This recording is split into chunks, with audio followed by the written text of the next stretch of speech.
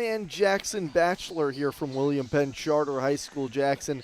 We've got a good one for you today. It's Team All for One versus Team Give and Go in the Brotherly Love Youth Playoffs. A game that we've been looking forward to quite a bit, Jackson. Both teams, after taking a little while, we're ready to get to tip off. And what are you looking for in this one? Yeah, I mean, Charlie, obviously a little bit of a delayed start here. Obviously, Give and Go showing up a little bit on the later side. But with that being said, excited for some playoff basketball here. Obviously, for All for One, they definitely got a size advantage there. So with Give and Go, got to find a way to double the big man inside and communicate on defense here early on. It's Give and Go in green, All for One in blue. Give and Go starting off in a little bit of a zone, it looks like. Interesting to see how All for One in that dark blue uniform can figure that out. Chad Smith had it taken away. Here comes Kyrie Alexander. His contested layup is knocked out. Harris down the other way. That's an immediate turnover. And staying back and hanging around on the offensive side. Got a little bit lucky there with the turnover. Alexander gets a quick bucket. It's 2-0. Yeah, just, doing a little too much, forcing that pass there. Alexander stops on a dime. Bounce pass under the rim. And a nice finish off the backboard by Amari Williams. Quick start for Team Give and Go in green. A minute into this playoff matchup. And Alexander, he's definitely an unselfish player, but could do a little bit of both. Definitely gives a threat when he drives into the lane because he can really pass it, but also a good finisher himself. And for Give and Go, it's a zone, but as you can see, it's an active zone. Guys are not giving much space. Hanging above and finishing off the glass, number 10 for Team All for One, Christian Griffin. And certainly with that playoff intensity, you get a little bit more from that zone, and both teams running a zone, a 3-2 zone for Team All for One.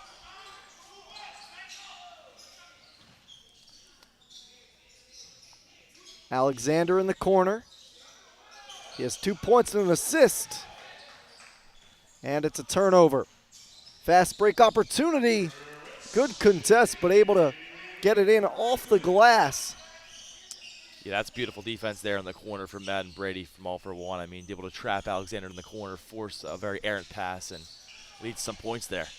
Double team on the baseline, floated well beyond the three-point line.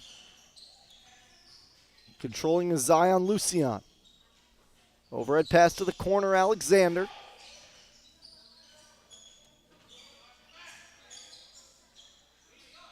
Alexander going to look for a three. It's an air ball, rebounded by Chase Johnson, number 15. Scores 4-4. Nice pass to the block. And it's put in by the guard, Chad Smith.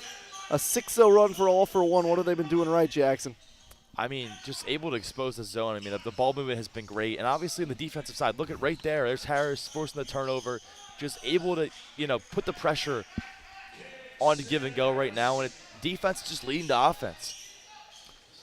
Pass on the baseline, and it's a turnover. So Give and Go, they had a couple of really easy buckets to start this game. Went up 4-0, but all of a sudden an 8-0 run, and All for One is up 4 points. It's running clock, 2 16-minute halves. We're here with the Sports Fan Base Network. Brotherly Love Youth League in its first day of playoffs. Nearly turned over, and then it is an over the back. Unable to handle the pass was number 5 for Team All for One, Kingston Harris. Yeah, and Charlie, obviously, Alexander had that errant pass, that turnover a couple sequences ago, but there on the defensive side, forcing a turnover himself, forcing the backcourt violation from Harris. So, able to kind of redeem himself there. Take down the baseline, offensive rebound.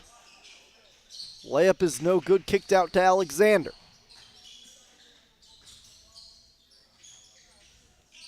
Again, the zone pressing up high, and that's the first foul whistle of the day.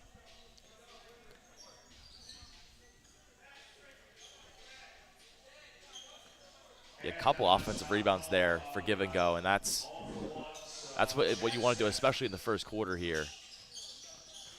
Thinking about a three was Reginald Sampson. Alexander gives it off. Tough take inside, hangs on the back rim but won't fall for number 5, Lamar Powell. Pull-up jumper, no good off the front rim. Offensive board and a foul on the pursuit by Mappin Brady.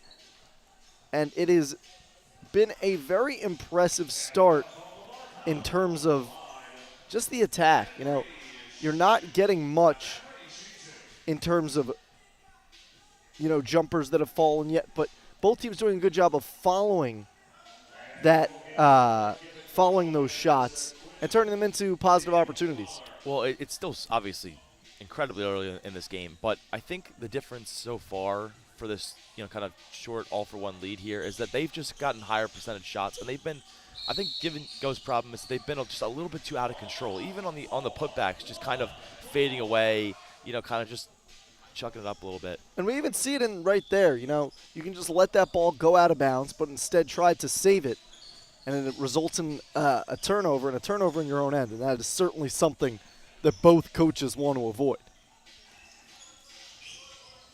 Right wing three, rattles in and out. Another offensive rebound. Tough take, knocked away. Another offensive board, make it 3 in a row. Hook shot won't fall, but foul shots coming for Chase Johnson. And it's, we said it and then it happened once again, Jackson. Just high quality looks, they weren't falling, but the continued pursuit for this all-for-one team has been impressive.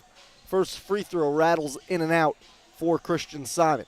It absolutely has. I do think just at a glance here, it does look like all-for-one is just, you know, obviously has a little bit more size, and it's definitely showing right now. And, you know, both sides have played aggressively, but all-for-one really just a big sequence there. And another offensive rebound. Contested finish. It's pure. Really nice job by Kingston Harris on the O board. It's 12-4. That's a 12-0 run for Team All-for-One. Going to the foul line to try and attack the zone. Fadeaway jumper off glass and through. Yeah, I mean, an impressive shot there. But, again, still, you know, he's fading away. Kind of still, I'd like them to still go to the basket more. Try to get, you know, put themselves into contact rather than kind of falling away. But I've worked there at least. Spin on the baseline. Bounce pass inside. Layup's too strong. Chad Smith the floater. A little bit errant. Alexander the other way. Behind the back dribble into the lane. He throws up an awkward looking shot. Missed it, but he's able to get the rebound around 2 players from the opposition. What a Bullet pass. feed inside, but it's knocked away by Smith. Chad Smith, the smallest guy on the floor with an impressive block. I'll tell you, Charlie, all-for-one's definitely got the you know, the best of give and go so far. But let me tell you, both sides, I mean, the passing has been pretty unbelievable thus far. Corner three is short. Another offensive rebound. Alexander fakes, fires it up, and puts it in. Yeah, I mean, that's a heck of a ball fake right there from Alexander. I mean, just getting the defender to bite and then just nice touch there on the finish. Little step through, too. That's just a pretty move, as you see on the replay over here. Teardrop floater. Yeah, and I think Alexander's obviously got a lot of speed. He's quick on the dribble. I think that's plays with his advantage there. You saw it on the ball fake, kind of that quick fake, got the defender to bite, and he did the rest. Alexander's free throw off the back rim and no good. He gets the steal and lays it up and in.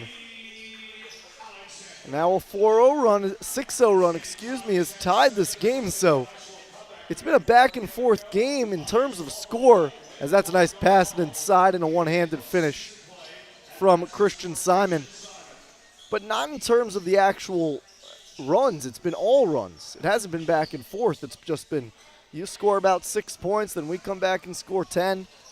And that's how we've gotten to a 12-10 score. Coast-to-coast attack Off the rim and through.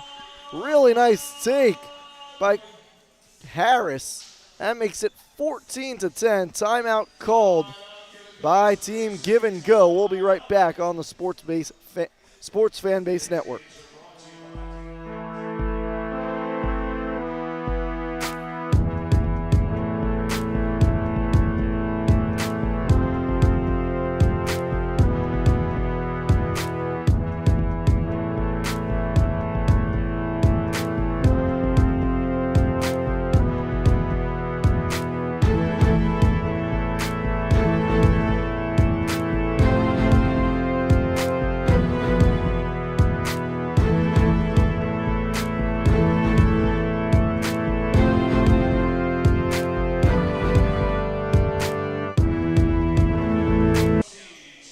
Return to first half action of the Brotherly Love League Youth Playoffs between Team All for One in dark blue and Team Give and Go in green. Charlie Benami alongside Jackson Batchelor.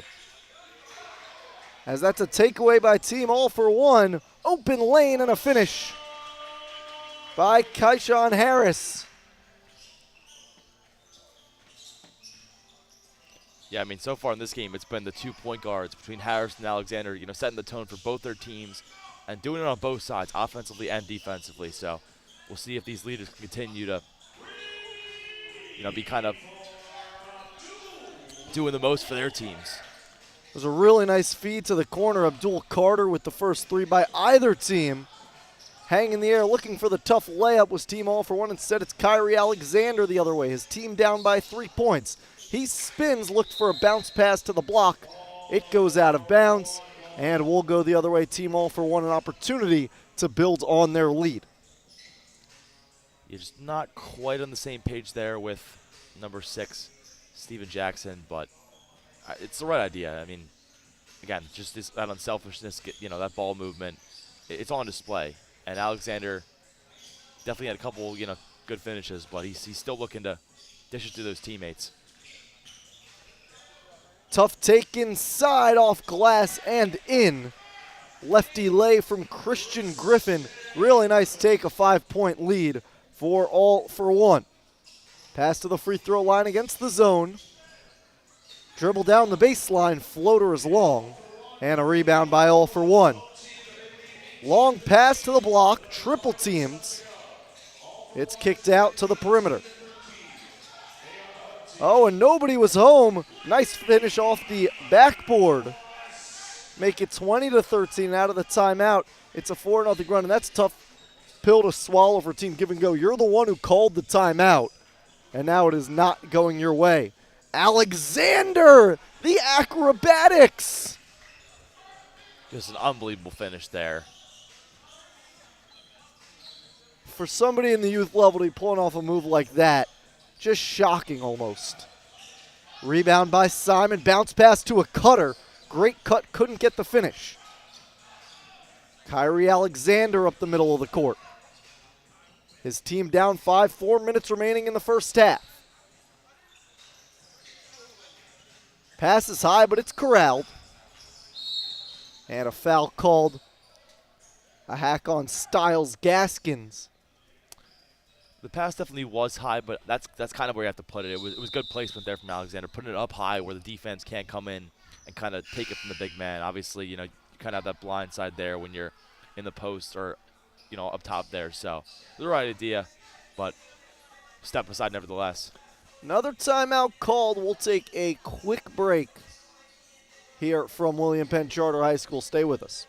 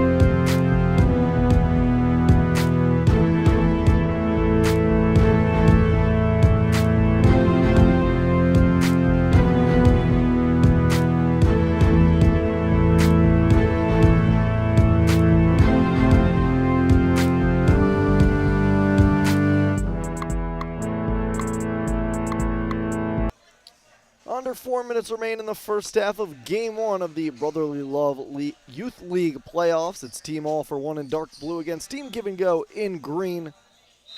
Give and Go up 20-15. I'm Charlie Benami alongside Jackson Batchelor. Jackson, really entertaining stuff so far. Both teams showing some good hustle and some advanced playmaking. Absolutely. I mean, when you're in the the postseason, this is where the intensity comes out from both sides, and it's definitely been on display. I mean, that obviously, and that comes with it too. It's a game of runs, and this first quarter has been, or first half I should say, has been all runs. I mean, it's been back and forth. So we'll see who can get momentum coming out of this timeout. Rebound ripped down. That's after Abdul Carter hit a three. He has 2 threes, or rather, that was called the long two. But he has 2 jump shots as rumbling down the lane and putting it in the net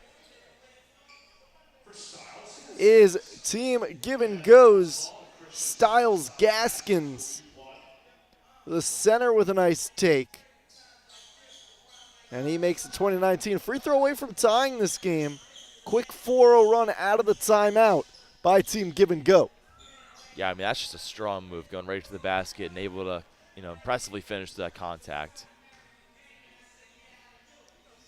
And, All for One might have a slight size advantage, but, I mean, Gaskin's definitely somebody that can be a tough matchup for the defender. And you make a good point. He's the center on a team that is undersized. That's always a tough job. Short floater thrown up, it's missed. Free throws coming for All for One as they look to regain the lead.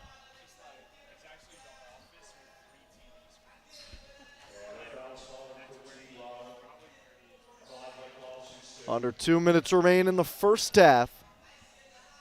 Half number 1 of game number 1. We have 3 youth games, followed by 3 Pro-Am games. So busy day here at William Penn Charter High School, day 1 of the playoffs.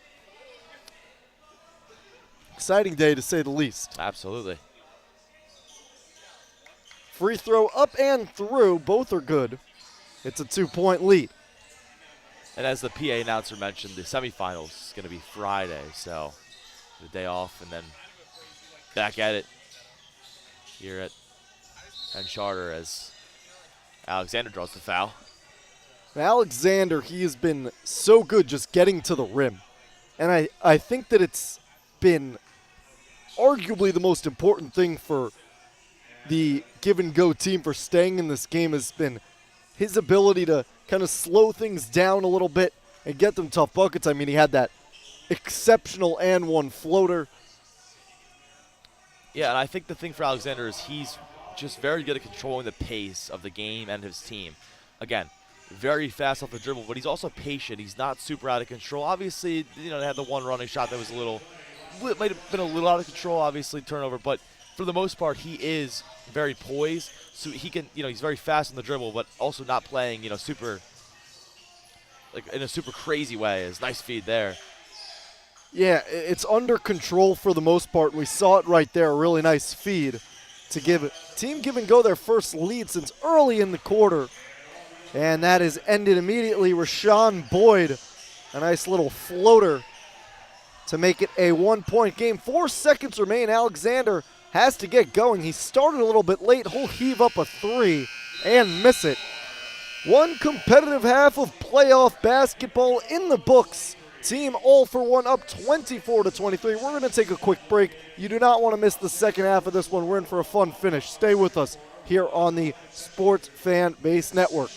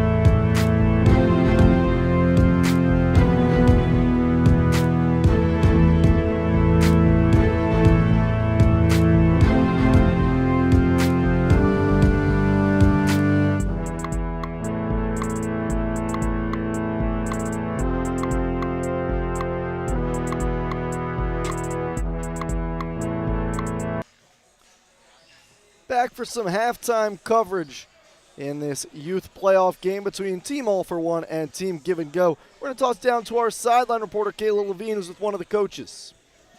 It's the first round of the playoffs. You guys are down right now. What adjustments do you feel your team needs to make? Well, the story for us all day, all season long has been the details and doing the little things. Right now, what we need to do is we need to box out so we can rebound. If we could keep them the one-shot opportunity, I think that favors us. So if we could win the rebounding battle in the second half, I think it'll set us up for success. Other than that, we need to take care of the ball and take quality shots. I feel like this game is going to go down to the wire, so the team that takes the best quality shots will probably win this game. Thank you so much. Good luck. All right, thanks. Back to you guys. Thanks so much, Kayla. Great to hear from the head coach of Team Give and Go. Got a couple more minutes until the start of the second half, but we'll be back for a very exciting second half of basketball. Stay here with us.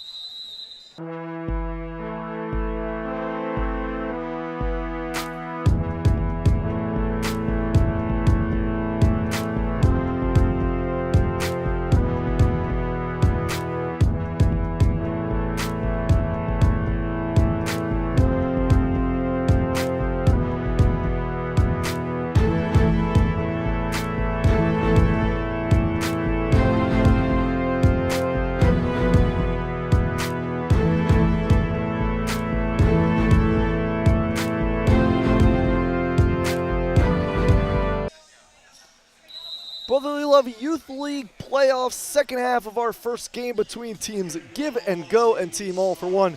Give and Go in those green jerseys, All for One in the dark blue. It's a 24-23 lead for Team All for One. Charlie Benami alongside Jackson Batchelor as we are looking forward to a really fun second half, Jackson. Sure. I mean, right now, obviously, it's anybody's game. And like the head coach for Give and Go said, I mean, it is the little things. For Give and Go, boxing out is pretty imperative in the second half. It's going to be. We saw All for One get a lot of second chance opportunities and some higher percentage shots all for that. So we will see. But a good start here with the forced turnover. Odd man break and a finish for Team Give and Go. And we were able to have our sideline reporter, Kayla Levine, talk to the Give and Go head coach. And he said the little things like boxing out are going to be the most important in terms of getting a win here. And finishing the job in transition after a turnover, I think that counts as a little thing. But a little thing that when you miss it ends up being a big thing. So a good start in that department. Good take inside off the spin move. The floater is pure. Christian Griffin makes it a 1-point lead for Team All for One.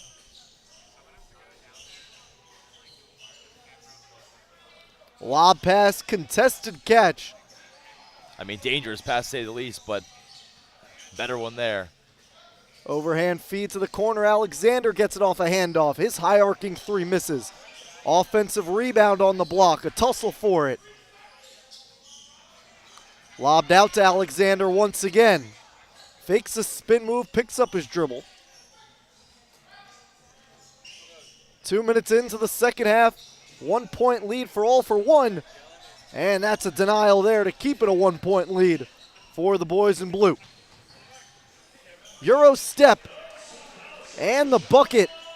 Really nice attack for Team All for One. Boyd with the finish, number 6. It's 28-25. Yeah, definitely a good finish for Boyd there, but that started with the defense there from Madden Bradley there. That able to contest that shot and create a transition opportunity to get that lead now for All for One. Both teams in a zone to start this second half as they were in the first. All for One in a 2-3. Give and Go was showing 3-2. As that pass hits off the shin of Lamar Powell. It'll be going the other way. Yeah, and Powell was going to really want that one back. I mean, that was a good pass right there from Williams. Just couldn't quite corral it. Tough take inside. What a finish. Count it, plus the foul. It's 30-25. And an opportunity to make it a 7-0 run for Team All for One. I mean, this is just straight coast to coast, just beating your defender right to the basket, and that is just a pretty unbelievable finish there through the contact.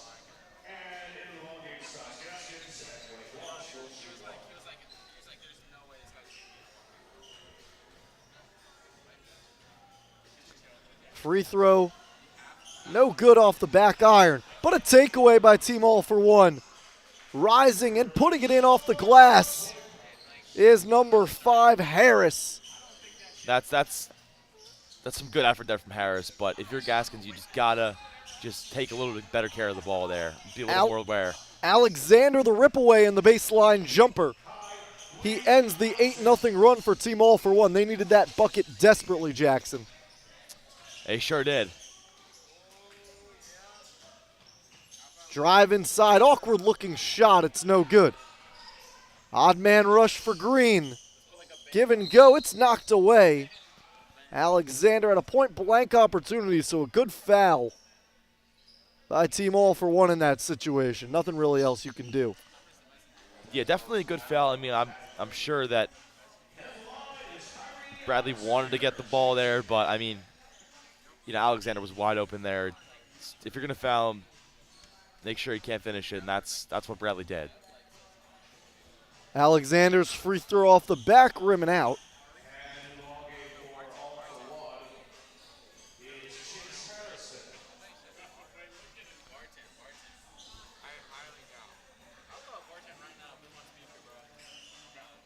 Alexander waits and shoots. Hits 1 out of 2 at the line. Once again, a 4-point game between Team All for One and Team Give and Go in the playoffs. Like you said, semifinals on Friday. It's another stoppage here and a foul. It'll be foul shots for Team All for One. Harris. Yeah, so according to the PA announcer, it's going to be semifinals Friday. The, I believe, celebrity game on Sunday, and then followed by the finals on Monday, so the 18th. Celebrity game, I wonder who'll be in attendance or playing. Guess we'll find out. Unless I'm spreading misinformation and it could be the All-Star game, but that will be later confirmed. We'll let you know about that when we find it out. Good pursuit of the offensive rebound by Mappin Brady, but he couldn't save it without stepping on the line. So it remains in possession of Team Give and Go. Alexander cross-court pass. Here's a 3. Off the front rim. Took another bounce. No good. Rebound. And a jumper off the backboard by Zion Lucian to make it a 2-point game. Hoisting up a 3 off the back rim and no good. Give and Go trying to run the break. Now they'll operate in the half court. Spin move and a jumper is good. Oh, wow. Kyrie Alexander with a huge shot to tie the game. It's a 7-0 run for Team Give and Go. Alexander continues to impress. I mean, for someone of his age, he's just incredibly skilled. That's just no other way to put it. Some dance moves there, but it goes back to Alexander. A chance to gain the lead. He rises and puts it in. 9-0 run. The lead is back in possession of Team Give and Go. Layup no good there. Give and Go looking to add on to their run. Bounce pass inside, knocked away. Unfortunate bounce there. And an air ball 3 by Reginald Sampson. And Sampson, that's kind of the type of possession you'd like to have back. You had numbers, and it ends up in a fadeaway 3. Not something that his coach was necessarily looking for in that situation. But overall, I mean, Team Give and Go, you got to give them so much credit now in a 9-0 run, and they've taken the lead back. Although they are going to overturn the goal and say it's Team Give and Go's ball after the miss. Yeah, Charlie, we talked about it multiple times. I mean, this game has been, especially in the first half, a game of runs, and right now it's Give and Go. This is the best run they've had. The momentum is fully in favor of Give and Go right now to take this lead, and let's see what they can do with it here with 8 minutes left in this half. Another 3 from Sampson. He missed it. So now All for One will have an opportunity to get back in this one. At least tie it, looking for the lead. It's no good. Offensive rebound floater off the back rim. Another O board. And this time, The teardrop falls in off the back rim. We are knotted up at 34 apiece. 7.5 minutes left here in this second half of the opening round of the playoffs. Kick out, right wing, the three. It's good. Big shot for Zion Lucian. How about that one? You know, give and go, they've been obviously, missed most of their three-point attempts, but right there, I mean, that's open shot. He took it, and that's a much-needed three there for give and go. Point blank miss, and an pass. opportunity on the fast break. Alexander missed the layup. Just an uncharacteristic miss there from Alexander, but there for the putback. As Williams. It's now 42-34. Give and go, his biggest lead before this was a 4-point lead to start the game, as that's a tough take. And foul shots coming for Team All for One. Give and go went up 4-0 to start this game. Since then, they had not had a lead of 4 points or more. Now they're up 8. They were down 32-25, now up 39-34. They were rather down 32-25. So that's a 14-2 run in this second half. Big plays in a big juncture of this contest.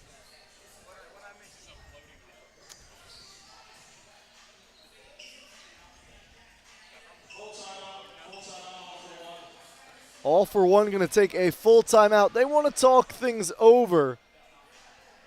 Down 4 points. Let's see if they can mount a comeback when we come back here on the Sports Fan Base Network.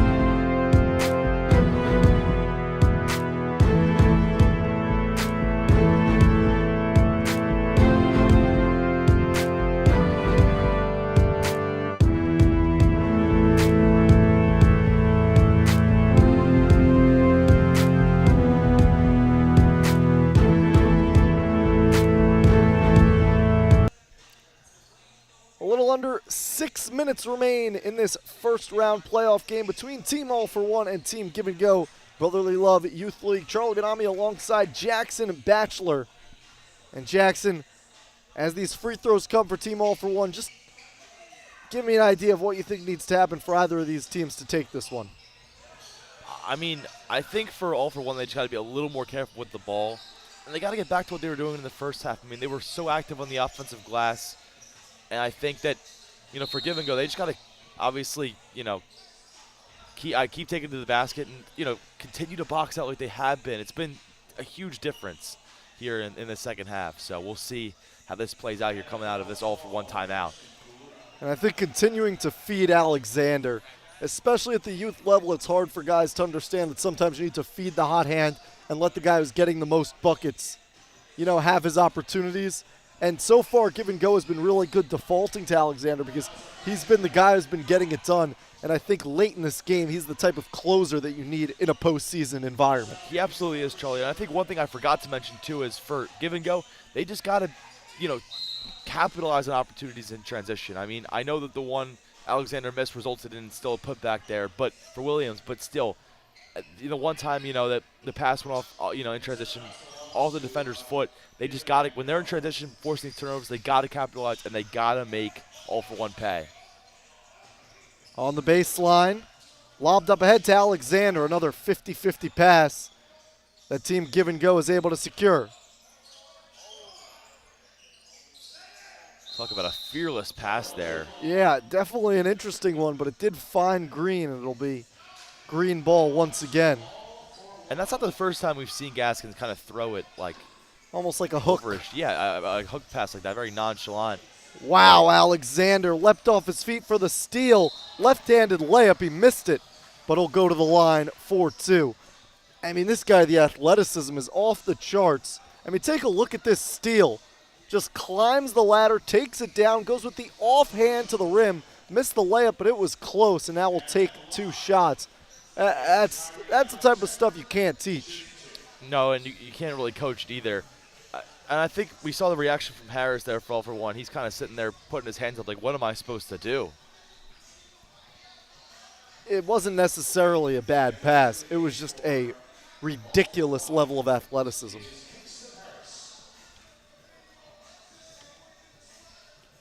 Three and a half minutes remain. Give and go. Up 5, looking to make it 6 on this free throw. And they do just that at the free throw line.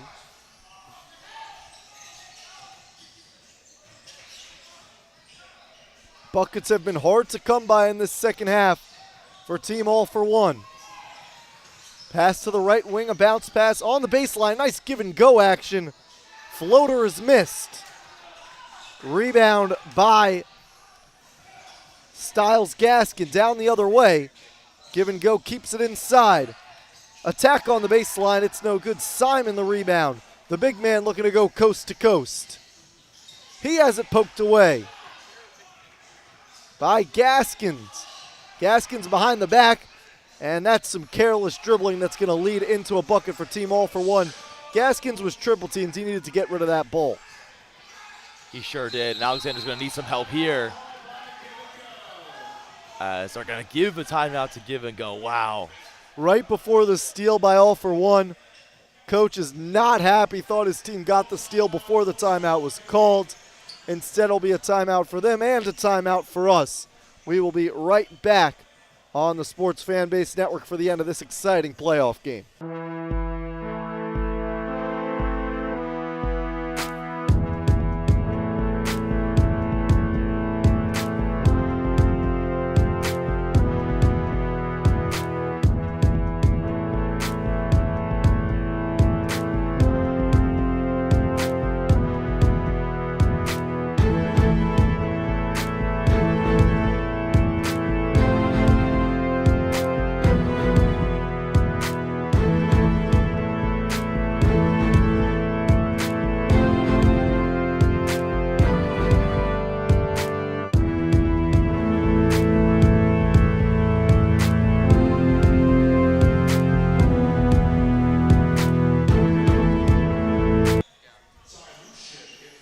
Back for the last 2.5 minutes of this first round playoff game between Team All for One and Team Give and Go. Team Give and Go advancing it past the timeline. Dribble move inside, pass under the basket, swatted away by Simon. Ball will stay with Team All for One. Charlie Benami and Jackson Batchelor taking you through this game and the next 2 games of the Youth Brotherly Love League playoffs. Kyrie Alexander on the right wing. He has been the go-to guy all day for Team Give and Go. At the logo, he gives it off. Under 2 minutes remain in regulation. Bounce past Alexander. He's open for 3. Off the front rim. Big rebound for Team All for One, who has some momentum. They thought they had a steal before a timeout was called. Oh, Gaskins the takeaway. His layup's no good. Alexander finishes it in the air. Huge bucket to make it a 6-point lead. And talk about, redeeming yourself there. Gaskins has been a little careless with the ball in this game, but a huge steal there. And obviously couldn't get the finish, but Alexander there, right place, right time, able to make up for that one. Really nice pass. And the bucket off the backboard by Chase Johnson. It was Boyd the feed. Gaskins, a minute left. Gaskins fouled. And time is going to tick away. No stop time. Even in the last 2 minutes, game didn't start on time. Team Give and Go throws it in. Another dangerous pass there, but just fortunate. Gaskins the shot. I think he wanted to pass that one around a little bit more. Euro step. Floater's no good. Offensive rebound. Fadeaway jumper off the front rim. Another O-board nearly. And it was Abdul Carter able to chase it down and create an opportunity for Team Give and Go. So now there actually is stop time in the last minute, excuse me. Not in the last 2, though. And now for Team Give and Go and Team All for One, it gets a little hairy about what you do. You try and force some foul shots because it's really your only option at this point, Jackson. It absolutely is. I think the problem with All for One in the second half is, obviously for Give and Go, you got Alexander, who you can rely on to score you, to get you baskets. For All for One, there really hasn't been the one guy that's been able to step up and do so. Obviously, Harris has done some good things, but I think at the end of the day, Brady as well, but there just hasn't been enough reliable offense for them. Big takeaway. And that layup might just be the dagger. 6-point lead for Team Give and Go. Yeah, you said it, Charlie. That might just be the exclamation point there, as clock just on the verge of running out here. And usually, you don't want to force threes. At this point, you need one. This is already taking too much time. Boyd to dribble. His three is knocked away. What an athletic play by Amari Williams.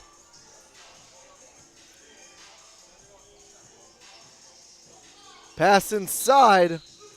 Knocked away. It'll stay with All for One, but they are all but finished here. Desperation heave. It's no good. And that will do it. A last-second basket that won't count, but a 45-39 win by Team Give and Go. Down 7 points early in the second half, Jackson, and they fought their way back behind a great effort from the duo of Kyrie Alexander as well as Styles Gaskin. Specifically, Alexander had a huge day offensively. Yeah, Alexander just proved pretty clearly that he is by far, or was, the best player on the court today. And, he's a two-way player. He forced a couple turnovers and just had, missed a couple at the rim, but for the most part just generated so much offense for a Give and Go team that really just needed a spark in the second half. And they played better defensively. They grabbed more rebounds. In transition, they were better. The one thing I will say, and I don't want to nitpick, is they definitely were a little careless with the ball. Didn't always get the best shots, but, they were also fortunate.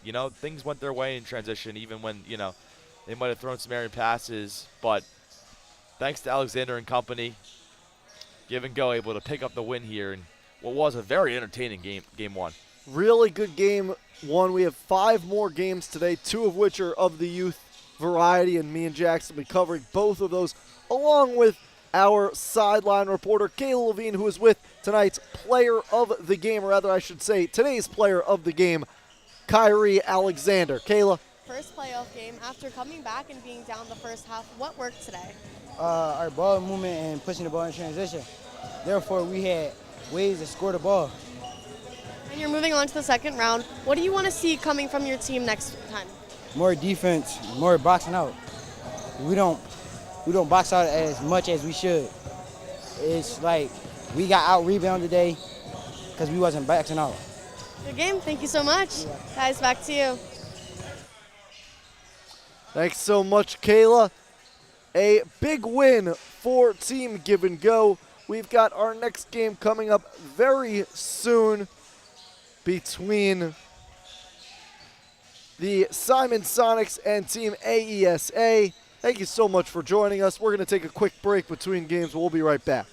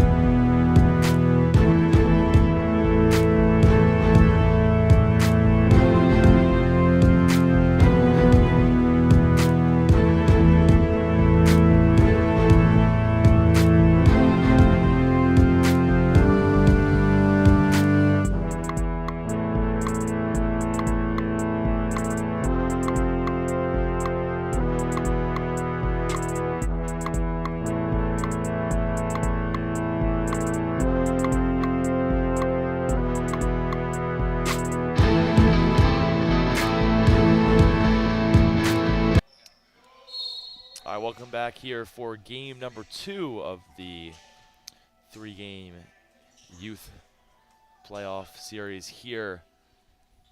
Sports Fanbase Network here at the Penn Charter School here in Philadelphia, Pennsylvania, as we have the Simon Sonics taking on AESA here in game number 2.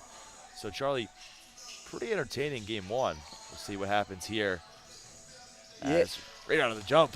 Team Give and Go was just, they came back from some deficits and they were just impressive all throughout. It was an enjoyable game to watch. And I think we've got another one that should be very entertaining here. So the Sonics strike first. Feed down low, deflected. Offensive rebound, another deflection there. As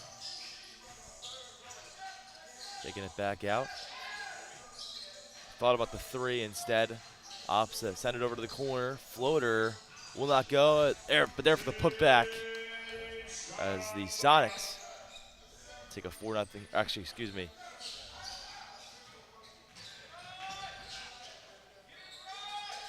Let's play here for the Sonics as that one off the mark.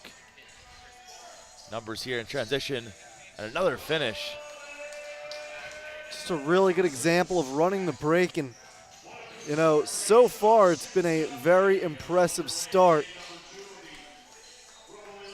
for AESA. Excuse me, yes, AESA here with the opening start. They are in black, and the Sonics In red. are in red. So Parsons here with some early points in transition for AESA as they have this 8-0 lead here in half number 1, excuse me, but that one deflected. The feed up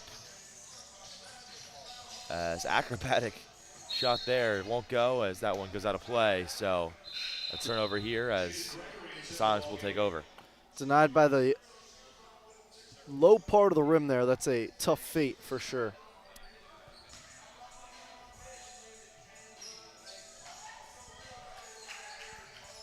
Both teams looking to advance as the team Give and Go was able to do earlier. And for the Sonics, it's been a tough start. Here's Ian Clark taking things up here for the Sonics. He spins on his defender. Little Euro step. Oh, beautiful feed inside for the finish. So first points here for the Sonics. You needed that bucket so badly. A little hesitation there and the nice finish from Boyd. That's MJ Boyd there. Other way. A little out of control there, but able to corral it as there's the foul there on Ethan Evans as he's helped up by an AESA defender, but gonna stay here with the Sonics as got a substitution. So stepping out there as another whistle here. So an early lead here for AESA. And the Sonics offense hasn't looked great. As we'll see, they'll get an opportunity at the free throw line. But arguably more important is that their defense has just been unable to stop anything. And, it looks like it's going to be tough for them to stop any big run coming from AESA. So Saunders actually banking that one in. So gonna make it 10-3 here. It's a few minutes in half number 1.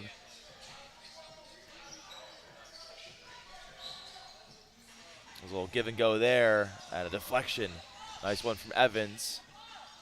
As a turnover there, beautiful pass off that turnover and the easy finish. That is Gavin Jacobs off the feed for 2.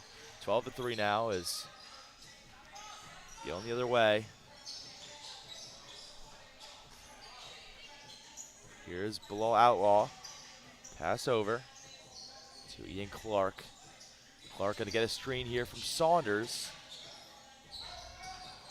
Saunders lobs it up. Evans cannot finish. Rebound, AESA.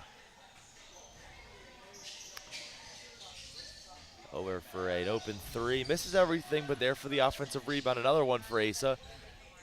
Stepped into that one, and 3-ball there. And it's just continued inability to box out. I mean, how many offensive rebounds did we see there, Jackson? Just over and over again. And it was good shot, miss, offensive rebound. Give team too many offensive rebounds. You know, you can give up good shots at this level. You can give up offensive rebounds. But if you're giving up both good shots and offensive rebounds, it's a recipe for disaster, and we're seeing that exactly play out here. So a pair of substitutions here as Xavier is going to check into the game here for AESA. Nice finish there, as that was Clark who took it to the rim. I get a whistle here as Parson, I believe, was fouled. So a double-digit lead here pretty early for AESA, but obviously got a whole half, almost a whole half to play here. Over to Parson. Thought about the three, but elects to send it over to his teammate. Top of the key for three. That is MJ Boyd with the triple. And some smaller guards on the side of AESA, but they've proven themselves adept with the long ball.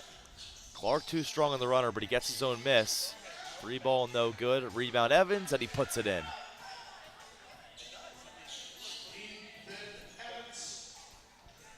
So Boyd going to take things up here, guarded by Outlaw.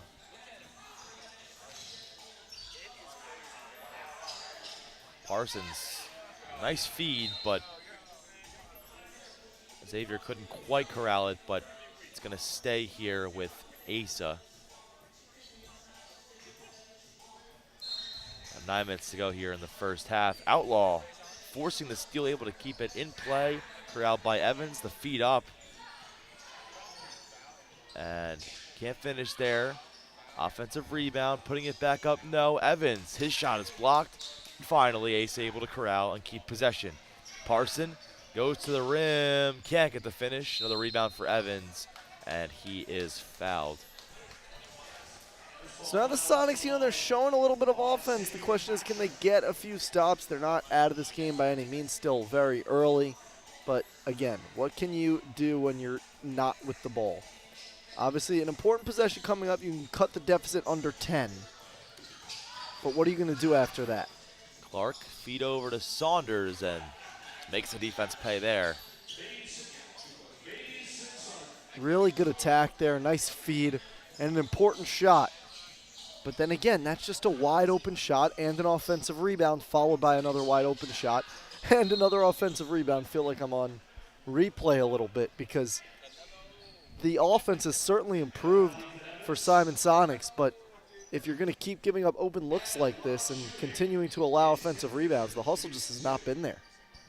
Absolutely, as Tim Fisher is going to head to the free throw line here for AESA. Like you said, pair of offensive rebounds there. Definitely been aggressive on the offensive glass, has AESA. And it's definitely been a factor so far as to their double-digit lead here, looking to extend.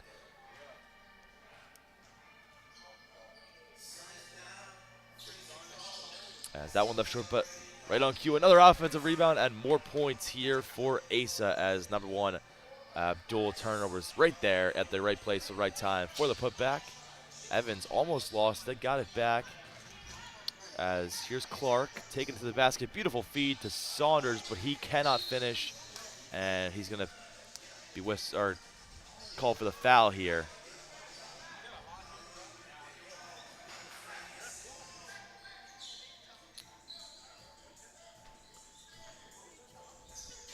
Boyd going to inbound things here for AESA to Turner.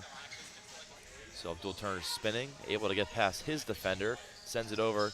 Dangerous pass, and a beautiful pass there. Wow, a zip pass right there from Parson inside.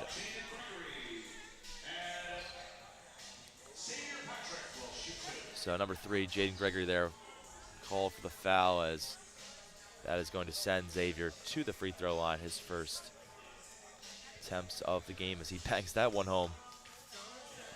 Definitely Hey, bank's open, you know. it sure is. It's not a Sunday, and we've They seen a couple of them they today. count for the for all the same amount of points. That is very true. Sometimes you just get the right balance. I mean, talking about last game, give and go, definitely some fortunate Yeah, got a couple of good sequences there, bounces. but a good win for them as they advance. As AESA here, out in front so far, but plenty of time left. As Clark with the runner there, impressive finish. Really like Clark's game. He's very good at getting into the lane, and he makes good decisions. We saw there he went with the floater. Another time he went with a nice pass to the baseline to find an open shot. Boyd, extra pass. Back out to the top of the key where Parson is guarded by Gregory, as another foul called on Gregory here. And defensively, the mechanics have just been off all game for the Sonics, but even if that ends in a foul, I like the hustle a little bit more. I think they've woken up a little bit defensively, and that'll be important in getting back into this game. There Parson, we go. blocked there. By far the most positive sequence on defense for the Sonics, but Out. it ends up. Outlaw giving it away, as there is Parsons for the easy basket, as he's found himself with multiple points here, a decent amount here in transition. Outlaw is going to test his luck from three, and he's got it.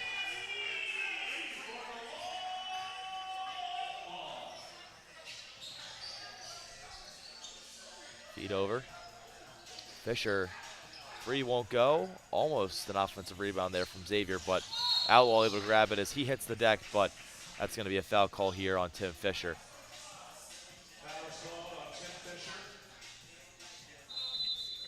Has got a pair of AESA players walking out from the scorer's table here.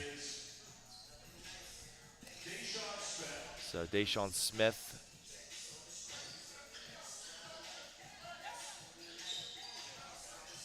into the ball game here for AESA.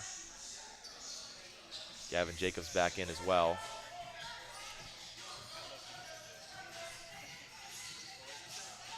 Another turnover.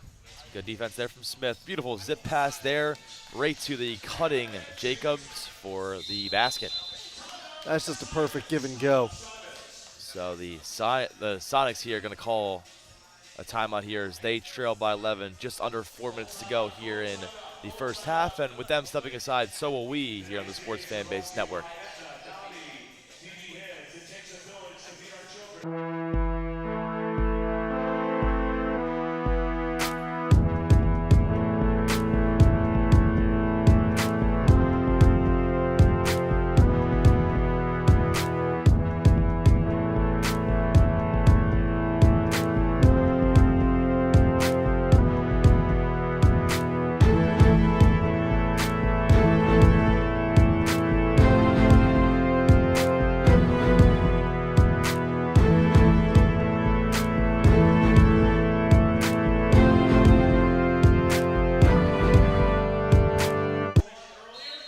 Welcome you back here following the Sonics timeout. They trail 25-14 here. AESA in front as Gregory the feed inside to Evans, and he's got it there.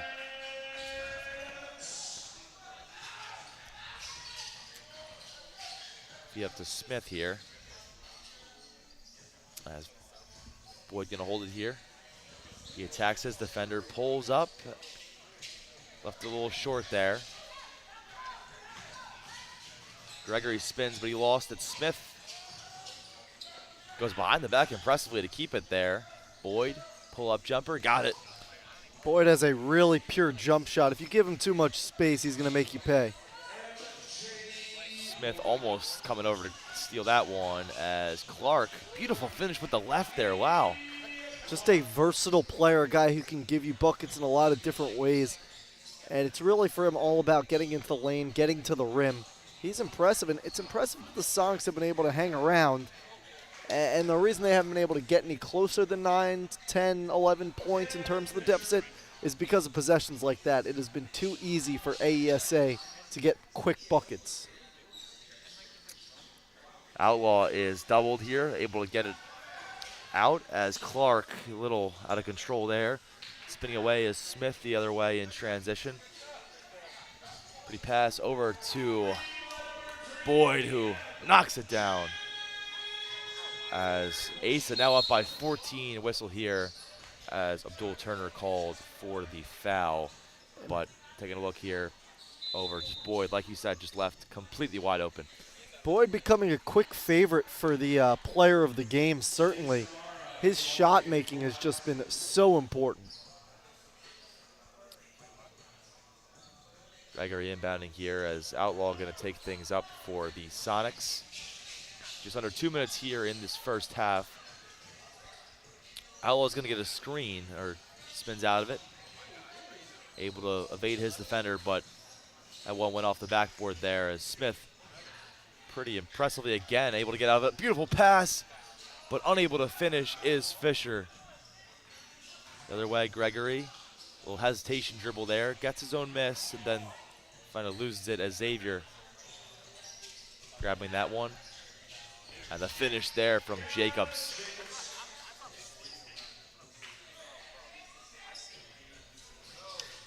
Errant pass there, taken away by Smith. He'll fire from 3. Spinning out of it is Gregory.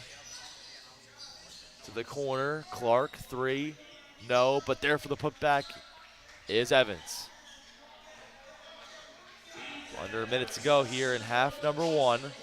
14-point lead. Another offensive rebound again, a little up and under there, but will not go. In transition, Clark attacks the rim. He's fouled pretty hard there, as Jacobs is the one who gave the contact. So Clark actually still on the ground here on the floor, is slowly getting up here. And he is going to walk over to the free throw line here. So it'll take a minute just to stretch it out. It's very good to see Clark come up, obviously. And he's going to still get those free throws even though the half has run out. Probably will get them to start the second quarter, it appears, or just to end it. It's a little bit of an interesting situation here. And does this change anything, you wonder? You know, you're used to just having everybody in the area as he missed the first one. Now doing it in kind of a weird situation where the other teams are in a huddle. Yeah, it's definitely peculiar. I mean, you would think it would be less pressure, but it actually, ironically, could be more because you're sitting there thinking, all right, well, I got to make these. I mean, there's nobody around. You know, these are gimmies here, but unable to make them, as that is going to do it for the first half here as AESA with the double-digit lead. So with the conclusion of the first half, we are going to briefly step aside, but stay tuned as we will be back shortly to hear from Caleb Levine, who will talk with a coach. So stay tuned here on the Sports Fan Base Network.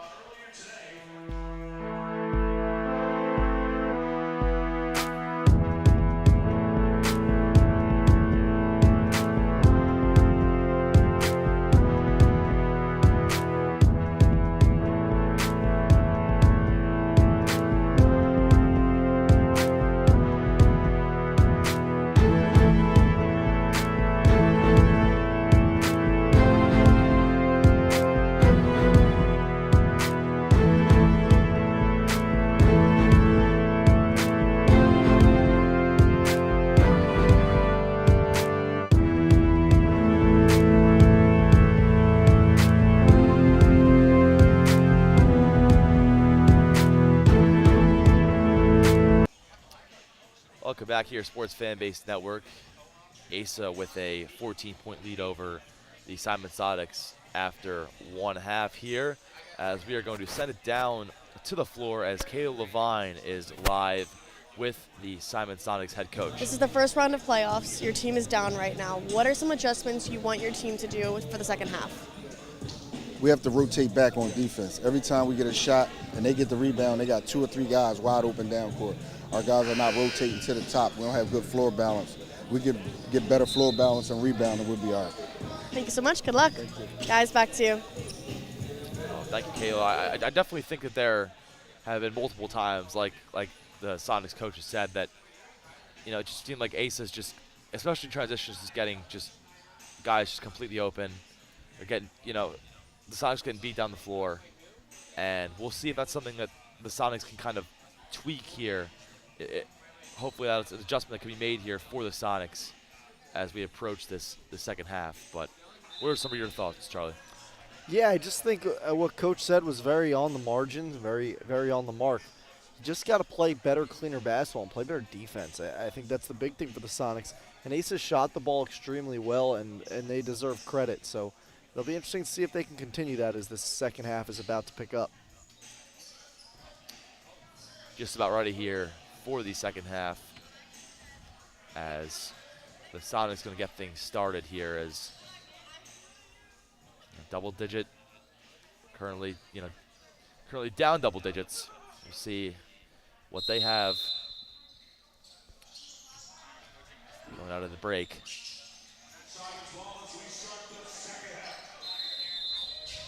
Got a jump ball here, and that's going to go in favor of AESA.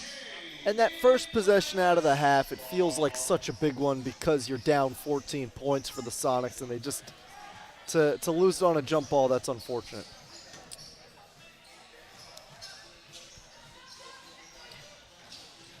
Here's Boyd, another great look inside.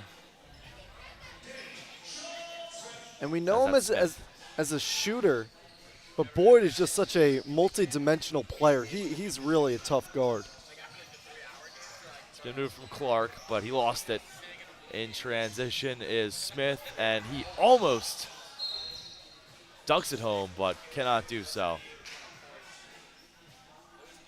That would have been crazy. Certainly would in a youth game.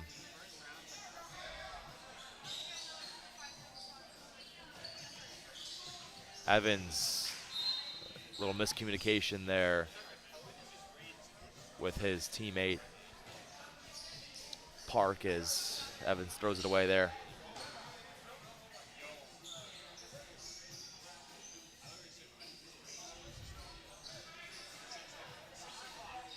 Look at Boyd running the offense. You can tell he's a leader on this team. Over to Parson. He'll fire from distance, and he's got it.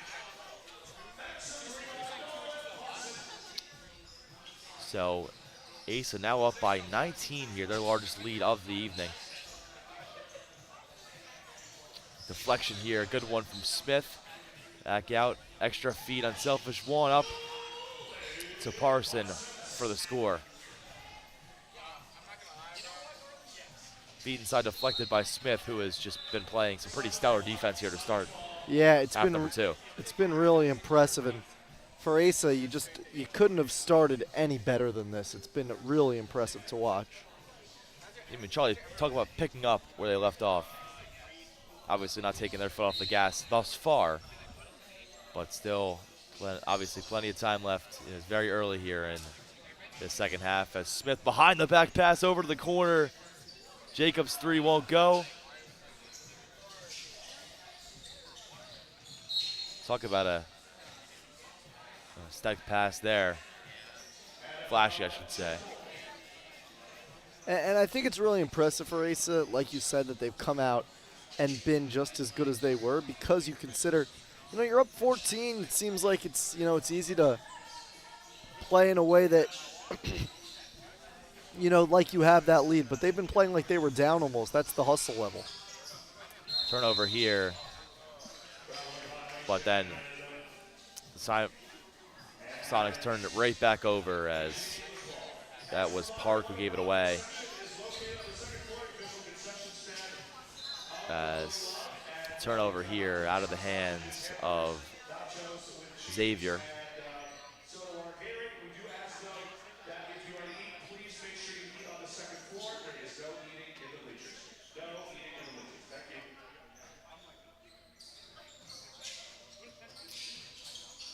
Over to the corner. A little too strong on the three there from Parsons. Able to keep it alive impressively. Spin move here as Xavier hits the deck, but not before whistle is called.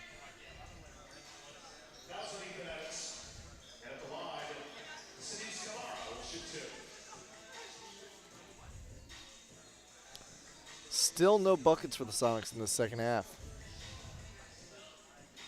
7-0 run to start for AESA.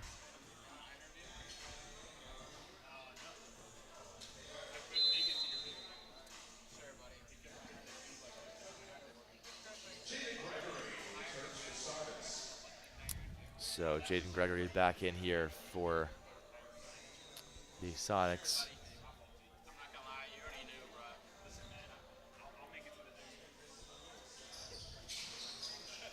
A little short there on the free throw as Gregory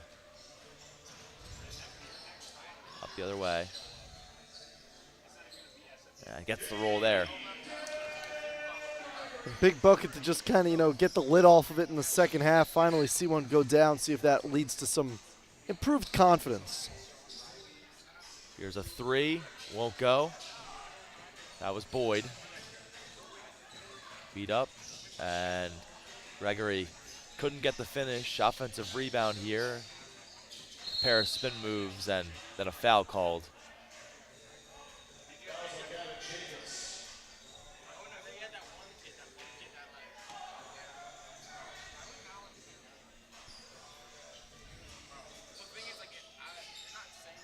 Inbound pass, a risky one here, but it is going to stay here with the Sonics. So fortunate sequence there for them. Pair of subs here. So Abdul Turner back into the game, and so is Tim Fisher, as that is Deshaun Smith and Gavin Jacobs taking a seat here as Evans gets the roll. Turner gets by his defender and puts it in.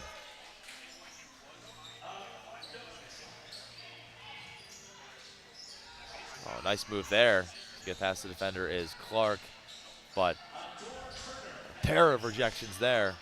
Out to the corner and off the hands. It's going to be a turnover here for the Sonics. Impressive defensive pursuit there. Just under 10 minutes here in the second half as Boyd taking it up.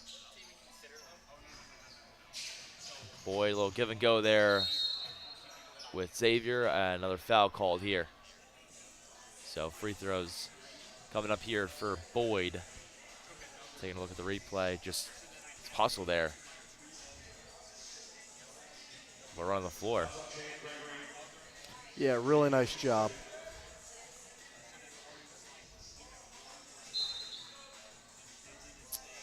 Couple subs here for the Sonics. So Outlaw back in here, as well as Saunders.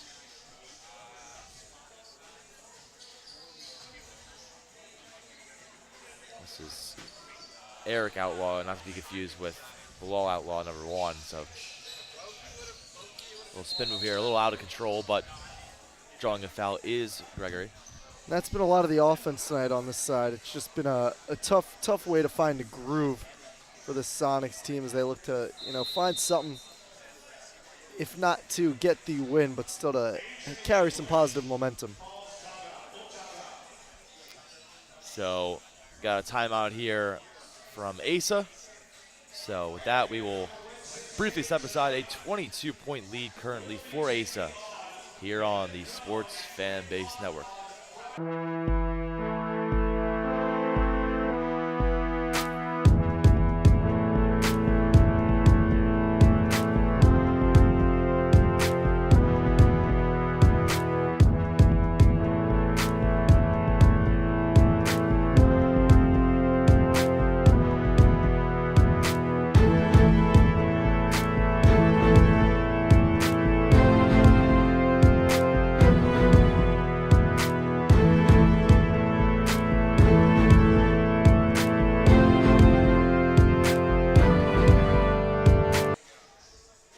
Back here, just under 9 minutes left in the second half with a pretty commanding lead here from AESA. They lead by 22.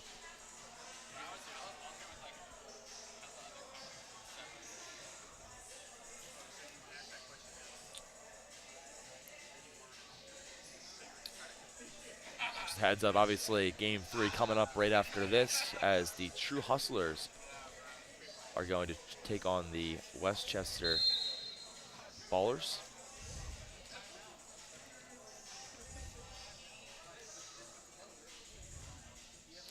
That's missed free throw there.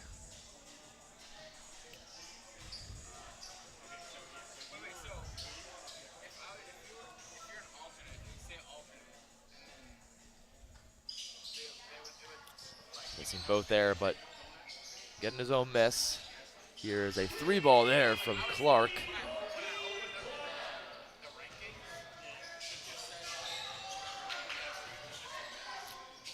Extra pass there, but off the fingers of Xavier.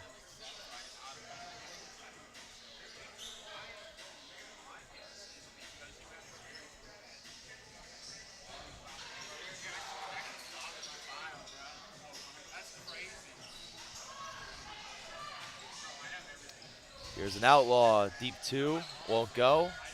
The other way, Turner to the basket, won't go. Offensive rebound by Boyd. Showing off the hustle once again. Here's a deep 3 as that one a little off there.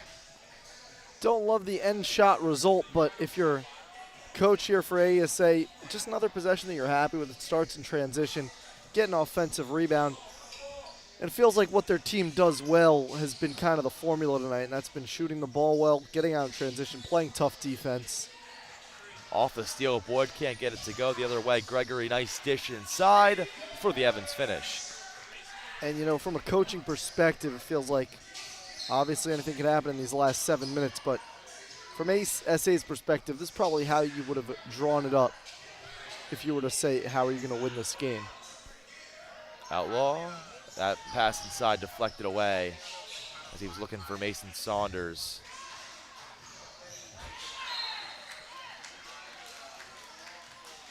Going for the kind of Styles Gaskins-esque pass there was Turner. Kind of the hook shot pass, if you will. Deflected away nevertheless, but it's going to stay here with AESA as Boyd bringing it up.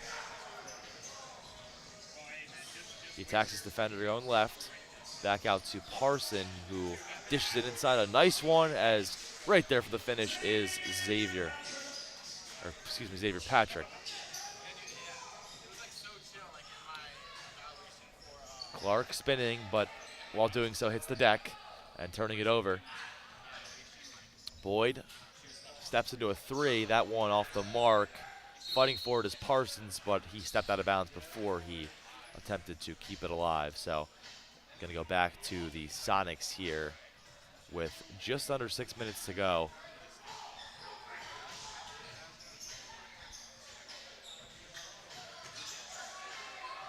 The pressure here and the steal, as Does that count as a dunk? I wouldn't quite count it, but nevertheless points here for Tim Fisher. And impressive at this level to see anything close to a dunk. Too strong there from Outlaw, but there for the rebound is Evans, who's definitely been probably the focal point of this Sonics offense.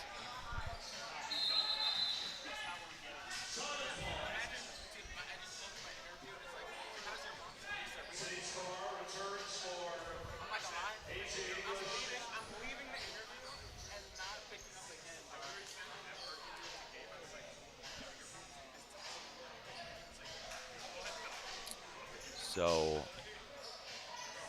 Dennis Kamara into the game here, the other number 21 checking in, as there's a triple. That's Outlaw. 16-point game. It's a hard hill to climb, but if you can get some stops, you can think about it. There's a steal. Spin move here. Gregory back out. Clark. 3 won't go. Offensive rebound. Evans there for the putback. He has just been dominant on this offensive glass here in the second half, as going in as Parsons, he hits the deck, but he draws a foul there.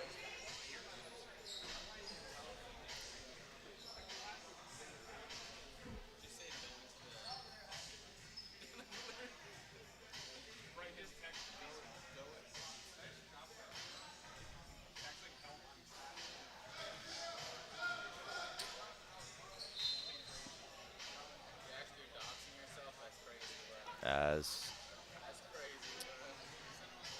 Bilal Outlaw going to check in here for the Sonics. So Clark out of the game. So one Outlaw brother to the other as Bilal takes it up over to his brother back out. Over to the wing.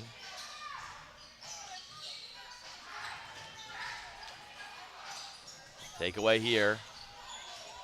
It's Fisher. Boyd.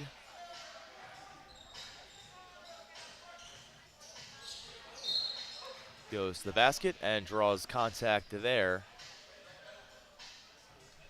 Just under 3 minutes to go here in this one.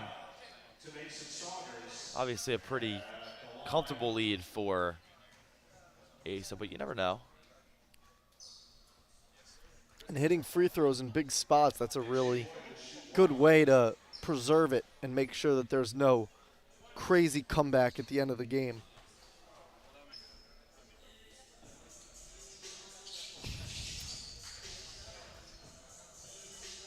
Certainly as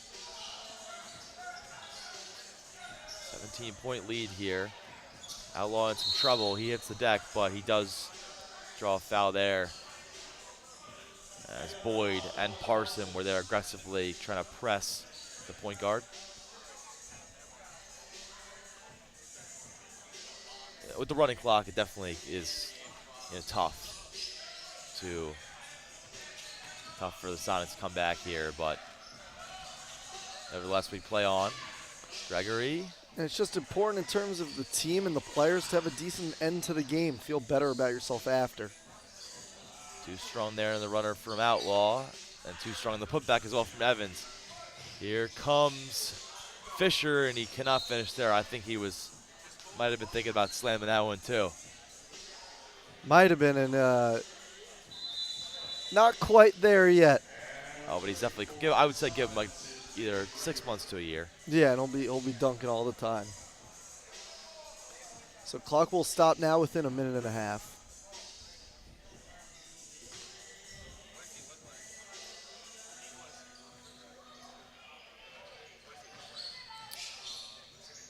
Outlaw falling, but able to get it off to his teammate. Too strong there on the three. Going the other way, Boyd.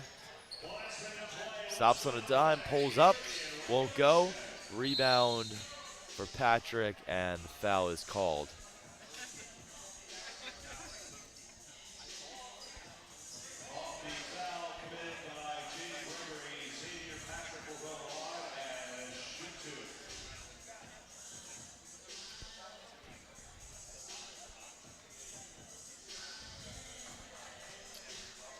So,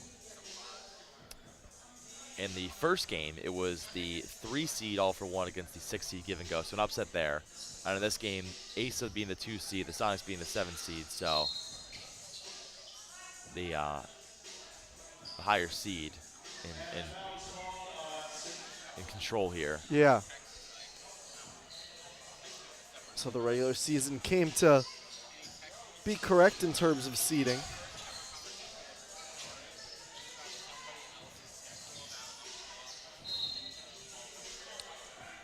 Whistle here.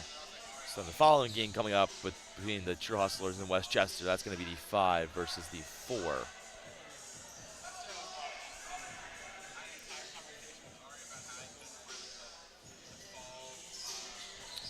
In the corner is Mara.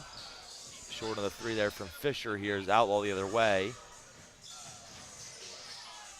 Goes off his foot, but fighting there is Saunders for it, but it's going to end up in the hands of Parsons, who was able to spin out or go behind the back out of that one, but turnover nevertheless. Nice bullet pass up to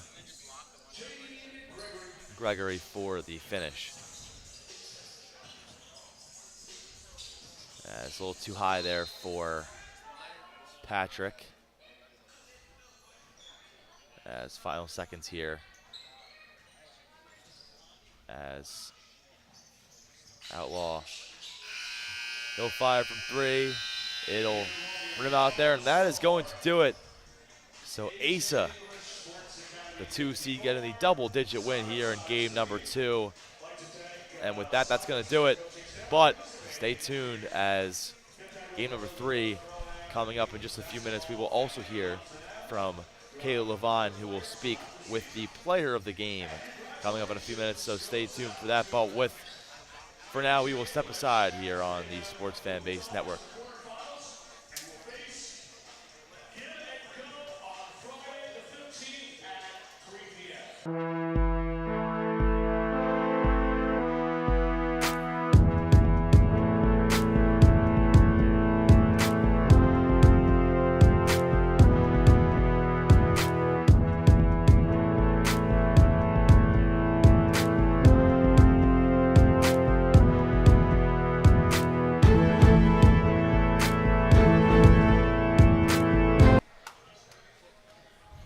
Welcome back here on the Sports Fan Base Network, as our sideline reporter Kayla Levine is joined by player of the game, MJ Boyd.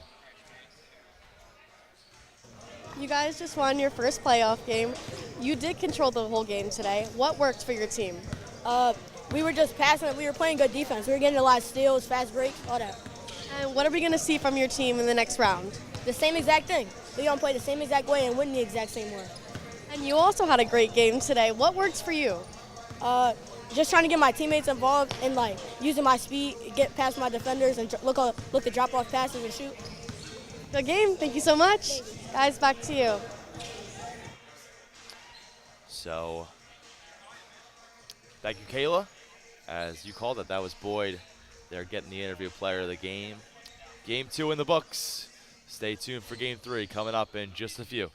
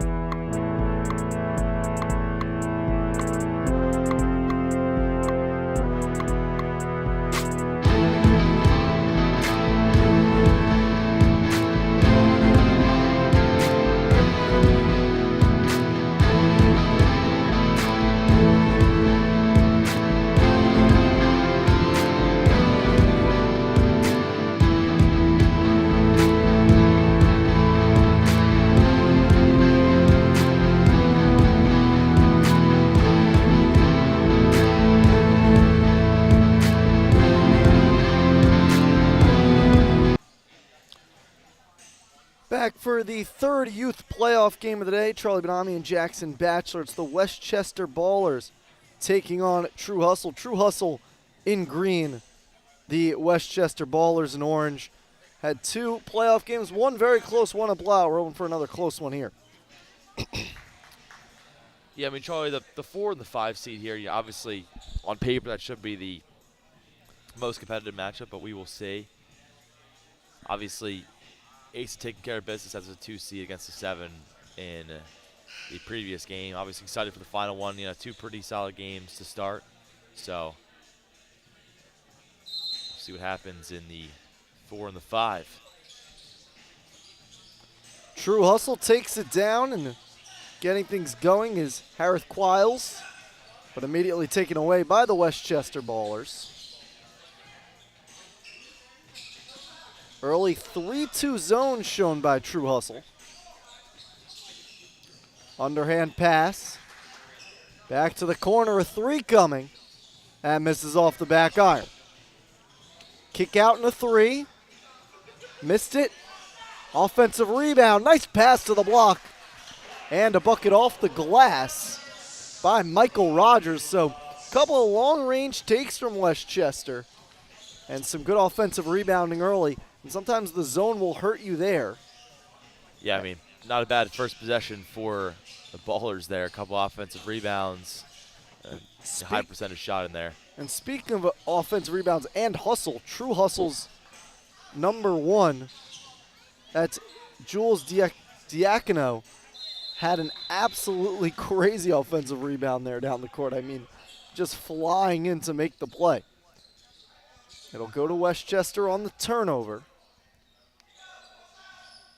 It's a press momentarily from True Hustle.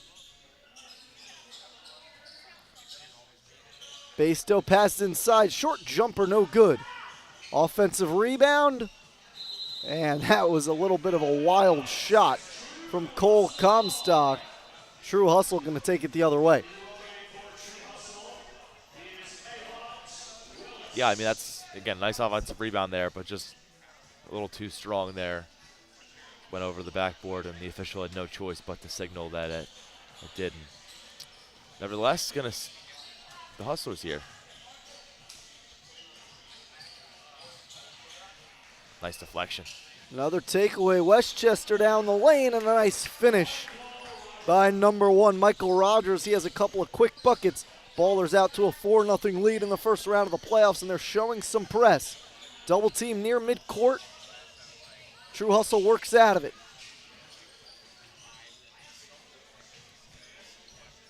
Diacono a 3. He missed it. Jules Diacono and Jake Diacono on this True Hustle team. There it's Jules, the rebound, finds Jake. Underhand layup, hangs on the rim and falls. First bucket of the day. That's a nice finish there. Dacino rather. Drive inside, really nice job to get it in there. Bastow makes it a 6-2 lead. Dacino, the baseline jumper, it's no good, rebounded by Bastow. Quick 6-2 advantage for the Ballers in Game 3 of this youth playoff today. We've had the call for all 3, Charlie Benami and Jackson Batchelor. And Jackson, the fun doesn't even stop here. After this, we'll have 3 men's games due in the playoffs. So an action-packed day here at Penn Charter. Yeah, I mean, 3 o'clock to 9. Definitely an active day. A lot of excitement here. 2 different leagues or 2 different levels, excuse me. But, I mean, so far we've had a lot of fun today and good start to this game. Both teams definitely playing very fast. Diamond press working to perfection. Pass inside. It was way high.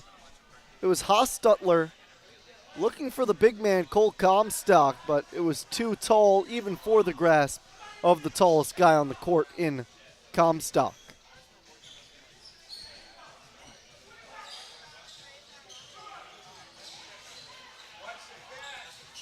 Great passing off the steal. Underhand finish is good. It's 8-2 Ballers. Bounce pass far sideline. Double team coming. Ballers showing a lot of defensive hustle. It's a steal. Rogers the other way. Pull up jumper. It's pure. Quick timeout for True Hustle. What a start for the Westchester Ballers. They lead 10-2. We'll take a quick break here on the Sports Fan Base Network.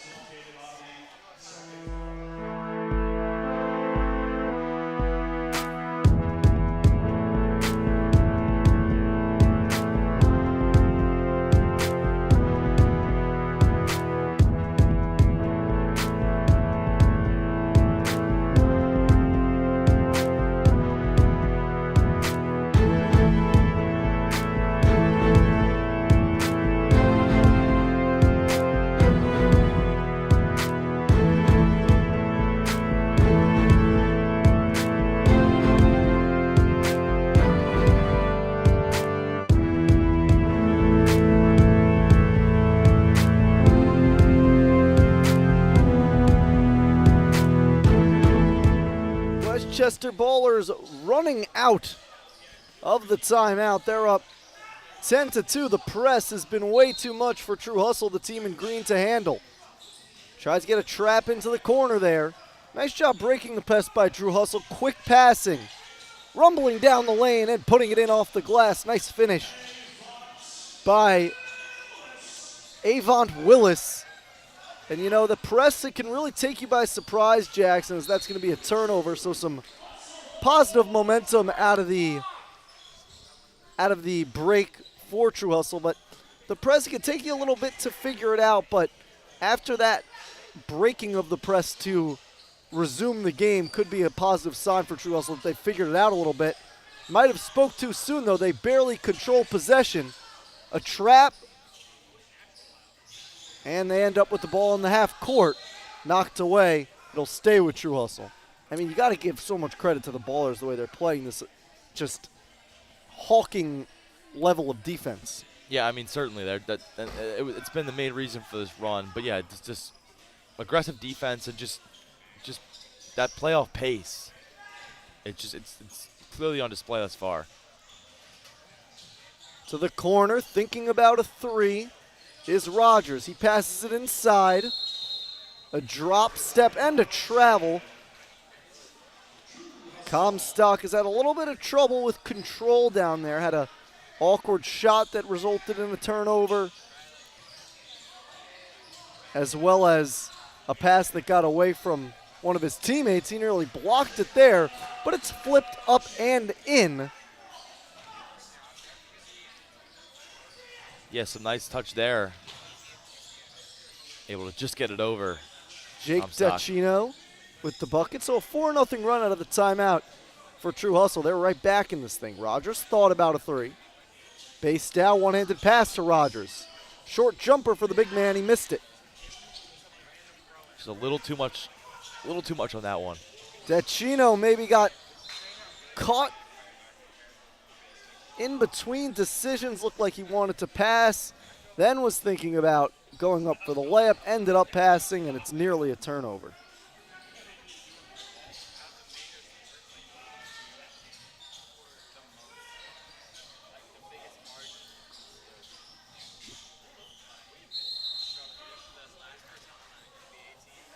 Jump ball called, and it's going to go the way of the Ballers, who haven't scored a bucket in almost 3 minutes.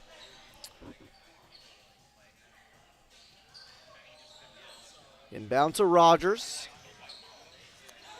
Yeah, I mean, the Ballers aren't getting bad looks. Shots just haven't been able to fall coming out of this timeout. It's a little mini run here for the Hustlers. Rogers three, misses the side rim. He tried to save it, but the ball went out of bounds. So True Hustle looked like they were in a bad position. Down 10-2 early. Looked like we were heading for another blowout like our last game, but got to give these guys credit. They've rallied, and now they have the ball with a chance to make it a one-possession game. Jules Dacino controls. Gives it off to Edwin Doe. Corner thought about a three. Instead finds Jake Dacino.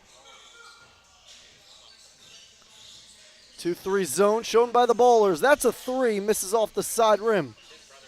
DeCino the offensive rebound, but his pass is swiped away by Rogers. Fast break, missed the layup. I mean, he did everything right, coming over, anticipating the pass, jumping the pass lane for the steal there, but just unable to get that finish to go there in transition. 3 from the hands of Jaden Pereza.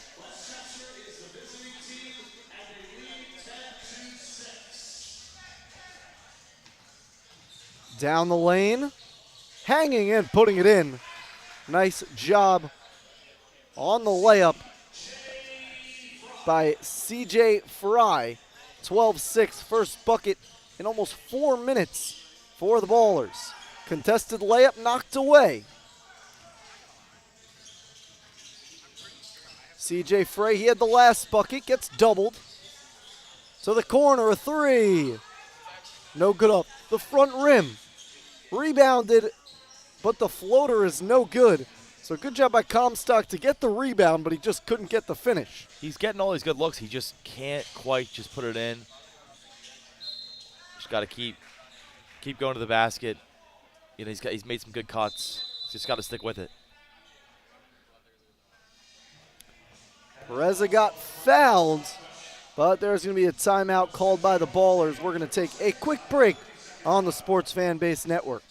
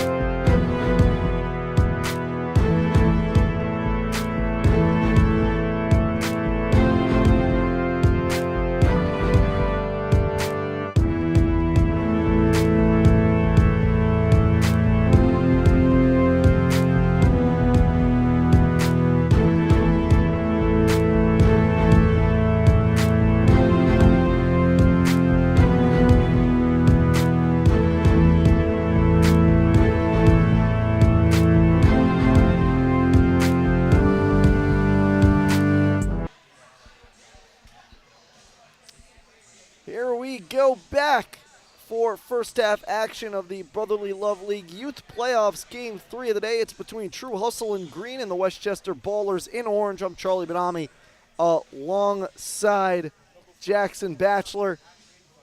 Free throw is missed by True Hustle, but today there has been a impressive output from this Ballers team early on. However, lately it's been all True Hustle, as that's an offensive rebound after the missed free throw.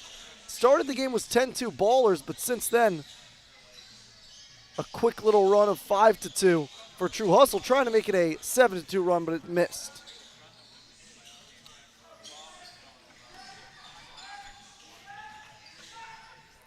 Bastow passes to the corner. CJ Frey, he traveled, picked up the pivot foot. Yeah, I mean, that's just some aggressive defense there from True Hustle, kind of forcing into that travel. It definitely looked better on the defensive end. I mean, obviously fortunate enough that Westchester has missed some shots, but definitely up in the intensity, been more consistent there on that end, and it's attributed to why this game's closer now. Top of the arc, 3 rattled home. Doe puts it in. Bastow gives it up to the top of the arc. Looking for a response was Cole Comstock. The center comes up short. And it remains 12-7. Rather should be.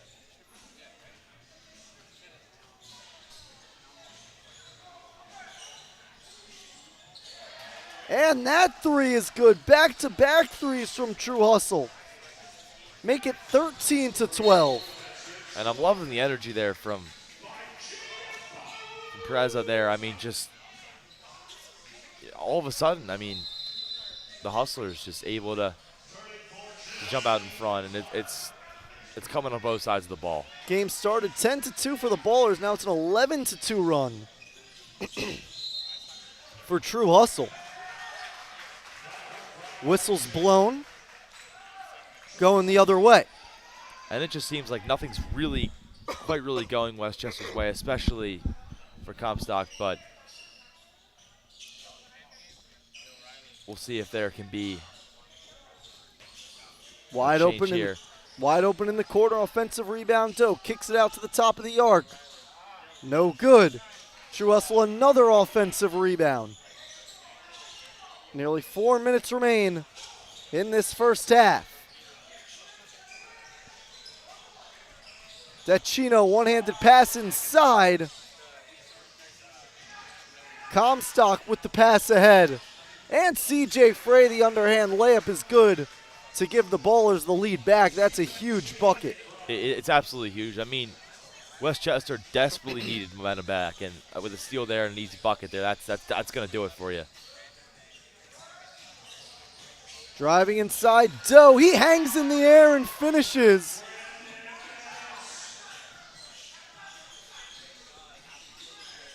I mean, that's an athletic finish there. Nice pass. Bounce pass, Frey. He has back-to-back buckets, does CJ Fry. Ballers take the 1-point lead once again. Talk about back and forth right now. Nice dribble moves. Dachino in the corner, guarded by Base Dow. Tried a little underhand pass, instead it's ripped away. A little 15-on-15 crime there. And trying for the Euro step was Cole Comstock. He doesn't get it. Now it'll be 3 players coming into the game for the Orange Ballers. Rogers, Hustutler, as well as Luke Bergen with under 3 minutes remaining in the first half.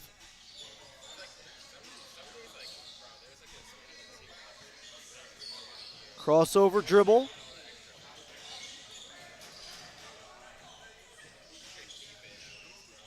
Pass to the corner, thought about a 3. Taking the shot and falling after being fouled was Dachino. He'll go to the line for 2. He was pretty open, as we see on this replay. Tried to adjust and get himself a shot and gets fouled. Full timeout coming for the Westchester Ballers. We've got a little over 2 minutes remaining in this first half. We'll be right back on the Sports Fan Base Network.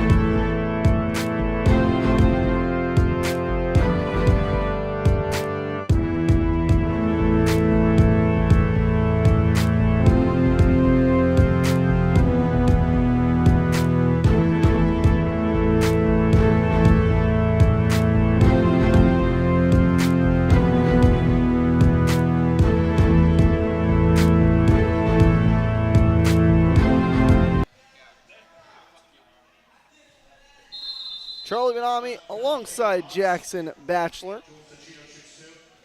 A little under 2.5 minutes remain in the third game's first half. Playoff action, the Brotherly Love League youth section. True Hustle just tied it at 16 apiece with that free throw.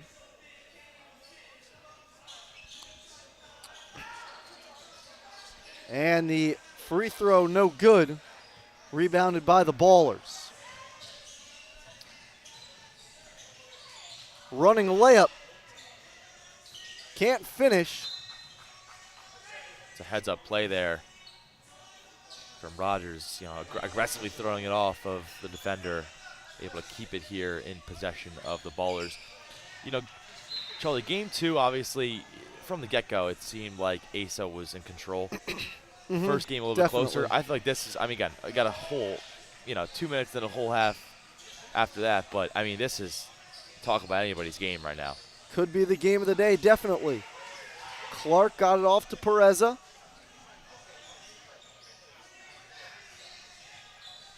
Ballers in the 3-2 now. Dechino with 3, missed it off the back iron. Rebound had by Avant Wilkins.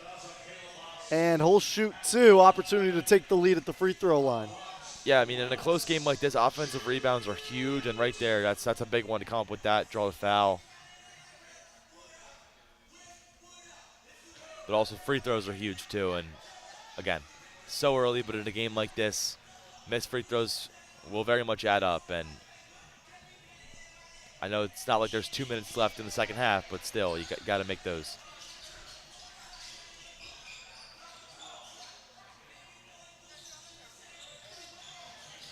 Light press shown by True Hustle. Pass to the baseline. The baseline jumper is long. Out of the hand of Caleb Moss. Down the other way, True Hustle. Acrobatic layup, no good. Rogers, a great rebound. He's fouled. And despite being pressured by 3 players, he's able to keep control. His team down 1. No shot clock, so with 37 seconds, you think maybe a hold for 1 shot. I would think so. But Rogers' aggressive rebound there. He really does play with this level of intensity. He definitely kind of playing that role as that leader for the Westchester Ballers here. And he can do it all. He can pass, he can shoot. Like you said, plays good defense, rebounds. A multi-tool player for sure. Luke Bergen had it. Gave it off to Moss. Jumper. Nearly a 3 from Hostutler. Just short. It gives the Ballers a lead. Dechino. Oh, he almost hit it. So a low-scoring first half, but very competitive. It's 18-17. The lead for the Ballers. And we're going to have an opportunity to hear our sideline reporter, Kayla Levine, in a moment. But before that, Jackson, what were kind of your takeaways here? Yeah, I mean, obviously this game is up for anybody, but I think there's good and bad from both sides. I think for the Ballers, they're getting good looks. They just need to just find a way to get these shots in, to get their big man, just he's getting opportunities. Just gotta make baskets.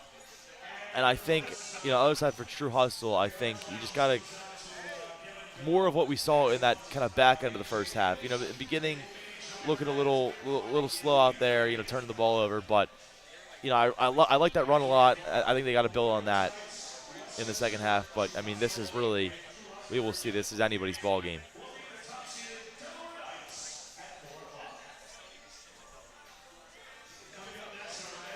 Definitely agree with what you said there.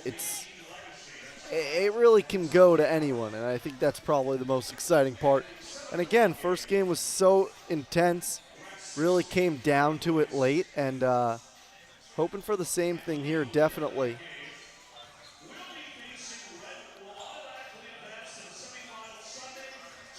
And True Hustle down a point as our sideline reporter, Kayla Levine, is talking with the head coach of True Hustle. Kayla, take it away. You guys are down right now, but it has been a competitive first half. What adjustments do you want your team to make? I just want us to continue to swing the ball and continue to trust each other and step up our defense like we did in the first half, and that's what got us the lead. Yeah. Thank you so much. Thank you. So, guys, back to you. Thanks, Kayla. Yeah, Troy, I like that answer because you could focus on what needs to be improved and you could focus on the bad in the first half because there was some negative takeaways. But if I'm the coach, I agree. You got to focus on what went well and how you ended that first half. You got to look at the positive side and build on what you were doing. So definitely good to hear that from the head coach as we're almost ready here for this second half of play. It's like a team picture for Team True Hustle before we get resumed here. So we'll take a momentary break before the start of the second half.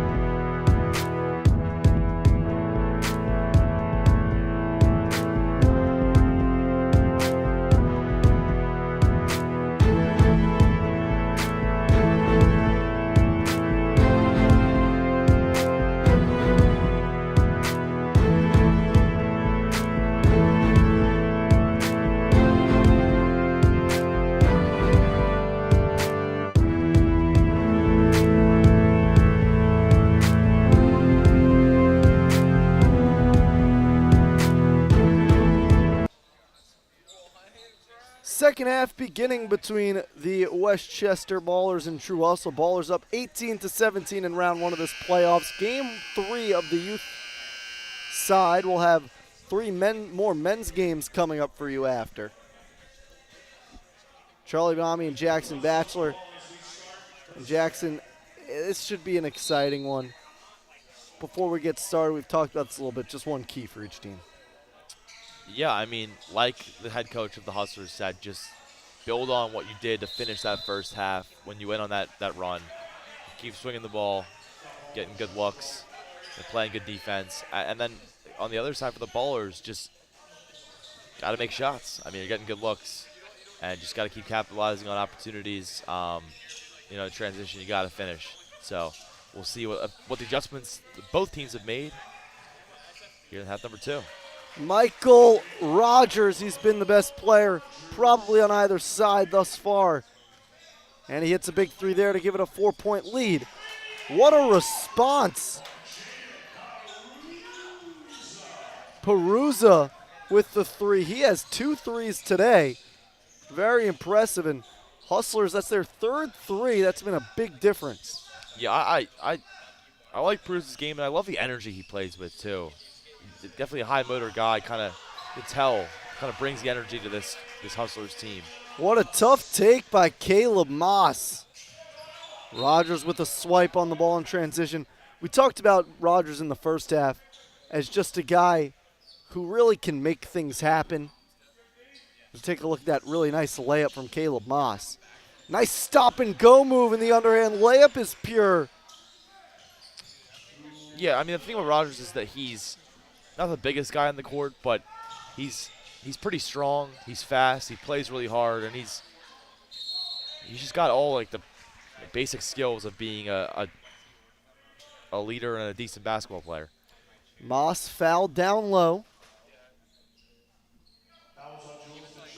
Rogers. Nice take and a reverse layup attempt by Cole Comstock. He missed it. Dacino gets shifty.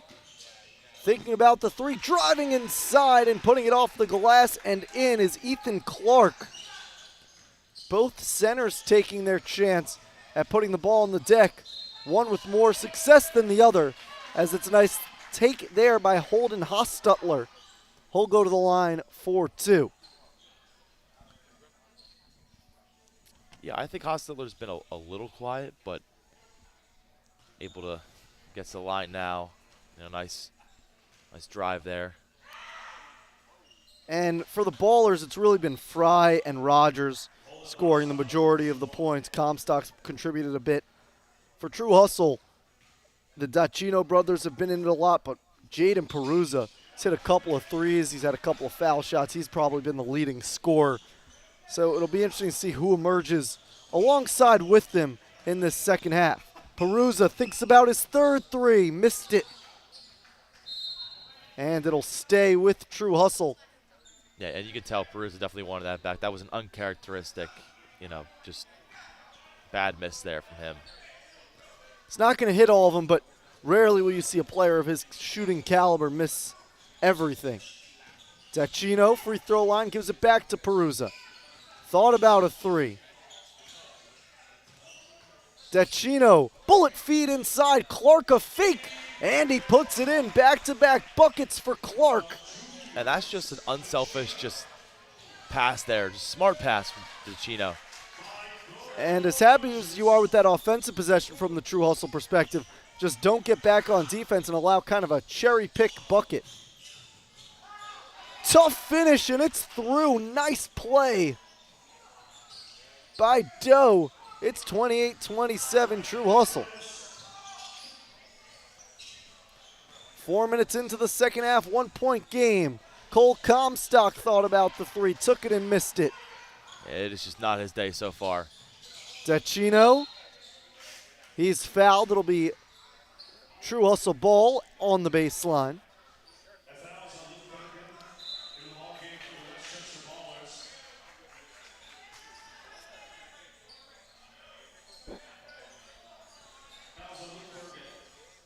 Doe inbounding. Finds the corner. Floater. Off the side rim and through.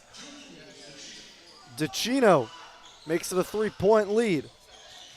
Reverse lay. Nice attempt. And good take from Luke Bergen. He'll go to the line for two. Right now it seems like the defense that was such a marker of the first half has definitely gone down a little bit. It has. But I also think when both sides are playing, again, so fast, that it naturally happens sometimes. I mean, the baller's just pushing it right up the court, and, defense falling behind. Takes a second to adjust. But I like a drive there from Bergen. Aggressive. And this is just why it's attributing to this back and forth fashion right now that we saw. Definitely kind of similar to the first half. Quiles has it taken away. Rogers the lead pass. Layup no good from Bergen. Dacino in transition. Gives it up to Doe. Euro step. Finds Peruzza in the corner. His three. Splashdown. I mean, that is just a killer sequence for the Ballers. They got the steal there from Rogers. Bergen just leaves it a little bit short, and then the other way, Peruzza wide open three, and he knocks it down. 4-point lead, and immediately a quick bucket for Luke Bergen. And the lack of defense there concerning for True Hustle. That's redemption there for Bergen. Comstock ripped it away momentarily from Peruzza, but it'll be a jump ball staying with True Hustle. Yeah, even though the Ballers haven't been playing necessarily the best defense in the world, they have still been playing aggressive on the defensive side. I mean, they're jumping passing lanes. They're getting in the face of defenders. They're anticipating well, and nice job there, even though they didn't necessarily get the possession off that. Good job from Comstock playing aggressive. And I do think it becomes a question often of playing that press so aggressively early doesn't tire out guys. There's a foul there on the Ballers. Yeah, I mean, it's certainly something to think about. It's risky pressing on early because, if your guys don't quite have the stamina to keep up, it could play a factor in later periods of the game. But as of right now, it seems like everybody has a good amount of energy. And, I mean, talk about a close game right now. Clark to the free throw line. Jumper. That misses everything. Clark tried to pursue it, but it goes out of bounds. Yeah, and that's just simply not the most ideal shot there. I mean, you would like to get something better. Pass inside, taken away. Clark to the top of the arc. Dacino. That's no good. Comstock the rebound. 8.5 minutes remain in regulation. Comstock in transition. His Euro step leads to foul shots. And the Ballers will look to tie this playoff game again. Round one of the Brotherly Love Youth Playoffs. We've had 2 games early. And so far, we've had one really close game in the win for Give and Go. They took the W 47-39 in a blowout. It was AESA taking down Simons. But now the Ballers and True Hustle locked in a tight one. Comstock goes 1 for 1 at the line.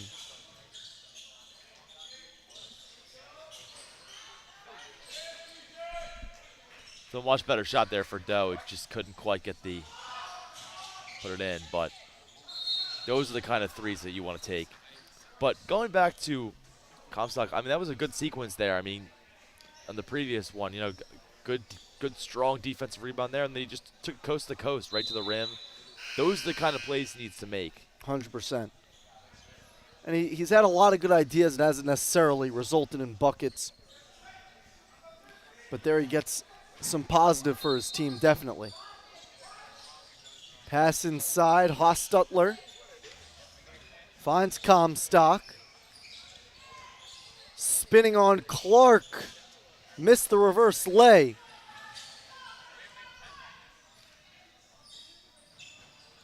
Dacino. The three is short from Avant Wilkins.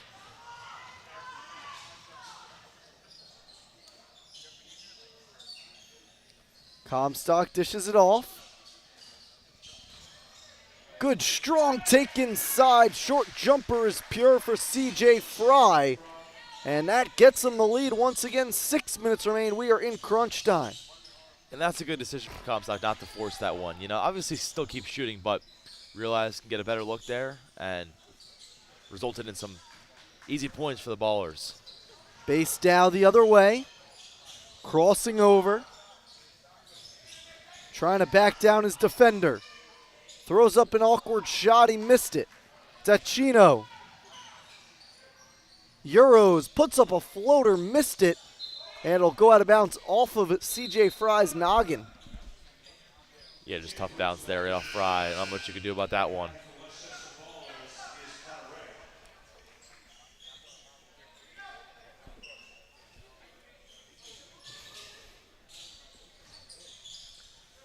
Fire from the corner, it's no good. Yeah, it just seems like for Westchester, just nothing's been able to kind of go their way. It's been tough attempt after tough attempt lately. But when you're up one, how bad is that really? Perusa, he has 4 threes. He is unconscious from distance. And with 5 minutes left, True Hustle has a 2-point lead. Base down inside. Underhand layup is no good. Down the other way, True Hustle looking to get a 2-possession lead. Layup is missed. Dacino, the rebound, he missed it. But he'll go to the line for 2, an opportunity to give the True Hustle team a multi-possession lead with 4.5 minutes remaining. That's just a good effort there from Dacino there. I mean, just following and crashing the boards. That's what you got to do in times like this when it's, you know, you're under 5 minutes, 2-point game. But, I mean, talk about back and forth. And right now it seems like the Hustlers are just a little bit in front. But, I mean, that was thanks to Perusa 3. I mean, they were trailing by 1 before that. So Timeout called by the Ballers. We'll take a quick break here on the Sports Fan Base Network. Stay here. You don't want to miss the end.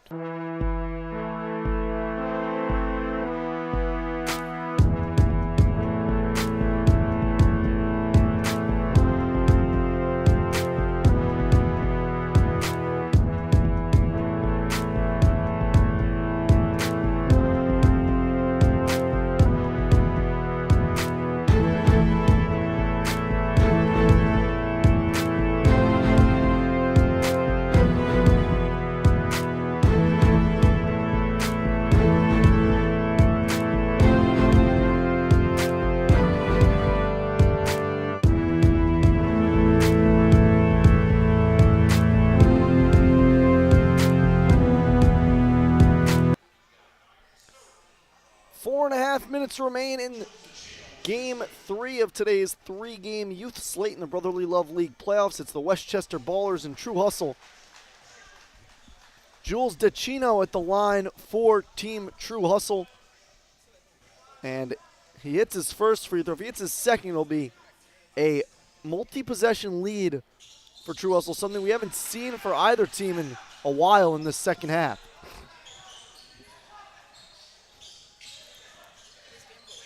yeah, I mean, coming out of the timeout here, this is the opportunity really for the Hustlers to kind of just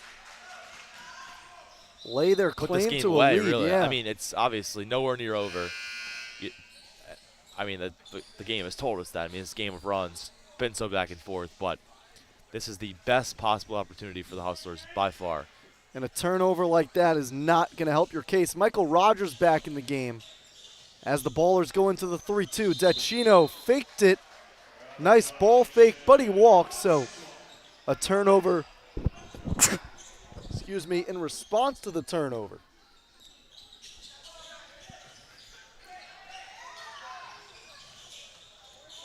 Acrobatic layup attempt. And now nobody can keep their hands on the ball. That's a solid effort there from Doe. I mean, to jump the passing lane, steal that one. So True Hustle going to take a timeout. 3.5 minutes remain. We will be right back here on the Sports Fan Base Network.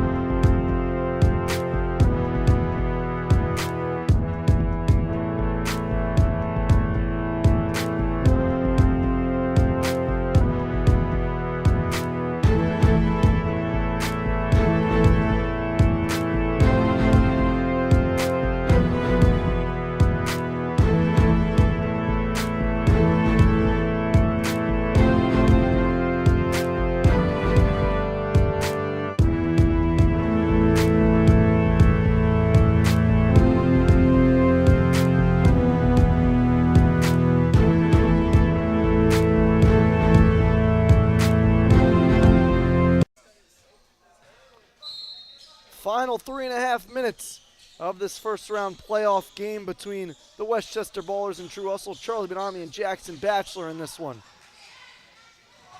And quickly, before we get on the offensive side, Jackson, what's the key here to either of these teams coming out of this one? I mean, for True Hustle, I mean, you just got to, one or two field goals here, a couple baskets can, I mean, put this game out of reach with the running clock and just the limited time left. Got to keep playing defense. I think for Westchester, I mean, you just got to find a way to generate some kind of offense and not turn the ball over. I mean, when you're trailing by 4 in this period, you just cannot turn the ball over. You got to be smart with it and box out, just defend. I mean, this is just a stretch where it's one or the other. For the Hustlers, they can put it away. For Westchester, I mean, they're still in it, but it's go time. It's really now or never for them. Great save by Jake Dacino to keep the possession alive. 2.5 minutes remain. 3-point lead for True Hustle. Jules Dacino. He's got Cole Comstock on him. Off the double team. The floater, no good. Comstock, a huge rebound. The Ballers coming the other way. Moss gives it up to Bergen. Trudges inside. His layup is no good. 2 minutes left. Bergen, what a steal. Numbers if they hurry for the Ballers. Bergen unsure of what to do with the ball. Rogers, an up fake. He shoots. Missed it. Oh, man. You know he wanted that one, and his team needed it. Timeout called. Everybody getting their timeouts here. Can't take them home with you. And we're going to take a break before the last minute 46 of this one.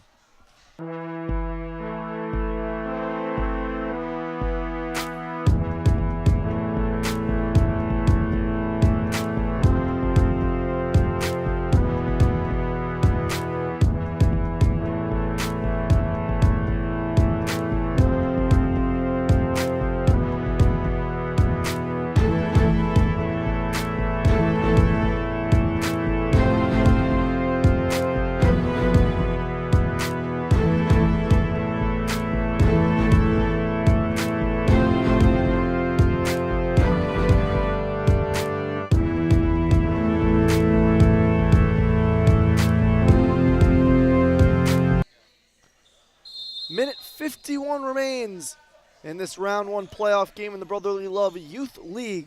Westchester Ballers and True Hustle. True Hustle up 38-35. Charlie Benami and Jackson Batchelor here to take you through the final minute and change. And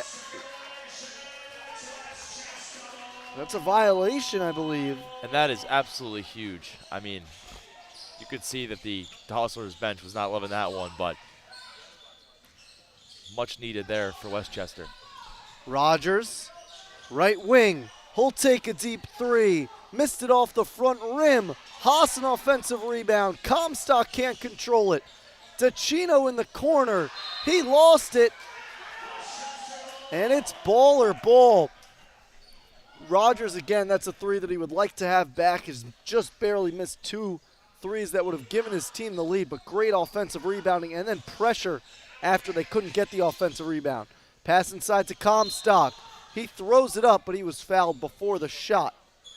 Again, clock will stop now. A minute 14. In the last minute and a half, we get clock stoppages.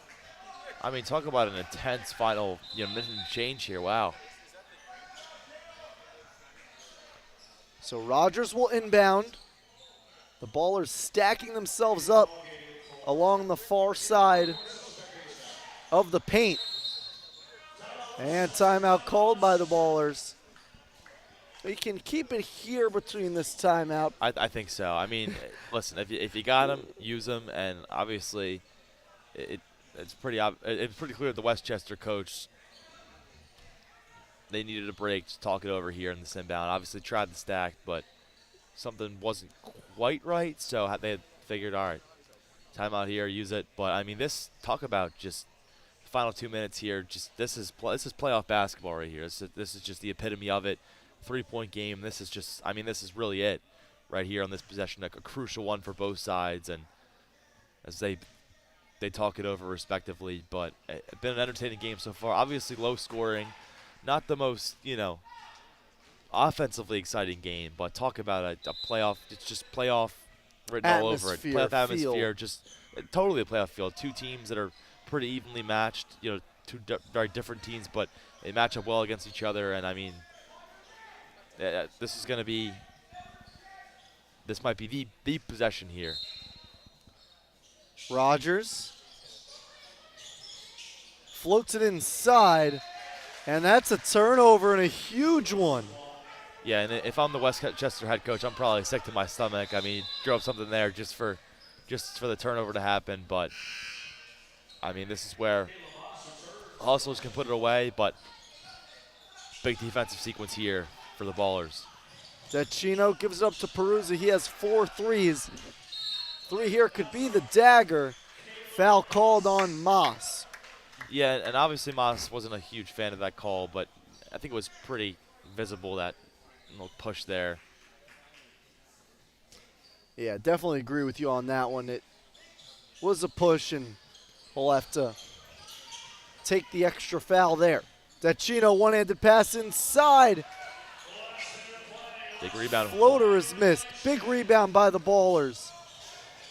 Nearly poked away. Bergen gives it up to Moss. Moss gives it out to Rogers. The tying 3. It's long.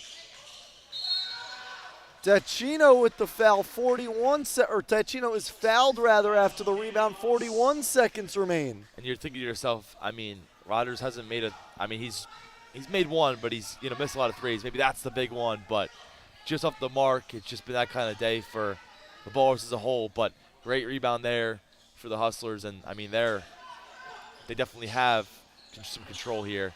Nearly turned over. Great job by DeCino to keep it alive. You got to be worried about a 10-second here. Timeout called. 35 seconds left.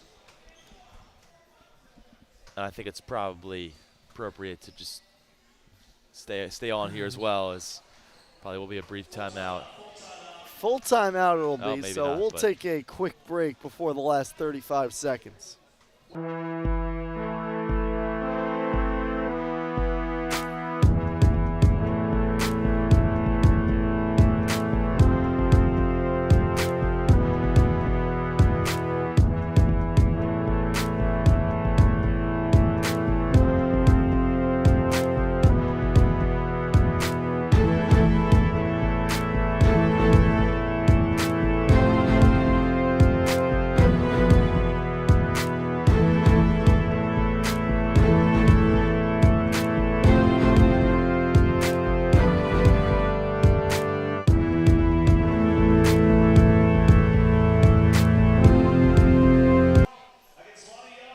35 seconds remain. It's a 3-point lead for True Hustle in the round 1 of the playoffs against the Westchester Bowlers. Charlie Benami and Jackson Batchelor here. Jackson, huge inbound coming, and it's taken away by Rogers. Pass inside. Layup is in. Huge layup by Comstock. It's a 1-point game.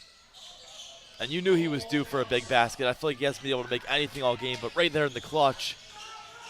DeCino missed it. Foul called. 17 seconds remain. But still, remember, obviously the 1-point game here, so with the Hustlers still in front, they can run it out here.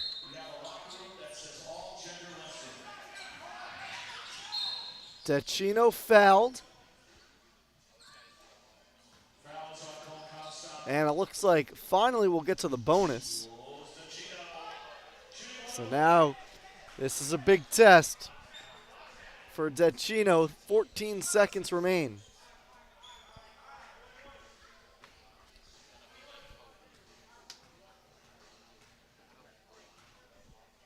DeCino rimmed it out. Cole Comstock, the rebound. The Ballers have 10 seconds. The attempt, and fouled was Hostutler. He'll have an opportunity with 6.8 seconds left to either tie it. If he can hit both, they'll take the lead. I mean, just talk about a big whistle there, but the officials must have seen contact, and I mean, this is, can't get any bigger than this right here. Whole lot of pressure. 2 shots for Hostutler.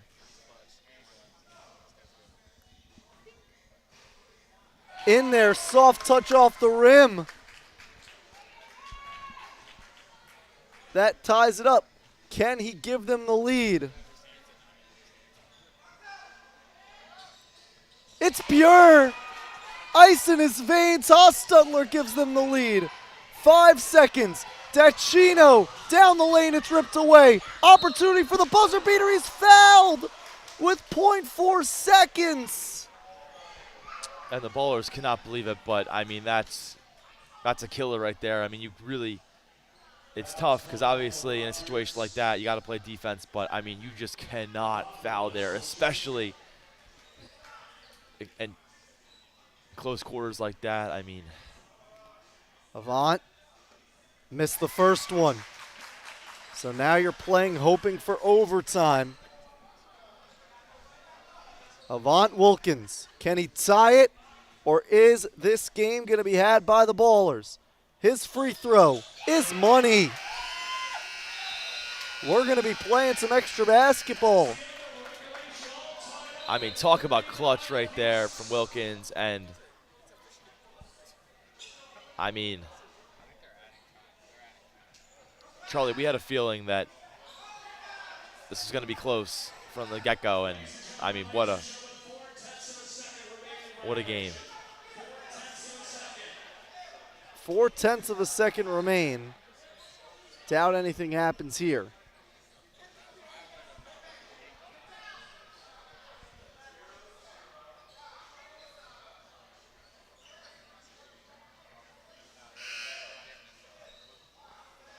Got to figure out how to add 0.4 of a second to the clock. Clock can be a little finicky sometimes. It sure can. But I But mean, they got it on. Good job by the team Talk down about- there. See some fist pumps going on. that's right. Now talk about a crazy regulation finish as, wow. That would have been insane. But I mean, what an absolute finish to regulation. What a game it's been so far. And I mean, Charlie, I Now we'll play some extra don't know basketball. about you, but I'm pretty excited for this overtime period. Free basketball. We'll be right back for the overtime period.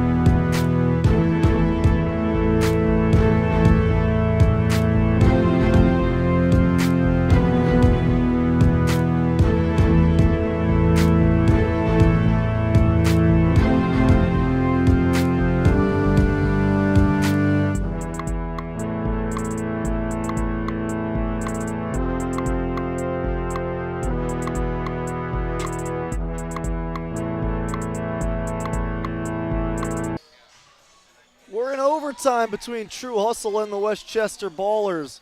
You got 3 minutes of OT to determine who will advance in the playoffs after really clutch free throw shooting on both ends. Hostetler hit 2 to give the Ballers the lead as he's going to throw up a shot and hit it in off the glass. Hostetler and 1 makes it 41-39. Look at this replay. I mean, Hostetler was pretty quiet for the first 3 quarters, but talk about clutch. I mean, 2 big free throws and setting the tone early here in this overtime period. Hostetler's bucket is in, and now Haas will come in for base down. Great job not only to get the bucket, but by Comstock to win the tip. Pass inside. And it's going to go the way of the Ballers. A lot of substitutions going on. Moss was brought in there for defense and then taken out. So coach playing the matchups to a T here. Oh, we got a mismatch here for Rogers. Based out pass inside to Rogers. Rogers kicks it out. The 3 is pure. What a shot from Luke Bergen. True Hustle down 6 quickly in the overtime period after a 6-0 burst. Charlie, talk from about the Ballers. Talk about things happening at the right time. I mean, the Ballers couldn't buy a 3 early on, or pretty much throughout this game, but a huge one there. Now it'll be free throw shots coming.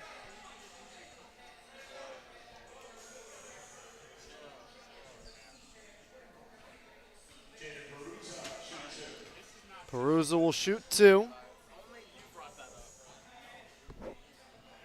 First free throw, no good.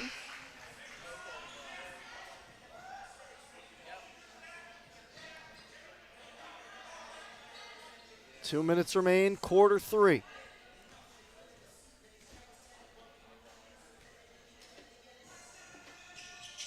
Shot is no good. Down the other way. And it's good, 8-point lead. Just an impressive start, 8-0 run. Yeah, I mean, Charlie, in all honesty, I was not expecting this to happen. I mean, I thought, again, there's still, decent amount of time left, but I would have thought this would have been, basket for basket, or, still is that incredibly close nature of overtime. But, I mean, what just an emphatic run here that the Ballers have gone on here in this extended period.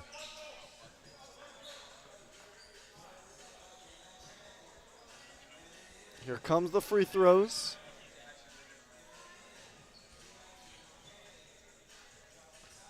And I think if you're going to take out Rogers here, this is the right time to do it.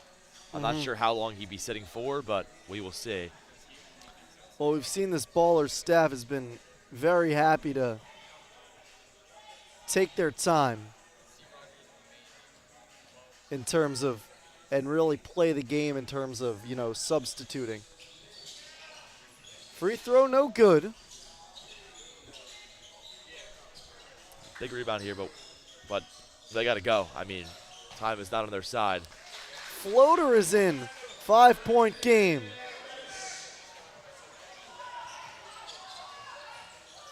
Rumbling inside the corner. Haas thought about a 3. Nice kick out. Bergen frees himself up. His jumper is short. Now an opportunity for True Hustle to cut the deficit to single digits. Crossover. Kick out. Clark steps back. His 3 in there. That's a great decision by Clark to step back there, ensure that he has the 3, and that's just a beautiful shot there. Bergen finds the corner. Haas inside, flips it up. He was fouled. That's huge. Yeah, I mean, talk about a quick turnaround here. The Ballers are up by 8, and then all of a sudden now we got a 2-point game right here, but a nice response here from Moss has got an opportunity to shoot 2 here. Shot is up and through. Make it 48-49. Moss, huge shots. And there is Rogers coming back into this game for the final minute or so. Moss's jumper, no good. And that's big. It keeps it a 1-possession game. Down the lane. Great defense and no foul. That is huge. Big rebound for Moss there. Huge. Rogers going to take his time. Time's on his side, but he's going to have an open lane and finish it. Just bad defense there. 30 seconds remain. Pass to the left wing. The 3 in there. Perusa. It's a 2-point game. Neither team will go away. It's a turnover. And it's in there. We're tied at 50 apiece. And it's going to go to True Hustle. What a run. I mean, just one absolute unbelievable sequence here for Perusa. I mean, knocks down the 3, forces the turnover, and just, again, this just amazing energy. And for a game that started out with an 8-point lead early on in this overtime period, what a finish. What a finish.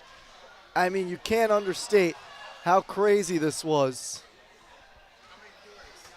Just the turn of events on turn of events on turn of events. It's been crazy. I mean, any moment that you think one team has the edge, the other team comes in and just does something to put themselves in front. It's just so back. It's like a seesaw. It's so back and forth. And with about 9 seconds left, we will see if the Hustlers can find a way to win this. And who are you going to here? I mean, you got to give it to Perusa here. I mean, he's your big shot guy. He's been your big shot guy all game long. He's your energy guy. I just think he's your clutch player, and he's going to inbound here. Still could very well mean that he's ended up getting the final shot here, though.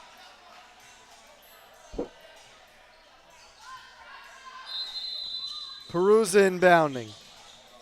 Pass inside. 5 seconds left. Shakes the defender. Inside. No good. No foul called. We're going to double overtime. Yeah, I mean, it's 50 apiece. In all honesty, Charlie, I just did not really like how the Hustlers, that last possession, I just felt they could have got a way better shot, and they just didn't have enough urgency there. It took too much time. I thought they had more than they really did, and nevertheless, we're going to double overtime. I mean, can you believe it? Talk about the playoffs here, and doesn't get much better than this. We're going to take a quick break.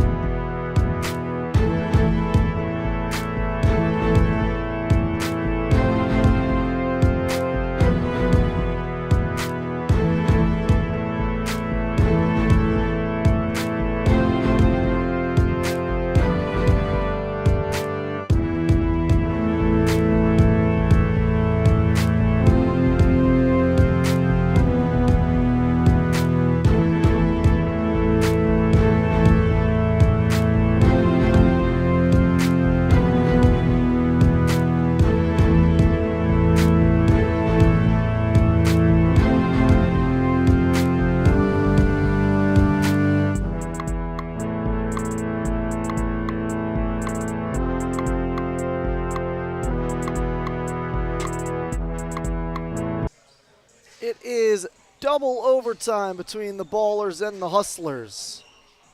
Charlie Benami and Jackson Batchelor here. And the third of our 3 games has been just crazy, Jackson. We said on paper the 4 versus 5 is supposed to be the best possible game, and I mean, well, it's been true. That's Think we can confirm it after how this one's gone. Comstock, a spin move, missed it. Rebound knocked away on the attempt.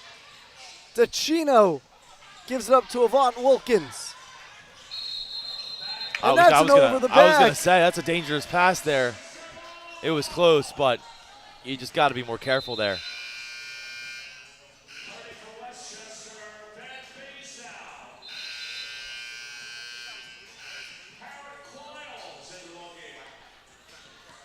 And just an observation here, Charlie. Number 10, Doe. He's not on the court nor the bench. I believe he might have sustained an injury. We'll update if we have any chance. Cole Comstock. What a big three. They take a 3-point lead.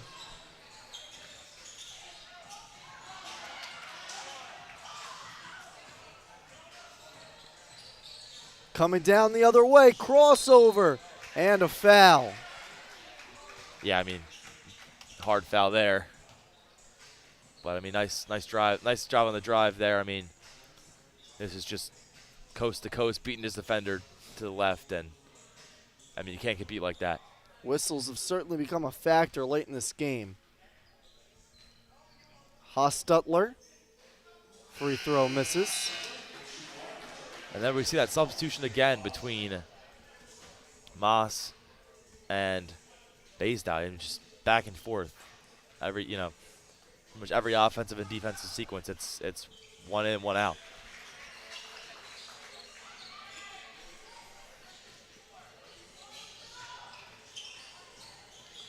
Crossover dribble. I mean, Hustlers just really need a basket here. Down 2 possessions. The fire, it's good. How about the threes from Ethan Clark late in this game? But Rogers is going to be left alone. His layup's good, it's a 5-point lead. Yeah, just caught sleeping there. Get left alone as Rogers. Beautiful finish, but Clark, I mean, a pair of just clutch threes here. Another drive, another foul. And Clark was, again, kind of like Hostler, really quiet all game, but, I mean. It's 57-53 by the way of the Ballers. They're looking to close out this win. Huge free throws for Perusa, who's a good shooter. Hits the first.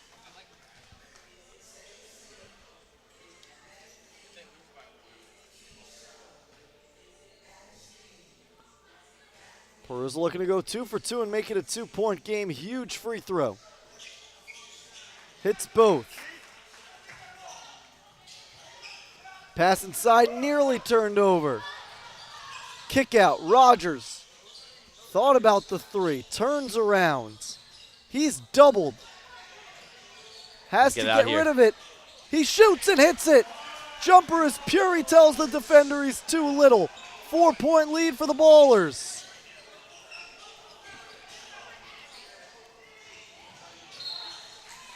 Yeah, and Rogers right now just proving in the clutch that he is, I mean, just has it all. The best player on this team and the leader, and I mean a pair of huge baskets, and I mean right now it's all Westchester right now, and what has been an absolute thriller.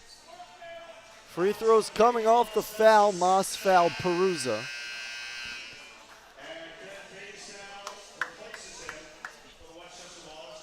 And yeah, there's Doe return to the bench there. Obviously, you never want to see injuries. We're glad that he's okay now, or at least returned to the bench. Comes the shot. Misses off the back rim. Bastow gives it off. And this should just about do it. Ballers are just going to run it out. With 2.5 seconds, it was a late foul. And the Ballers, barring something seismic, I mean, at that point, there wasn't really once you ran off that amount of time, it wasn't necessarily necessary to foul, but they did it anyways. Free throw in there. So, yeah. Comstock, I mean, hit a big 3, had a couple of big buckets late after struggling early. He was a huge part. It was really not his day, but I mean, for Comstock, you got to feel good now, able to And Pick up the win. that will do it. The Ballers gut out a huge 60-55 win in double overtime. I mean, Jackson, so much to talk about, but just the discipline of this Ballers team. They were able to hang around. You got to give it out for the clutch. The clutch for both free throw shooters towards the end of the game. Just amazing all around. You absolutely do, and I mean, I'm not positive how many lead changes there were in this game, but I'm sure there were a lot. But I mean, talk about it, just an absolutely just classic game here. And for Westchester, I think that they had a lot of chances to put this game away in regulation, in overtime, and then obviously, again, double to overtime, and they were finally able to do so. But, I mean, just some huge baskets. I mean, Hostetler coming up big in the end of overtime, in the opening double overtime. But, I mean, just big win for them, and, I mean, just what a way to end this triple header here with the youth playoffs going on today. But great game here. So the Ballers coming up with a big win. And now we're going to hear from one of the key pieces in that game, Cole Comstock, who had a big game. He's talking to our Kayla Levine.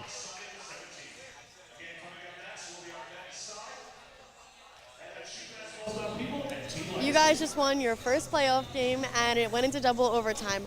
What worked for your team today? I think defense worked today. We got a lot of steals, got a lot of pressure on them, made them force bad shots. And we saw a very competitive game. What was like that for you in that double overtime? You were scoring consistently. I mean, it's crazy. But if you get the double overtime, it's a good game. It's fun. But I love when a competitive game, offense scoring, defense playing hard. It's fun. You guys are moving on to the second round. What are we going to come and see from your team? Some hustle. I mean, we might not be the best team in here, but I think we can be if we hustle, play hard, and outwork every other team. Thank you so much. Good game. Guys, back to you. Thanks so much, Kayla. Huge win. Ballers win it 60-55 in double overtime. We're going to shift it over now to the focus on our men's game. Stay here for the Brotherly Love ProAm playoffs. Thanks so much for listening.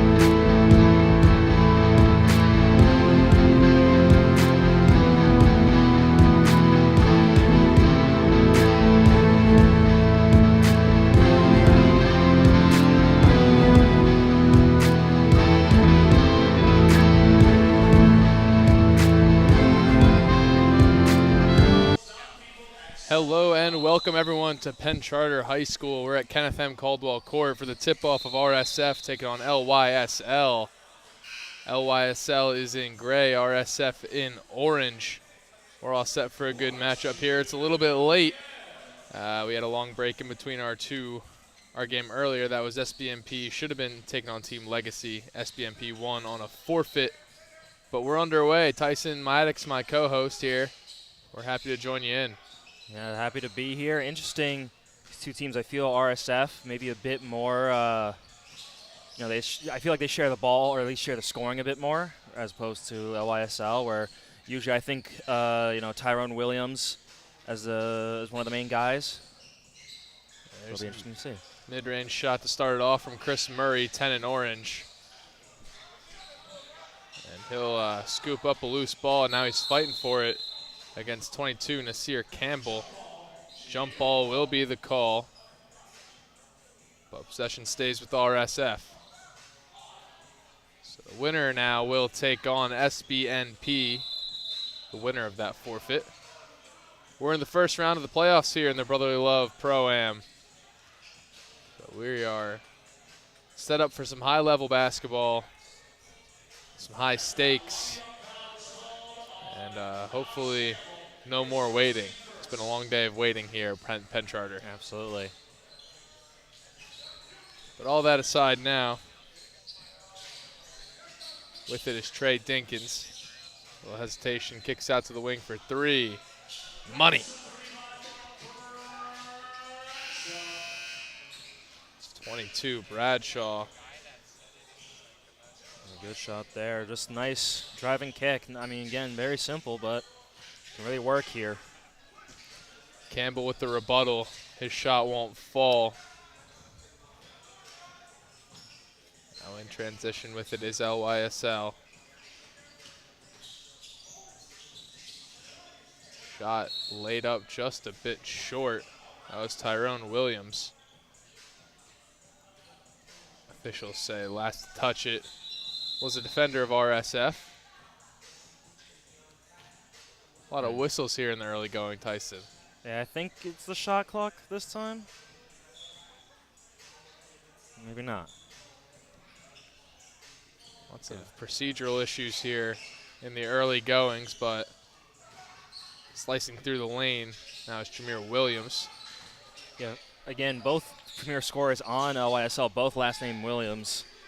Don't know if there's any relation there, but Jameer and Tyrone, when they're on, they are near impossible to stop. Bradshaw for three again. That time just a little long off the iron. Now from the corner. Same thing. Logo three now. Yeah, why not? They just go for it. Everyone taking their chance at three, and finally it falls. I mean, that's the thing. Someone's got to be feeling it when you have that many second chance points. So trade. We'll take a look at the replay here of that logo three from Dinkins. Feet on the P, just nailed it. Now at the line is Tyrone Williams after he was fouled by Dinkins. I'll say one thing for LYSL, not usually the best at boxing out, so it'll be interesting to see RSF. I mean, they're sort of already capitalizing on it with that, of course, last possession, so hopefully LYSL can shore it up, or else this game might get out of hand with all these second chance points. 6-2 the lead for RSF in the early goings. Part of the reason for that was their second chance points. Now here's Dinkins working in the corner. Now to Bradshaw. Bradshaw thought of a long three in his own. Dinkins, this time way off the mark. Quickly the other way, slicing through the paint and getting the foul drawn is Tyrone Williams. Take a look at the replay. Great take there, of course, just seeing the open space, which I do feel LYSL is very good at using, but also sort of typical with Brody Love here, not too many guys on the bench, so I know you have 6 fouls here, at least in the kids game we had earlier, you're allowed 6 fouls, so maybe not too much to worry about yet, but that's the thing. I mean, just driving in, so easy to get those fouls. All 4 points for LYSL coming off of free throws today. And Dinkins will carry over half court. Waiting for the offense to initiate. Now working aggressively in the post, putting up a mid-range shot. And drilling it is Granberry. Yeah, Granberry, I mean, just found a nice bit of space and was able to stay composed with all the contests around. Hey. Put back dunk. Look out below Rashawn Johnson. Not going to count, though, as the foul from Richard Granberry occurred just before. Yeah, unfortunately, a great highlight. Thinking back, but more free throws. More free throws, a chance to chip away at the lead even more. And doing it is Jaheim Betha. And some would say Bethia, I apologize. Yeah, unethical basketball here, but yeah, that's the thing. Gotta get on the score sheet one way or another, and free throws, good way to get your form. You know, if you're not feeling it from deep, it's a good way.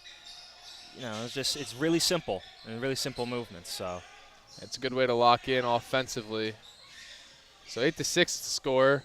3 ball in the way. That clanks off the back of the iron. Rebuttal 3. Short. Dinkins on the rebound. He works it up to Granberry. Granberry to Bradshaw. Bradshaw 3. Bradshaw way too long. Yeah, I mean, that was going to be a tough contest for him to deal with from Campbell. But at the same time, of course, the long rebounds are always tough to get. Let's get another 3 here from RSF. That was Okoye Parker. So one team doing it with free throws, the other team doing it with 3 balls. Some would say true modern-day basketball, This is just long-distance shooting and a bunch of free throws. This is the NBA that James Harden and Steph Curry have built. You know, I don't mind the threes. No, I don't. I say that. I think that's a lot of skill. The free throws, depends on how you get it. LYSL still waiting for their first points, not off free throws, as Dinkins puts up a 3 short. Johnson on the rebound. Work the other way. Nice Euro. Nice finish. Jameer Williams. It was a great Euro, and in a way, it also worked as a fake pass. Tyrone on the other side, I think the defender knew that. I think that's why they jumped so far. Chris Murray able to draw a foul. Looked like he was going into the paint to snatch a body. We'll take a look at the replay. Yeah, I mean, explosive athlete, but definitely, I mean, he got sandwiched there by 2 LYSL defenders. He is not able to hit his first free throw. 11-8 the score here with just 2 minutes to play in the first quarter. And relatively low scoring thus far, but as teams start to figure each other out, scoring is more and more likely. 0 for 2 goes Murray. You're sort of seeing the other side when you can make the threes is usually you have your legs under you really well and you have that range. And so it can be hard to pull back in the same way. Parker able to get in the way of that pass. Now here's Dinkins slowing it down. Kicks it out to the top of the key. Drilled by Parker. Just like that, another 3 made by RSF. Slowing it down is Bethia. Working in with his left hand, putting one up off the glass. Got it. We'll head the other way with Parker. Parker working against Bethia.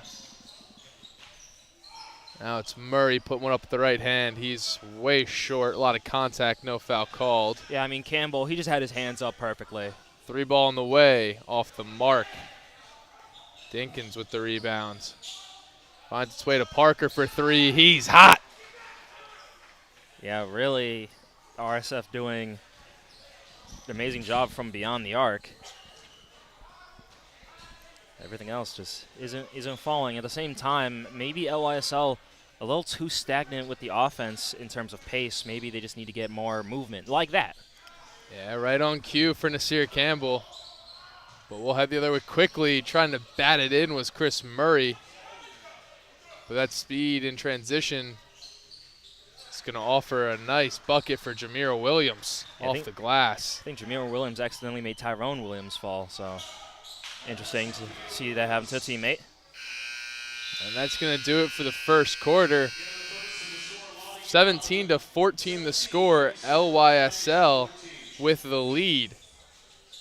So we'll take a quick break here. You're watching the first round of the men's playoffs of the Brotherly Love Pro-Am here on the Sports Fanbase Network. We've got second quarter action coming right up.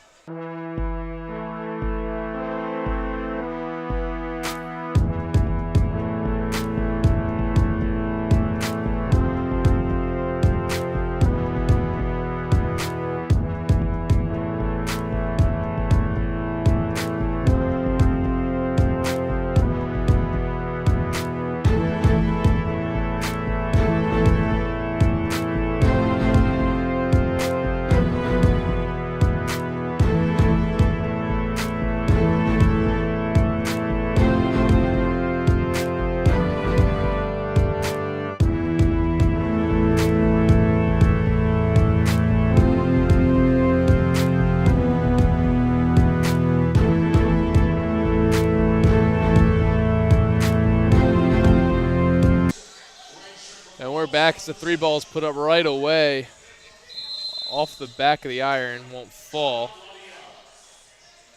And the action will cut out immediately as the timeout is called with 9:44 to play in the second quarter. So we'll step aside too. We'll be right back.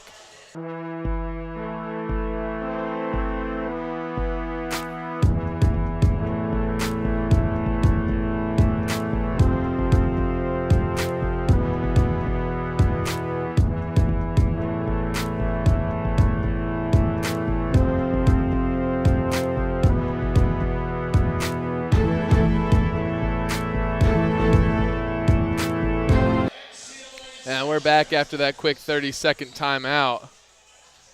It's called by Lonnie Young. And we'll see a three ball on the way. That one's off the mark to the left and long. Here's Parker in transition, mid-range. Won't go.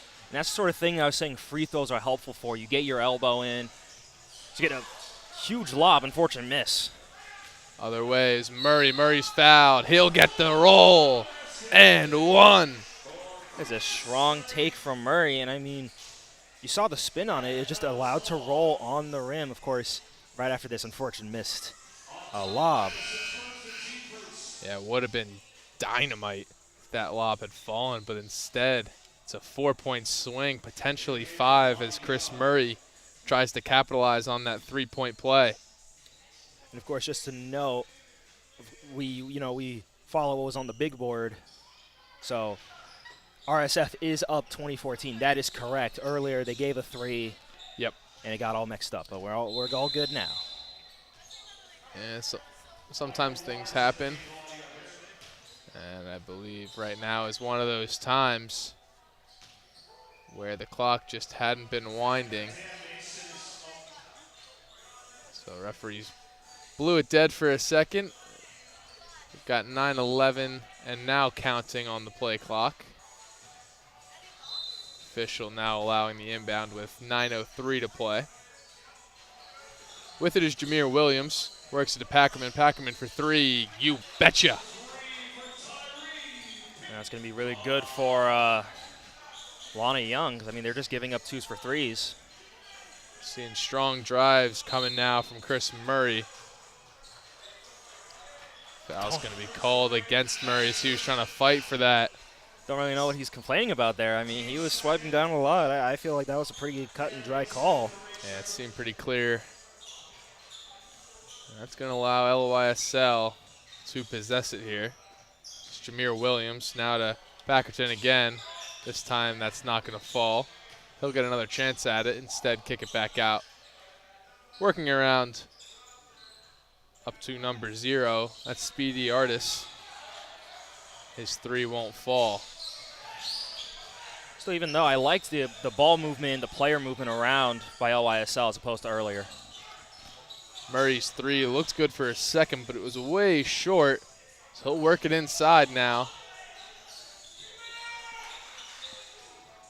With it is Jazeer Noel. Recent entry to the game. He'll be fouled. Again, you're sort of seeing, I mean, a lot of ball watching. LYSL, they have the height, but stuff like that, that's all effort based. And so if you don't put in the effort to box out guys, he's just going to keep giving up offensive rebounds over and over. Here's Noel spinning along the baseline, putting one up. He's fouled again. Yeah, not my favorite. I feel like, I mean, he's either stepped on a foot or he stepped on his own or someone else's. I feel. Yeah, you saw he stepped on the foot. Our guy sort Number of tripped up. 21 there of LYSL. Yeah. So. Also of note, during that last play, we saw Chris Murray check out, and Bradshaw took his spot, number 22 in orange. Bradshaw was hot from beyond the arc early on in this contest as that free throw falls. And I imagine part of it, I mean, obviously guys get a break, right? But I think Murray, especially after that last foul, you know, they don't want guys to get too hot, get too heated. We saw you and I at a great mid-range there. Yeah, beautiful mid-range from Darnell Speedy Artis. We both saw it at a Philly Got game. You know, sometimes in the playoffs, guys, they just get a little too energized, too much adrenaline going. So you just give them a second to calm it down. Oh. No text needed here. Dirk, one-footer fade from Jazeer Noel, not going to go. Now the other direction, it's Pickerton. Mid-range here, that's pure. Jaheim Bethea. Yeah, that's a great, I mean, again, some could argue take the three there, but again, it's what you're comfortable with. And I just loved how they got the space from swinging, and then, again, just found his spot. Tried to do something crafty underneath, did Jaheim Bethea, but instead he turned it over. Now Bradshaw kicking it back to Dinkins on the wing. Dinkins a long three off the mark. Possessing is Speedy Artis. Inside move and a jam from Rashawn Johnson. Was that also a pass between the legs? It was a little Meg, I believe. My goodness. And Rashawn Johnson got up there. Parker looking to respond. Floater game inside. That's worth just 2 points as well. Even though it feels like that slam should be worth a whole lot more. Yeah, I mean, again, I imagine that, you know, partially just for the morale. Drain that three. Starting to go back and forth now. And LYSL takes the lead, 26-24. Yeah, just imagine, again, that slam. As good as it was, you know, obviously for the points, I imagine it just, you know, now it gets everyone hyped up. Yeah. And I see, again, even more movement from LYSL. Speedy Artis from way outside, just nothing but nylon. Timeout called RSF. It's sort of what I was talking about. I mean, you're starting to see, again, well, first, again, wonderful slam, but you saw with the last play, just people, they're finding their spots now. They're getting the movement better. And so now it really feels like LYSL's in the driver's seat. Yeah, no doubt about that. 29-24 the score now. LYSL with the lead. You're watching the first round of the Brotherly Love Pro-Am on the Sports Fan Base Network. Stay right here.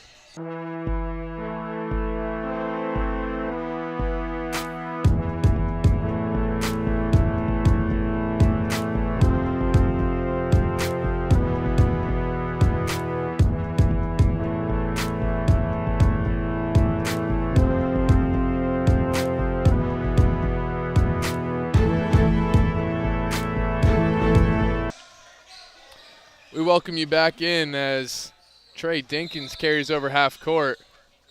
And once again, the clock did not start, so we will take another crack at it. Yeah, shot clocks are a pain. That they are. 19 seconds on the shot clock for Dinkins. Spinning and stepping and passing now. Here's a 3 on the way off the front of the rim. Bradshaw intercepted that pass in transition. He's working with a full head of steam, puts one off the backboard. Possession will be returned to LYSL. Yeah, I think that pass was a little bit ambitious, but certainly you like the idea. And then I imagine part of that out-of-bounds call was the fact that, Dinkins lost the ball, got it back. Could have been called a self-pass, so That up there. Hicron just buried that 3 ball. In the mid-range the other way is Noel. Works inside. That's a nice roll. And, I mean, that's, the 3 ball sort of dried up, and now you're getting your offense from somewhere else. That's just good adaptation. And Darnell, speedy artist. Can't stop draining threes. Dinkins looking to respond. He won't. Rebound LYSL. Here's Speedy Artist once more. You gotta imagine, yep, get ready, get screen ready. Working towards the baseline. He'll kick it back out top of the key. 3 ball up. No points down. And a backcourt violation. It was caught across the half-court line, but the last time his feet were on the ground before catching it were backcourt, so easy call there for the officials. 35-26 remains the score. I gotta say, oh my God. Cannot believe it. Same thing. Well, That's brutal. With Speedy Arts, I mean, honestly, I want him to be a little bit more selfish. Yeah. Great driving kick, but, he's got the hot hand. I'm saying throw him some double screens, get him open. Well, we'll see if they do it. He and Packerton are pretty hot right now, working the baseline and kicking out 2 Speedy Artists. Finally, he'll miss one. Yeah, I think they're missing a bit of a foul there, a bit of a push. Chris Murray in the mid-range. Finally gets a roll. He's back. Feels like Johnson is sort of getting pushed while he's up in the air. I'm liking that, but Bethea not going to fall. Chris Murray on the rebound with his right hand to Granberry. Now Bradshaw off the front of the rim, won't fall. Packerton in transition, off the glass and in. See, that's great by RSF. It's just a little too slow now. Yeah. If you swing that nice and fast, then it's a wide open 3. Yep. Granberry taps his chest, says that one's on me. But the result's the same. LYSL possession. They're up 9 with 50 seconds. I will say, with LYSL, I loved Arts immediately.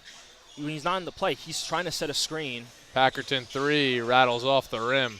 Because once you have a hot hand, everyone's looking for you. So that's just another thing you can do where, now I can set a screen and everyone's looking at me instead of who I'm screening. It's going to be a wide open layup. That's a great point.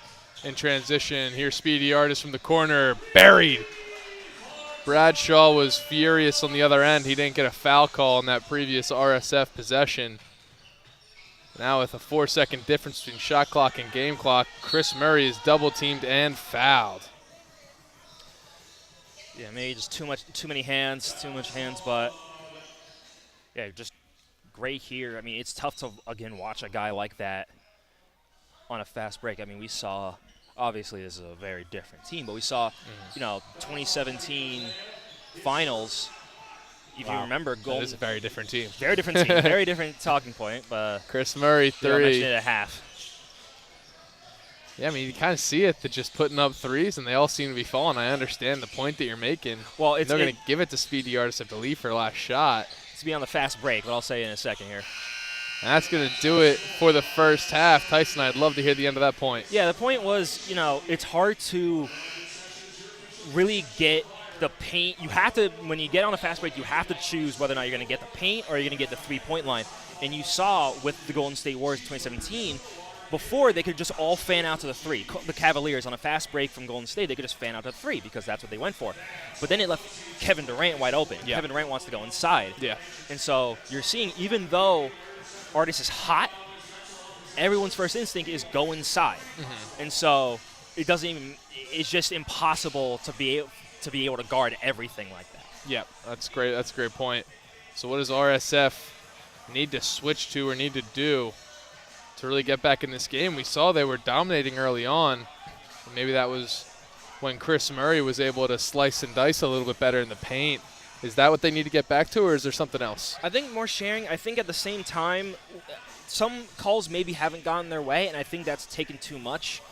And that's allowed LYSL to get sort of those fast break opportunities. Of course, even though that was I said, it's tough to get the paint in the 3, that was also a 3-on-2 situation. And that's sort of been what I feel LYSL has been using their advantage is if RSF, for some reason, maybe a guy falls on a take, whatever, they just pick up the ball and they start running. Yeah. And I think that sort of numbers game in that way has been helping them a lot.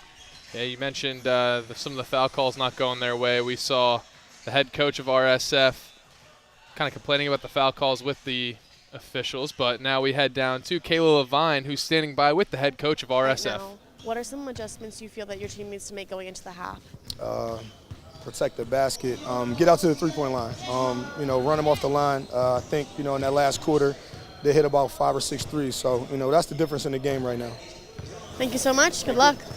Guys, back to you. Thanks, Kayla. Yeah, that's a good point there by the coach. Got to close out on those three-point attempts and really start to buckle down on defense. They're going to need it with their season on the line, down 12, 40-28 is the score as we head into the second half. We'll take a quick break, but coming up shortly on the Sports Fan Base Network is the second half of Brotherly Love action.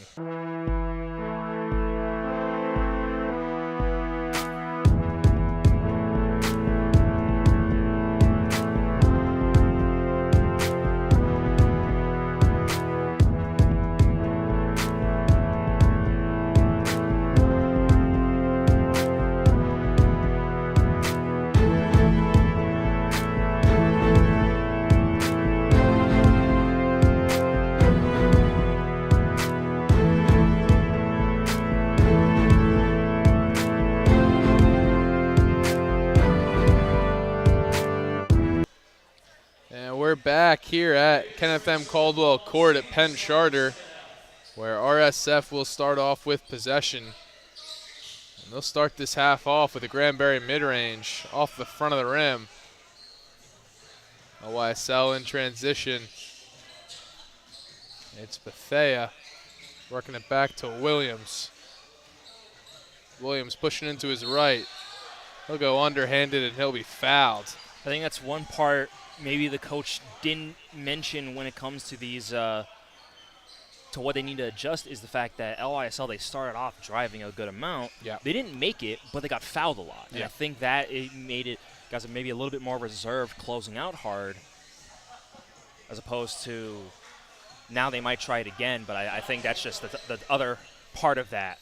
Because I do agree, when it comes to their like 2-point attempts front near the rim, LYSL has not done great, but they've made it up with free throws. Both shots made by Tyrone Williams at the free throw line. Now with it is Parker. It's worked over to the wing. It's Murray now in possession. He'll put up a mid-range. Way short, airballed. Yeah, it just feels like LYSL will get possession. Yeah, it just feels like LYSL really able to just stay in front and just stay sort of stable. Not enough is just changing the defense. And the Red Sea just parted for Jaheim Bethea. Nobody was in front of him on his way to the net. Here's Trey Dinkins, step back three, pure. Good three. Again, I feel that might be just the one tough thing that RSF is going to have to deal with is getting past the defense of LYSL because it seems like there's just a wall right now. Yeah. But certainly with a deficit, getting back with a 3 ball isn't bad. Parker, corner 3, off the iron. In transition the other way. It's good, off the glass. Jameer Williams. Now evading traffic is Parker, kicking it over to the corner. Here's Dinkins. Front of the rim, no good. Rebound, Bethea. Good vision by Parker. There's a charge set up right there for him, but he is able to get around it. Bethea is going to be fouled by Granberry just around the free throw line. We'll take a look at the replay here. Just pulled up, and Granberry leaning a little bit too far forward, getting in the landing space of Bethea. Yeah, it's just that simple, and you know, it's understandably frustrating for any defender, but again, we sort of saw, you know, in the past in the NBA, sort of what happens when we don't protect guys from landing. Yeah, they're going to call a lane violation there against LYSL. Possession to RSF. Bradshaw for 3. We haven't seen that in a while. Parker with the offensive board. He's cutting towards the baseline. He'll be fouled.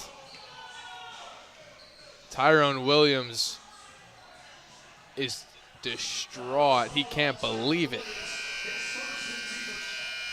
Yeah, I mean, it's tough because it feels like maybe he got pushed off, but Either way, I mean, it was a good drive by Parker, and you're seeing he's trying to add some physicality to really compete.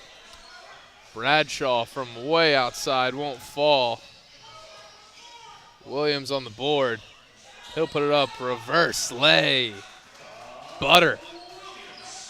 Yeah, now that, again, some threes dropped and they're using that fast break, it just feels like, you know, everything is opening up for LYSL.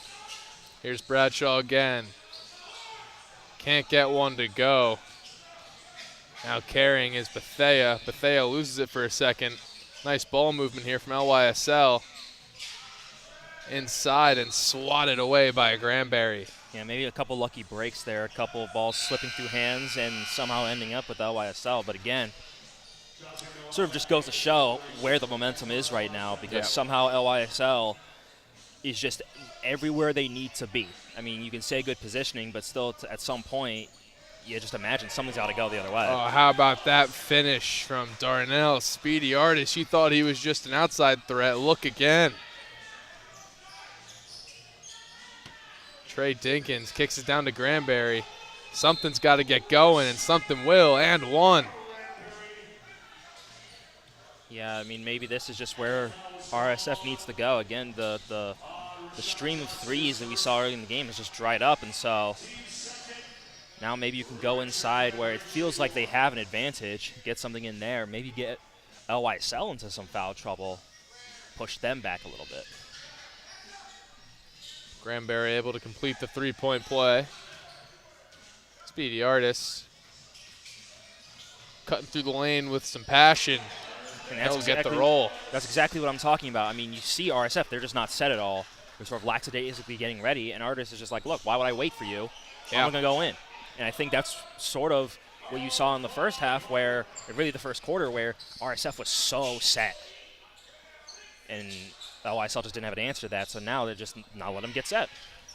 3-ball off the mark for Speedy Artist, but trying to clean it up down low, and finally doing so is Rashawn Johnson. RSF cannot deal with trading buckets at this point in the game. Plenty of time, but the gap expanding. Here's Granberry. He's getting going. And just nice, simple offense there. Williams, 3, no. Murray thrown off the leg of Williams. Possession will stay with RSF. I mean, that's another part of this for LYSL. Neither Williams has been shooting particularly well from deep, and they both can shoot the basketball. Yeah.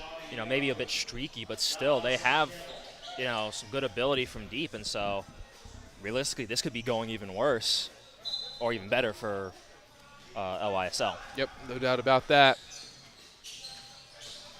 Parker, he's been good today. Here's a mid-range. Off the mark, but solid effort from Granberry to tap the ball back towards Dinkins.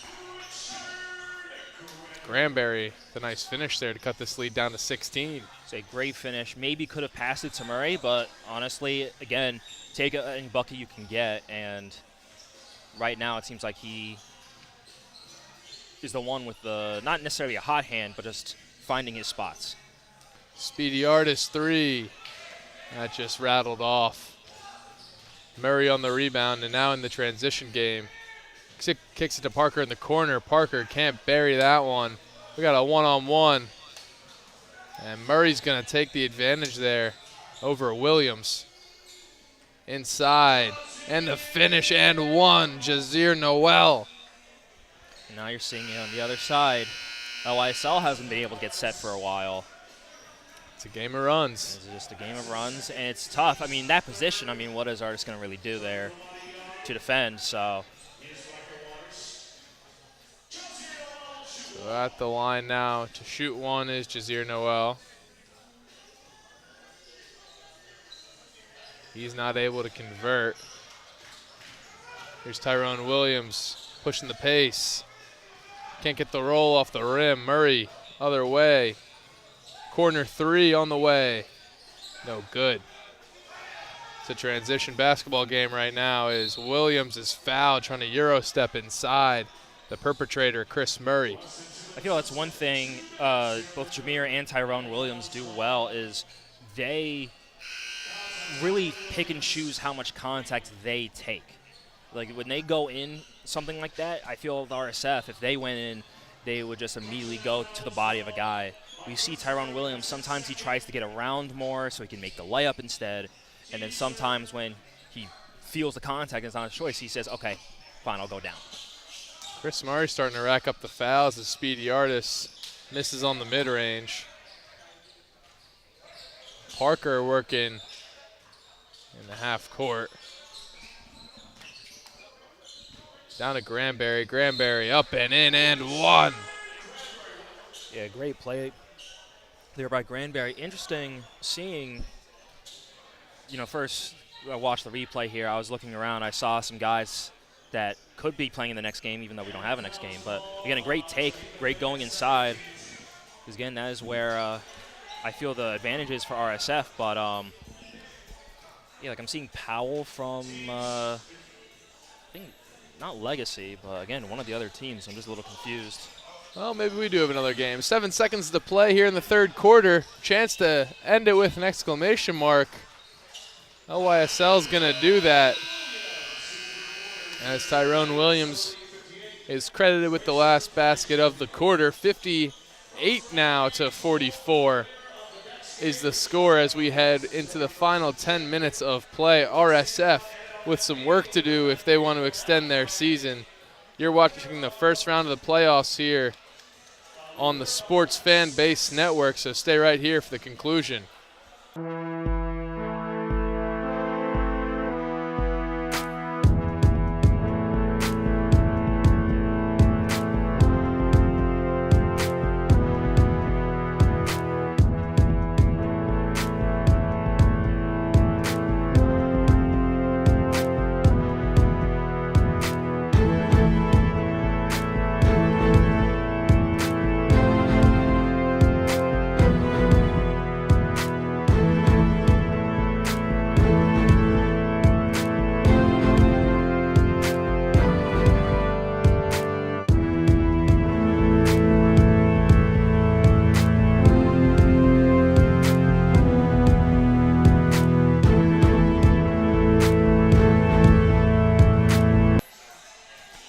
Back here at the start of the fourth quarter. Final 10 minutes of action coming your way. LYSL looking to complete this first round matchup with a win.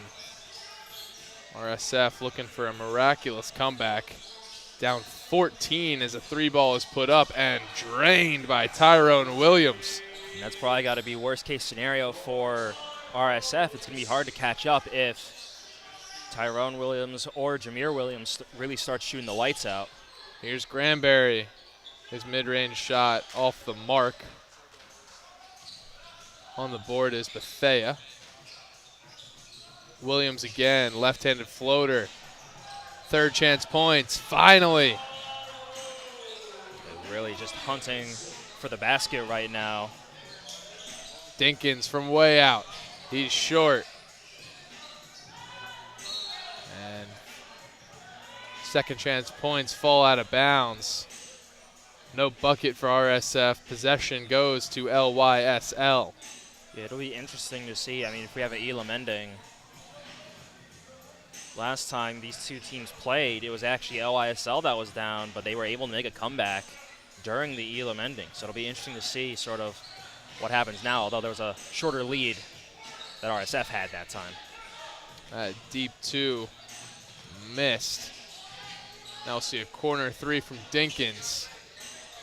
Short. He'll get the rebound, work it back to Parker. Granberry's been working a lot inside. Off the pick and roll, he won't get it. Parker's three won't fall. Granberry, miraculous save. Bradshaw, yeah! It's actually interesting because, again, it feels like Granberry's who they should go to, but at the same time, I think it allows them to get better positioning on the pick and roll. That was Granberry on defense there with a nice stop. Yeah, but I think a better baseline finish.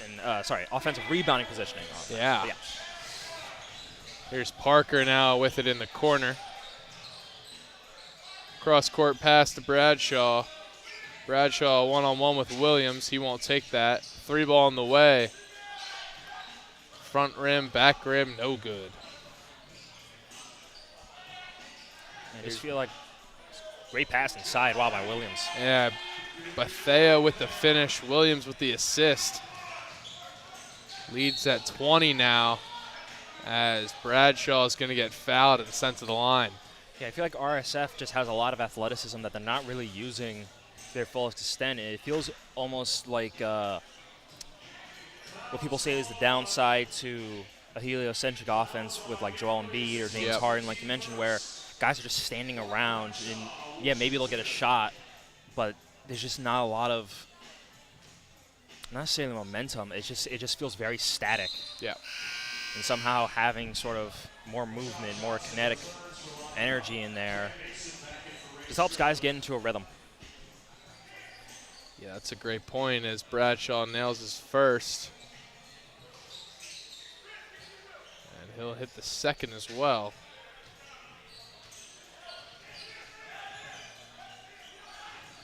That was Bethea. He's working against Dinkins. Drop it off to Williams, who's been hot recently. Williams working against Murray. Murray going to get the better of that matchup. Bumped off the knee of Tyrone Williams. Possession goes to RSF. Interestingly, I feel like the two most vocal guys when it comes to how the calls have gone have been Murray and Williams. Yeah. So seeing them guard each other, see some sparks fly. That's definitely the marquee matchup as Williams gets, or Murray, I apologize, gets a steal, works up to Parker.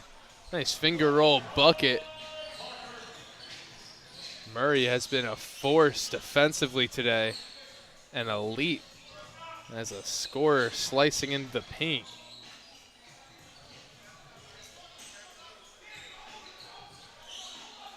Now it's Jameer Williams.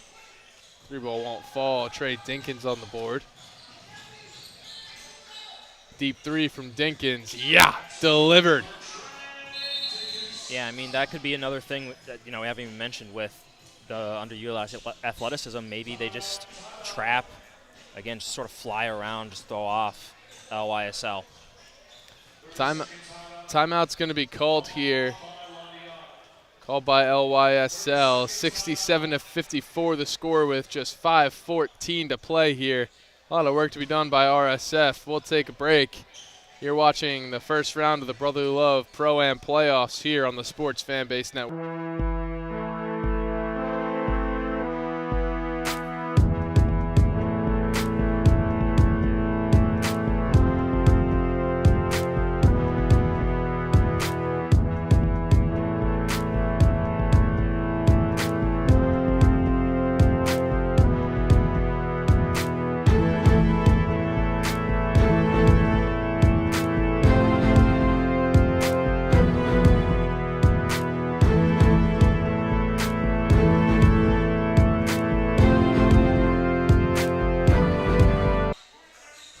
Welcome back as LYSL carries across half court. It is a 13-point game.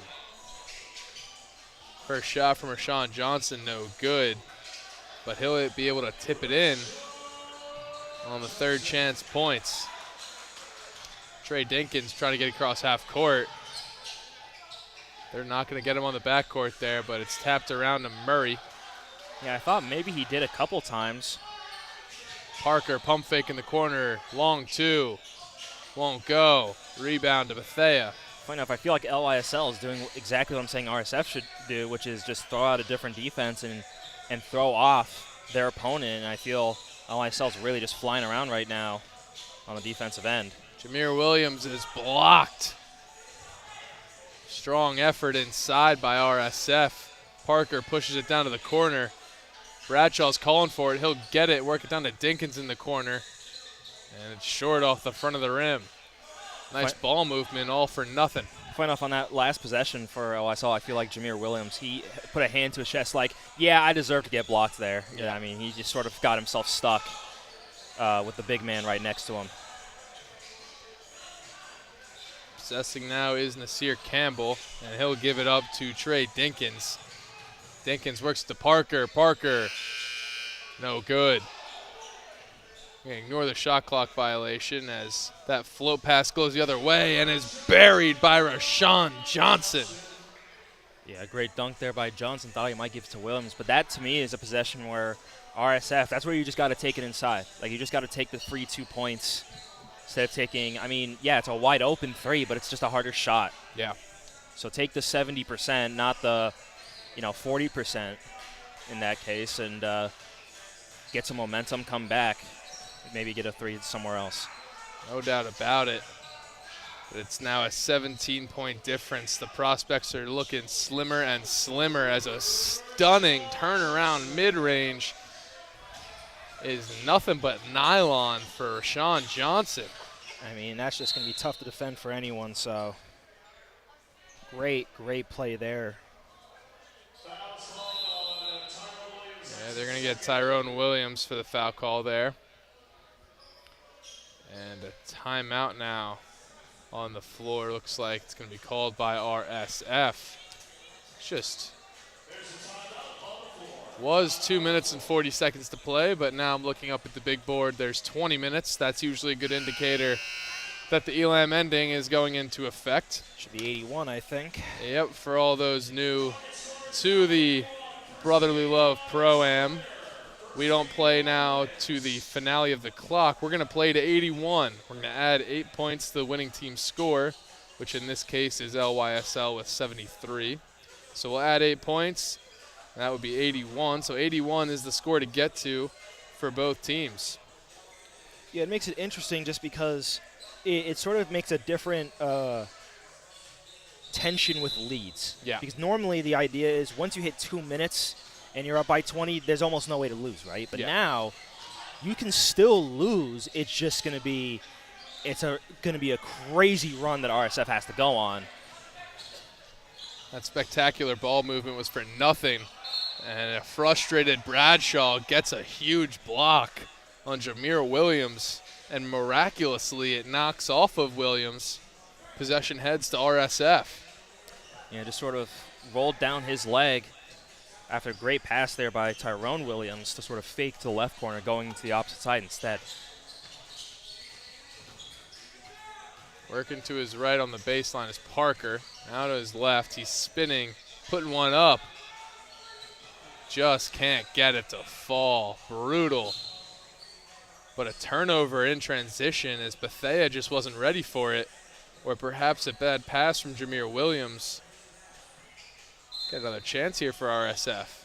I also felt a little bad for Chris Murray on that play because it seemed like he had a perfect jump above everyone, but sometimes the ball just bounces on the rim for too long and you can't get it. Three from Bradshaw, not this time. Kicked out to Parker. Yeah, rattles home. And that's just smart. I mean, an offensive rebound like that, it is tough for someone to close out on the 3-point line. So probably could have gotten an easy 2, but knows, hey, we're down by 19. Let me get a wide open 3 for my guy.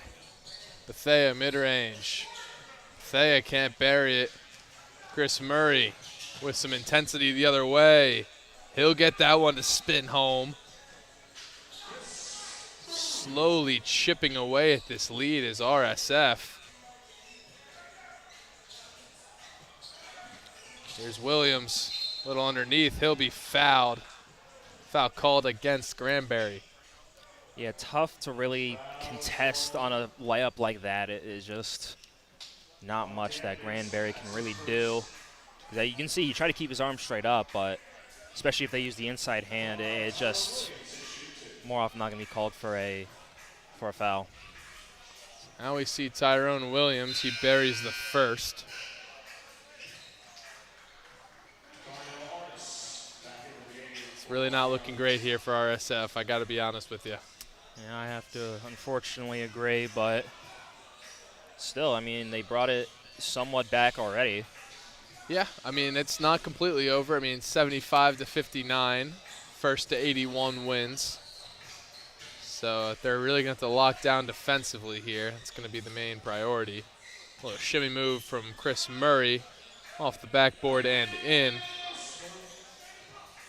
Now it's the deadly Darnell Speedy Artis possessing.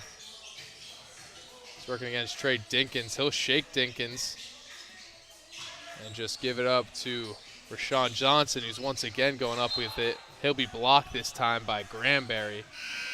And so far, I do like the energy from RSF. Yeah, it's just been that third quarter. Yeah. Really. It's kind of been stagnant point differential-wise all throughout this game, except for in that third quarter where Rashawn Johnson now, he'll be fouled and one. And it's also maybe just a couple of key mistakes just like that. I mean, that is true worst-case scenario. Just guys falling asleep and then a backdoor cut like that. And a wide-open layup. That does not feel good. Rashawn Johnson puts his team within one possession of a matchup in the quarterfinals against Shoot Basketball Is Not People. Parker is going to be fouled on his three-point attempt, so he'll get a chance to chip away once more. Thing is, once it's in one possession, this is where guys, especially with a big lead, they can get cute instead of just putting the game away. So I wouldn't be surprised if there's a bit of a run here by RSF, even to a loss. I totally agree with you there. We've seen it countless times already in this league. Just you get a big lead, you really get really confident, like, all right, we just need to get one. Let's get a cool bucket to end it on. Yeah, say maybe like Tyrone Williams wants to do something. Maybe Artis, they might try to get him the three because he's been shooting so well. Yep. And so, I mean, it's one of those things where it's like you like the sentiment, but then you got to win the game. Yeah, you look up and you're like, oh, wait a minute. It's a little bit closer than we'd like now. Now it's within 10, and now I'm actually nervous. Right now it's a 14-point difference. 3-ball up. Blocked. Now it's Parker setting up for a wide open shot. He can't get that one to fall, but they're going to call a foul. Yeah, I mean, Jameer Williams, the perpetrator. I feel like that was the perfect sort of example of what we were talking about, where you have, 19 seconds left on the shot clock? Yeah. And you just pull for a contested three. But instead, you could have just, taken some more time, get two, sort of swing it around a couple times, get something more open. Yep. Here's a three from Parker. Buried it. Maybe he needs the contest. Yeah. I think he might be better with it. I felt that way with Tobias Harris for some time. Yeah, no, I'm right there with you. It felt like that. That ball loosened on the ground, and they're going to see what they call. Didn't call a timeout. Oh, they said he got off in time. So those last 3 points has been an eternity for LYSL, and they're going to get a timeout called. Score on the floor, 78-67. 81 is the score to reach. But we'll take a quick break here at the Brotherly Love Pro-Am. You're watching the Sports Fanbase Network.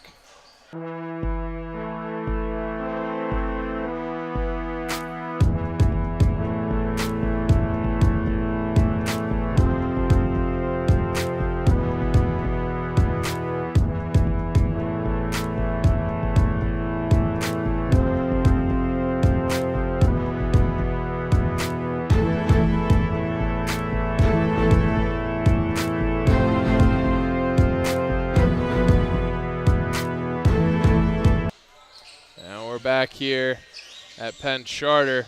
LYSL looking to end it now. They're one possession away, just 3 points. On the way.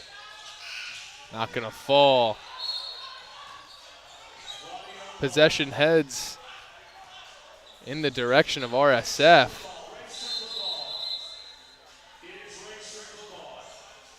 I feel like can be another thing is now that you have you need a 3 to win, that can sort of get stuck in your head of, oh, I need 3. Yeah. Yeah, where you don't really need the 3. You could very easily take 2 there. Yeah. Either way, I mean, we've seen all day Tyrone Williams has been elite when he's slashing. But now here's Darnell Speedy Artis, who's been good from beyond the arc today. Heavily challenged by Murray. Murray strips it away and gets an easy bucket out of it. And look at that. It's within 9. I mean, Suddenly the pressure is on for the Lonnie Young Summer League. Here's Williams. Euro step inside. He'll just put that one right to the rack. yeah, that's all you need to do. And now They're 1 point away. now you put RSF in the toughest position because they can't foul at all. They can't, but they have to contest everything. Parker with a tough 3. It's not going to fall. He won't dive into the chairs there. Possession goes to LYSL, who's just 1 point away from a quarterfinal matchup against Shoot Basketballs Not People, and possessing it is Tyrone Williams. And again, you imagine he's going to get a screen, just drive. Yeah, he's not going to use it. Speedy Artis. He'll be fouled before that shot was put up. So we'll get a side out here. That's the thing. I wasn't sure if that would count where we are in the bonus, if that would have just been free throws. Sometimes it does, but here's Tyrone Williams kicking it back out to Bethea. Bethea tries to go reverse underneath. It's funny It'll be enough. swatted. It needs to really be Lonnie Young ball. I didn't think that hit enough ball. Yeah, I didn't And either. So to me, it's either it's out of bounds or it's a foul. Yeah. And it's free throws. So it's better of both worlds. Here's Williams, 3-ball on the run. Way short. RSF lives to fight another day, and they'll do it with a Parker 3 in transition. Buried. yeah, my goodness. It's an 8-point game. Pressure's on for Bethea. He's trying to split 2. He'll be fouled. And the tough thing when you take your foot off the gas, but another team is really on it, is that then if stuff starts working, they keep feeling it, and they just get even more honed in. But now it appears it might be free throw. Yep. Free throw to end this game. Yep. It's going to be 2 free throws for Jaheim Bethea. The game on his hand, he's got a chance to end it here with just 1 free throw made. And just like that, that'll do it. LYSL is moving on to the quarterfinals where they'll take on SBNP. That'll be a fun matchup later on. A tough way to end the season for RSF on free throws, and really just a collapse there in the third quarter, but a nice re-spurring of the energy in the fourth quarter to come back. So coming up next is 21st and Champ taking on NLMB. That game coming up in just a couple of minutes. Hopefully about 8 to 9 or so, but you're never quite certain here at Penn Charter where the way things go. Just got our confirmation there from the Holy Voice here at the Brotherly Love Pro-Am. That was a great game from all involved. Speedy Artis had a couple of clutch threes in the third quarter to separate. Tyrone Williams exploded in the fourth quarter to maintain their lead, as did Rashawn Johnson with a couple of huge slams. So we'll check down to Kayla Levine, who's standing by with Rashawn Johnson now. You guys got your first playoff win today, and it was a long one. It was a competitive one. What worked? Getting stops and running in transition. When we trade points like that, it's hard for us to really get going. We're a team that we play fast, get out of transition. So getting stops is key for us. And you guys were getting shots, especially in the second half. After the first half, not getting them off as much. What switched? Just being more aggressive, like taking the right shots and not just getting them up. Sometimes you get caught up in playing one-on-one ball. We was playing more team ball, swinging the ball, getting open shots. So that helped us a lot. And what are we going to see next from your team in the next round? Hopefully a win. Keep the wins rolling. We're going to keep playing hard, so I feel like we can get it done. Thank you so much. Good game. Guys, back to you. Thank you so much. Thanks, Kayla, and that's what everyone's looking for, a win. And we'll see what happens in this next matchup. Who's going to get that elusive win will be 21st in champ or NLMB. Find out when we come back here at the Brotherly Love Pro-Am. You're watching the Sports Fan Base Network.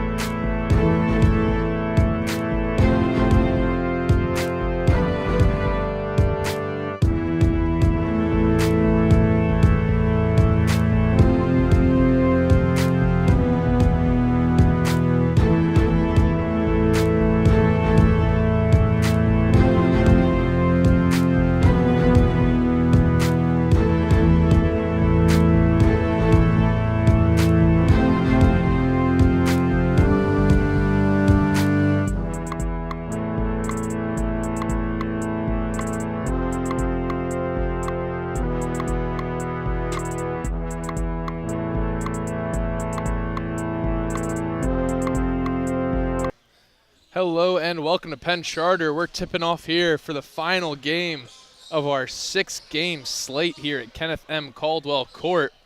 It's NLMB in purple taking on 21st and Champ in black. A couple of key players to look out for. It's number 1 in purple, as that 3-ball is nailed by number 3, Josh Sharkey. Lamar Stevens playing. On the other end, it's number 7, Chris Ings, and number 22, Dante Scott to look out for. And Dante Scott drills one there early, so 3-3 in the score in the early goings. Winner automatically advances to the semifinals, so a lot to play for here today. I'm joined in by Tyson Maddox, my partner, of course. Tyson, we're in for a good one today. Absolutely. A lot of talent on both of these teams. Of course, one with an NBA player, but we've seen 21st and Champ really hang with the best of them. Of course, they also have sometimes a 7'4" center. Beautiful ball movement there, and finishing it off with a layup from Brandon Austin. Here's Stevens the other way. 3-ball up. No good. The way it was thrown to Austin. Austin into Ing. Chris Ing is a difference maker in this game. Nice misdirection there by Austin, and then, of course, good vision on the pass, too. Now with it is Sharkey. Sharkey's pass was intercepted. Ing on the wing for 3. Signed, sealed, delivered. Great 3 there by Ings. One thing that's interesting with NLMB is just that, to me, Sharkey is more of the primary scorer, primary ball handler. Stevens sort of takes a back seat. Really nice finish there by Daquan Davis. Now with it and spinning. 3-ball up and airballed by Austin. Here's another one on the way. Off the rim, no good. In transition is Sharkey. He tried to put one up. A lot of contact, no foul. Ing, back to Scott. Scott, no good. Going back and forth here, as that is up and in. You know, one thing I noticed after looking at our sheet of names here is Darian Prescott, who we see often in Alumni League as well. Yeah. I thought he looked familiar, but right. I didn't want to say anything. But no, it makes sense. Good to see him just getting more work.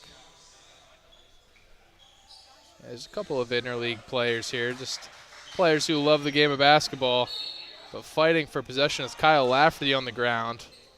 Kind of surprised fouled. That's when the call happens. Yeah, right? It's a little bit later than I thought it would. I think pulled to the ground might call the foul there, but either way. Brandon Austin to inbound. He does so successfully.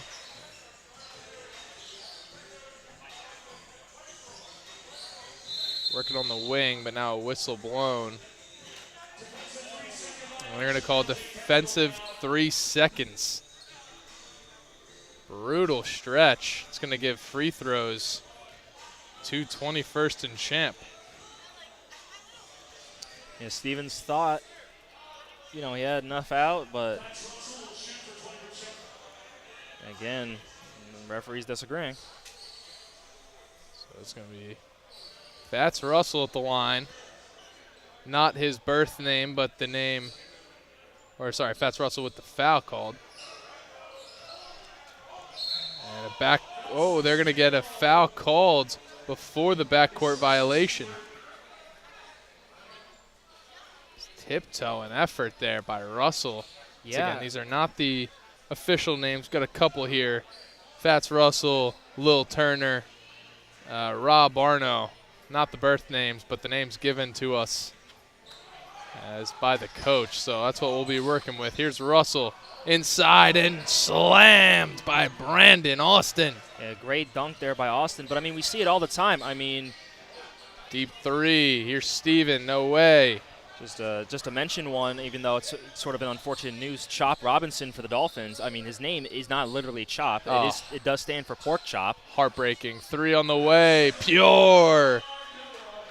But I mean, I thought of him. Unfortunately, he did get carted off today during practice. Oh, that's a shame. Not what you want to see. Sharkey working inside, left hand. He'll be fouled and sent to the line.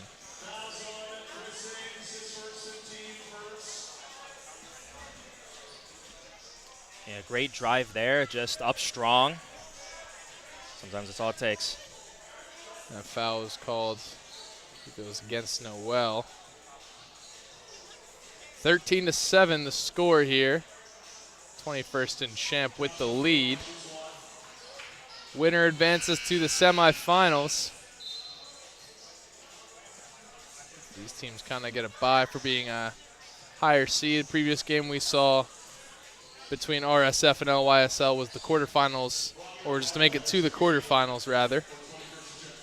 Not the case with this game. Here's Barno. One of those nickname guys, Rob Barno. Worked inside. He won't take the shot. Instead, here's Scott. Three ball in the way. Three ball drained. You know, one thing interesting here is normally 21st and Champ has the height advantage. I think today, just because of who came out and who didn't, I think NLMB actually has it. Although they have, of course, some weight advantage with their tall guys. That was Russell with the block on Sharkey, and he was fouled, but they're going to say the foul occurred, I believe, on the floor. Yes, indeed. So we'll get a side out. Brandon Austin to inbound. Yeah, I don't mind that call either. Just, you know, felt the contact a little bit and then tried to go up to get something off of it. So that three off the screen was airballed by Russell. Working with it the other way is NLMB. Mid-range shot up, mid-range shot down. Russell with his right hand slicing inside off the front of the rim, no good. In transition is Steven. The Sharkey deep three. Splash. yeah, I think one of the first games I did for Brelly Love, it was with NLMB. I think Sharkey had, 40 points or so. So no surprise he's gone on score sheet early here. Yeah, no doubt about that one from Brandon Austin. Sharkey, he's a really good feeder, really good shot creator for his teammates. And Austin a factor. Austin mid-range, or Steven rather, mid-range.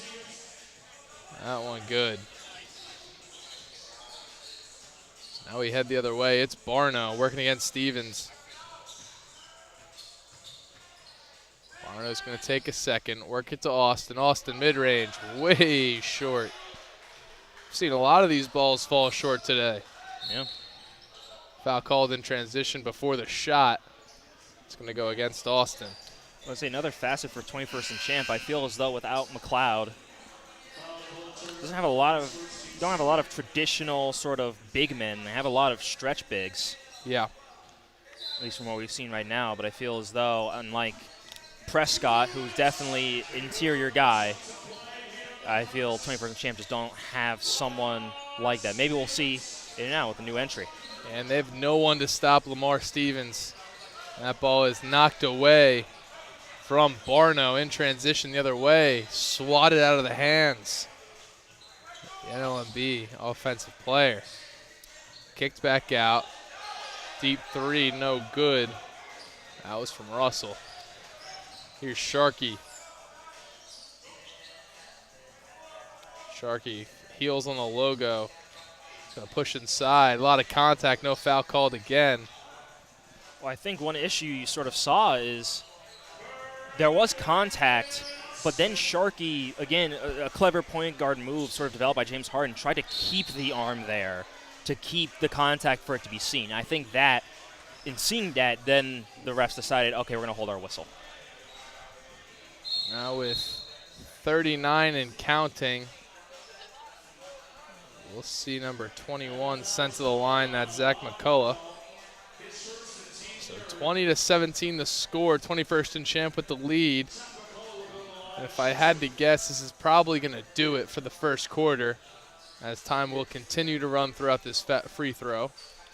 Yeah, how much time sort of has gone down trying to get this first free throw? I mean, what, maybe there will be 3 seconds? Yeah, if that. But realistically, that's going to do it. Yep. pretty solid first quarter of play here. It's a tight game. Either way, it's going to be a one-possession game. And just 2 points is the difference between these two squads. So one thing before we go, Zach McCullough actually held before shooting. I think that was purposeful. Yeah. To not give 21st and Champ a chance to end that at the half. That's smart to end the quarter on their own shot. 20-19 is the score. It's a 1-point difference. We'll head into the second quarter after a quick break. You're watching the playoffs of the Brotherly Love Pro-Am here on the Sports Fan Base Network.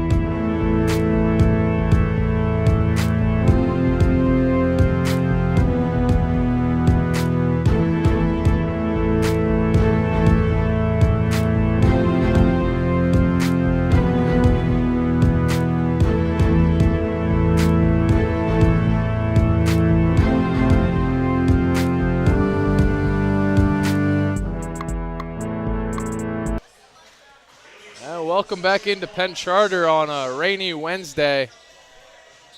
We now see Barno dish it off into the corner before getting it back on the wing. It's been a tight matchup in the first quarter. We're entering the second quarter just a 1-point game.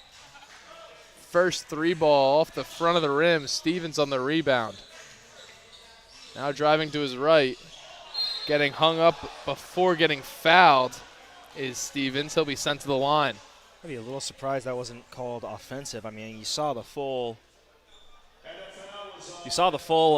extension there on the arm, but I guess not. Yeah, typically with those full extensions, we see offensive foul call, just like you said, but yeah, not this time. But yeah, usually a pretty telltale call when the offensive player fully extends out that elbow. But ball don't lie, as Stevens missed the first. Yes, I mean, that Euro step did look a little bit awkward, and so I wonder maybe there was some extra contact there. Yeah, sometimes I notice on those drives, if the drive doesn't look fluid, the officials will just call a foul.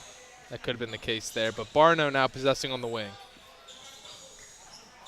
Kicks it to the corner. Three ball on the way. Three ball down. I feel like it's another version of sort of what we talked about with traveling, where it's more likely to be called if it doesn't look natural. Yeah. That three from Scatterfield fell true. Now it's Sharkey working inside. He just can't get anything to go when he slashes. Luckily, Stevens there. Works back to Sharkey. It's been an awkward possession, a lot of ball movement. Finally, it's turned over. It's Barno now pushing inside. He's got a lot of contact, and it'll be fouled. It's going to go against McCullough. Yeah, I apologize, Prescott. Oh, I guess they have two 23s. Yeah, I guess it means sort of a slap down. But still, I thought there was enough. I thought it was mostly ball, but maybe somewhere in the lower regions. Well, if that's the case, once again, ball don't lie. First free throw missed by Barno. And now checking into the game is Sharif Coates. He'll take the spot of Russell. Barno drains the second one. And Sharkey pushes the pace a little bit here early. He'll put up a quick three. He'll be fouled. And sent to the line for 3 free throws awaiting. Yeah, I was curious just to see sort of, was it more actually landing zone? Yeah, maybe a little bit of a tap there, but I definitely think Sharkey They sold it a little bit. Nothing wrong with that, though. He nails the first. So 24-21 right now is the score. Make it 24-22. Sharkey, a very efficient free throw shooter. Very efficient from the outside. He hasn't been so as much working in the paint. Attribute that to his stature, but quickly we go the other way. Here's Bishop kicking it out. Driving inside and blocked. Other way, Euro step inside. It's the big man. Oh, that Put-back one's gonna dunk. hurt. Yeah, put-back dunk not going to go on account of the offensive foul. We'll take a look at the replay. You know, I said it once, I said it 1,000 times. Usually when you turn like that, they're not going to give it to you, but, I mean, he took the contact like a champ. Yep. 21st and champ, maybe. So, I think in that case, they're like, all right, we'll just give you that one. Turner from the corner. Drained it. He's money. It's just a great momentum shifter, taking charges like that. Stevens, three the other way. Strong rebuttal. Can we get a little back and forth three-point shooting action? Turner, a little hezzy spin. Won't take it. Now he's in the corner. It's a shot. Off the mark. Driving in and getting fouled is NLMB. Yeah, you've just seen a lot of good physicality from both sides. And I was going to say that might be what is preventing Sharkey, because I feel 21st and champ is just sort of usually swiping down very efficiently and really getting the ball, but seems like they might be figuring it out now. So it's Kyrie Washington at the line. He cuts the lead down to just a 1-point deficit.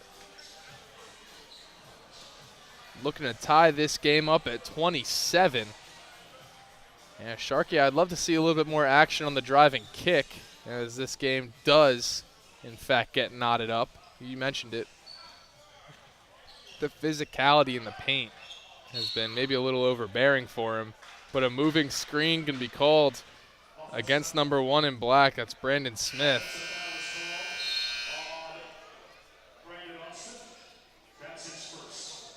Brandon Osmith, I apologize, not Brandon Smith. Trying to edit the mistakes of our roster here as we go into the second quarter. So we only get so much beforehand. Yeah, got to do what you can do. Trying to guess based off the PA announcer. And I call a dead ball here as something fell out of the pockets of one of the players. I think they're... Yeah, but now it's Stevens working outside of the three-point arc. He's driving and spinning inside. A lot of contact. He'll put it up anyway, and a put-back slam by Washington. But they're going to say foul was called beforehand, sending Stevens to the line. And I mean, that is correct. He slaps down first, but I mean, again, that's one of those times where I'm like, maybe just let it go. Just yeah. give him the highlight. It's fun. That's the second putback dunk that's been taken off the board for NLMB. Kyrie Washington soaring above the rim. He's a hyper-athletic player. You could see him having a conversation with Dante Scott there on the line. But Stevens goes 2 for 2. Now 29-27 the score. Haven't really seen Chris Singh do a lot today, number 7 in black. Let's look to see him get involved. But possessing now is Noel. He'll drive in. Out to Scott. Scott 3. Off the mark. Putback won't fall. And the rebound goes out to Stevens. I mean, he had some threes early in the game, but I imagine NLMB, they have really honed in on him, try to keep him contained. That 3-ball won't fall for 21st and champ. That came off the hand of Scatterfield. But we'll see a little line change occurring here as Prescott is checking into the game. Scatterfield will take a seat on the bench, as will Sharif Coates. Russell checking back into the game. Here's a deep 3 from Noel. That's long. A little bit too much time in the weight room, perhaps. Maybe. There's Stevens. He'll kick it over. Deep three on the way. Deep three drained like a kitchen sink. Russell now looking to respond. He's facing off against Stevens. He'll take the matchup. Step back mid-range. Buckets. I feel like that's one thing with Stevens being here. I do feel guys, they try to go at him in particular just to sort of, maybe not, I don't know if it's for tape or if it's just to have the bragging rights. As Stevens puts a three in the face of Dante Scott and lets him know about it. Here's Russell. Response. He'll be fouled on it. Foul's going to be called against number 0. That's Daquan Davis. Well, NLMB got one, or NLMB got one with Sharky, so now get to go the other way. Yep. Even it out. So we'll see 3 free throws on the way here from, as he's on our roster, Fats Russell.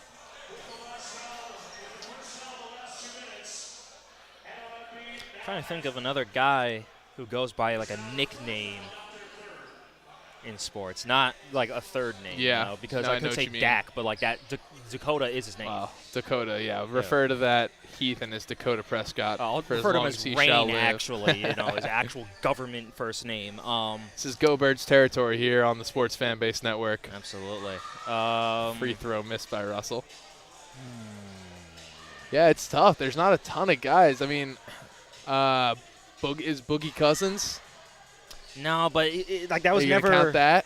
No, because it's not just having a nickname. It's that like Yeah, you go that is exclusively. actually what you're referred to as. Offensive rebound by Scott. He'll put it right back up. Flash the too small at Darian Prescott. I mean, Prescott, that's the thing. He's taller. It's just he's skinnier guy. It's going to be tough. Yeah, not the most physical defender or offensive post player. Stevens elevates and delivers. Maybe Stevens heard me from up here when I said that Sharky is usually the offensive engine, because it seems like he's really taking it personally right now. Noel kicking it out. Here's Russell for 3. Won't connect. Austin on the rebound. They'll get a third chance of it today. 12 seconds on the shot clock for Scott as he's working the post game. Spinning, putting one up off the glass. He wants a foul call, but buries it nonetheless. Lamar Stevens slow playing this offensive possession. He'll put up a deep 3. That's kind of his spot there on the left wing. Second chance points won't go. Now it's pulled back out to Stevens. 12 seconds on the shot clock. Deep 3, airballed. But we'll call it a pass as Davis is able to put it right back up. The other way, Austin sets up a 3. Austin way short. But luckily Ing is there. Right down to Noel. That's long, and a foul's going to be called. Hey, it's Stevens over the back. Yeah, it just feels as though 21st and Champ, you know, they had a bit more variety. I feel right now they're, again, getting stuck on the 3 ball. When clearly, I mean, they can go inside, especially if they just change matchups around. Prescott taking a seat on the bench. Checking in his place is Kyle Lafferty, number 15. So they're going to lose a lot of height with that substitution. But they're probably thinking Lafferty is more of a 3-point threat. And with just 30 seconds to play here in the first half, and 2 free throws on the way from Dante Scott, they're looking to get maybe last shot opportunity or possibly a 2-for-1, depending on the outcome here. Now it's Brandon Austin at the line. First shot won't fall. It'd be tough to get a 2-for-1. Just it'd take you more than 5 seconds to get over. You get a shot quickly, but wow, they're going to get at the bucket there despite the shot clock expiring, just able to beat the buzzer. It's now about a 1 point difference, or 1 second difference rather, between shot clock and game clock. Or they'll shut it off, actually. A bit of administrative differences, but 12 seconds to play in the half. No shot clock. Over to Stevens and off the foot of Russell. So 5.6 now to get a shot off. We'll see an inbound on the way from Lafferty. Shot on the way. It's up. It's good. Daquan Davis buries it to end the half. We'll take a look at the replay. Yeah, just getting open, pulling, finding his spot. Not much more to say there. Yeah, got a Chris Ng off his hip on that little step back in the deep three. We'll put NMLB up 42-35 to end the half. We'll take a quick break here at halftime. So stay right here, and we got a halftime interview coming up from Kayla Levine.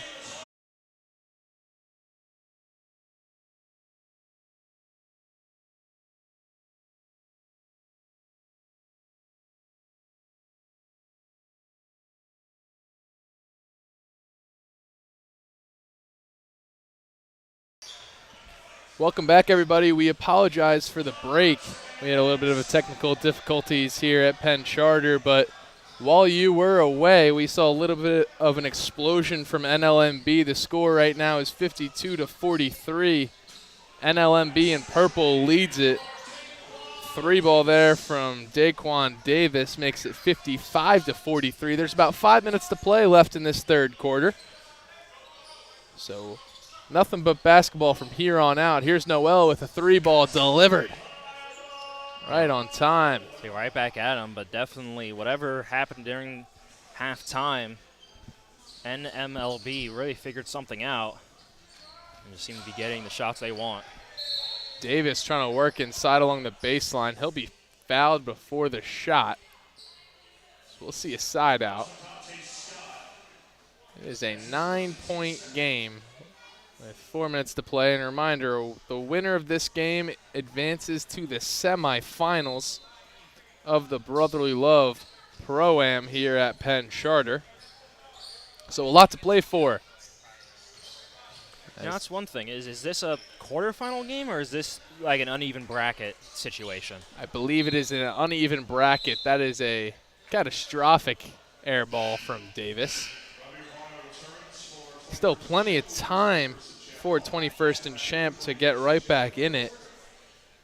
Absolutely. Came off of this difference, kind of came off the difference of a couple of Josh Sharkey threes. Stevens playing nicely in the mid-range, and Chris Ng really has not come alive. He's not on the floor right now. Noel shot. More of a pass to Scott.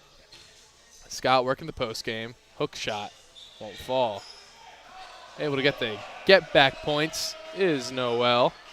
Yeah, I feel that is really where 21st and Champ should go now. You know, if Chris Ng isn't going to be shooting for you, I think really they just have, you know, competitive height and good weight. And I think they can really do well in the post and maybe go inside out. Davis has been exploding here. He's got the putback points there. Russell's three is way short. Now we're in transition to Sharkey alley-oop. Swatted by Austin. They're going to get the foul called. Officials will have a discussion, say, what are we doing about that play? But Brandon Austin came in screaming off the backside of this play to deny the alley-oop. And now they're calling a foul. Yep, foul is called. I mean, makes sense, but again, it feels weird sort of calling the foul in post. I don't this being a shooting foul is a little tricky here. Again, he made a play on the ball while it was a pass, not a shot, but he was impeding a shooter going up to get it. So I'm not sure what you do about that, Tyson. Yeah, I'm not sure either. And, but again, I don't think it is the wrong call for it to be a foul. I just wonder about a shooting foul. Yeah, it's just a really tough, sort of weird situation there. Either way, it was a hyper-athletic effort from Austin. Splitting the free throws is NLMB. Getting ready to check into the game is Darian Prescott. And a tough call once again going against 23 in black. They're going to get him for a moving screen impeding Sharkey. You can see him walking away a little gingerly on the far side of your screen. He certainly, he being, of course, Austin, is clearly not happy about the call, but. It's tough 2 calls to get against you back-to-back. But now he's got to work against Prescott. 3-ball airballed. Surprised that wasn't baseline of bounds, but, you know, that's the one place for Sharkey where having. Oh, and now it's going to go a jump ball. Luckily, I think if they were to call another foul against Brandon Austin, he would have kicked that ball into the bleachers. Looked around. He had the death stare on his face. Yeah, Austin, he's clearly unhappy, and he just got really a warning. But, yeah, I was going to say for Sharkey, I mean, sort of the one way your shorter stature can be helpful is in those super-duper physical plays, because he falls there, everyone is assuming it's too much. Yeah. 21st and Champ's going to win that one. Kicked out to the 3-point arc, but way off the mark. It's a tough turnover for 21st and Champ with just under a minute now to play here in this third quarter.